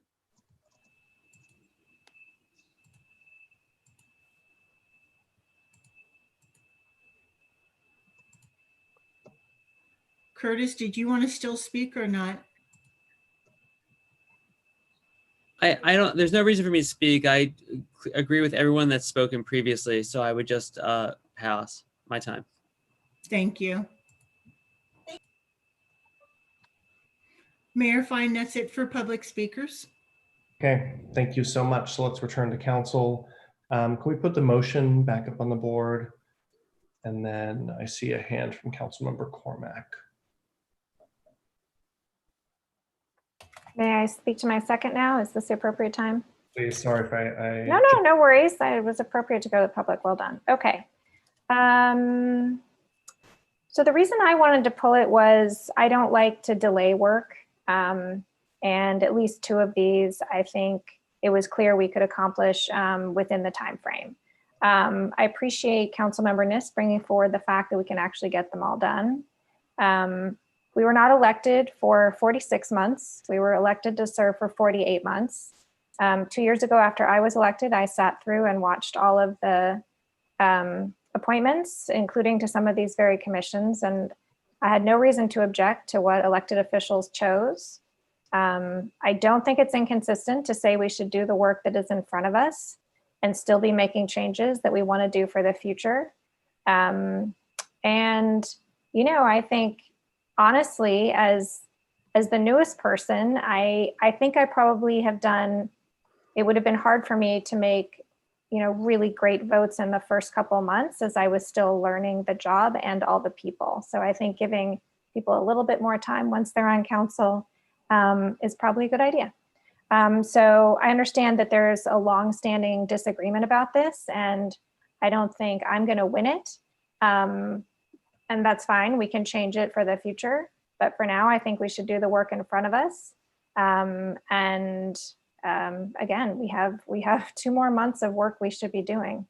I just, in response to Councilmember Niss's comments about next year, I just hope next year is a little bit easier for the next council. Thank you.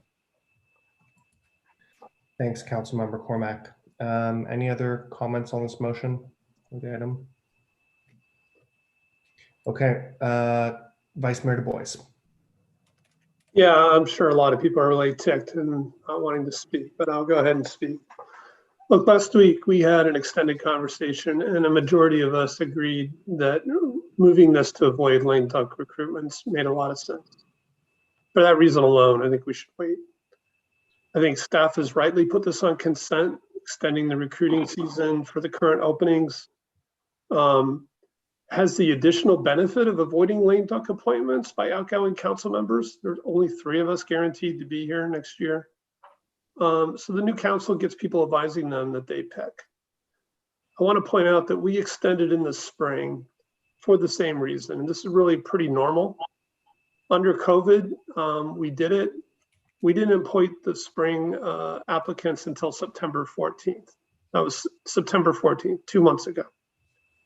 We do not have enough applicants here, and setting this deadline on here is just bad governance. I believe the council deserves choices. I'd like to extend the ARB recruiting period. I've heard concerns about some of the current people, and I think we deserve a choice. We only have 2 people there. The rest of the committees, Parks and Rec is the only one where we have enough applicants. I would support closing that one and interviewing for that in the spring along with the rest. But this isn't delaying. This is really bad governance. Like the speaker said, this is a late night push that's unwarranted. With you guys are ramming this through. You're going to have people that are not appointed by the new council. And if you insist on doing this, I think people are going to remember. And it's going to be a shame. It's going to be on the slimmest majority possible.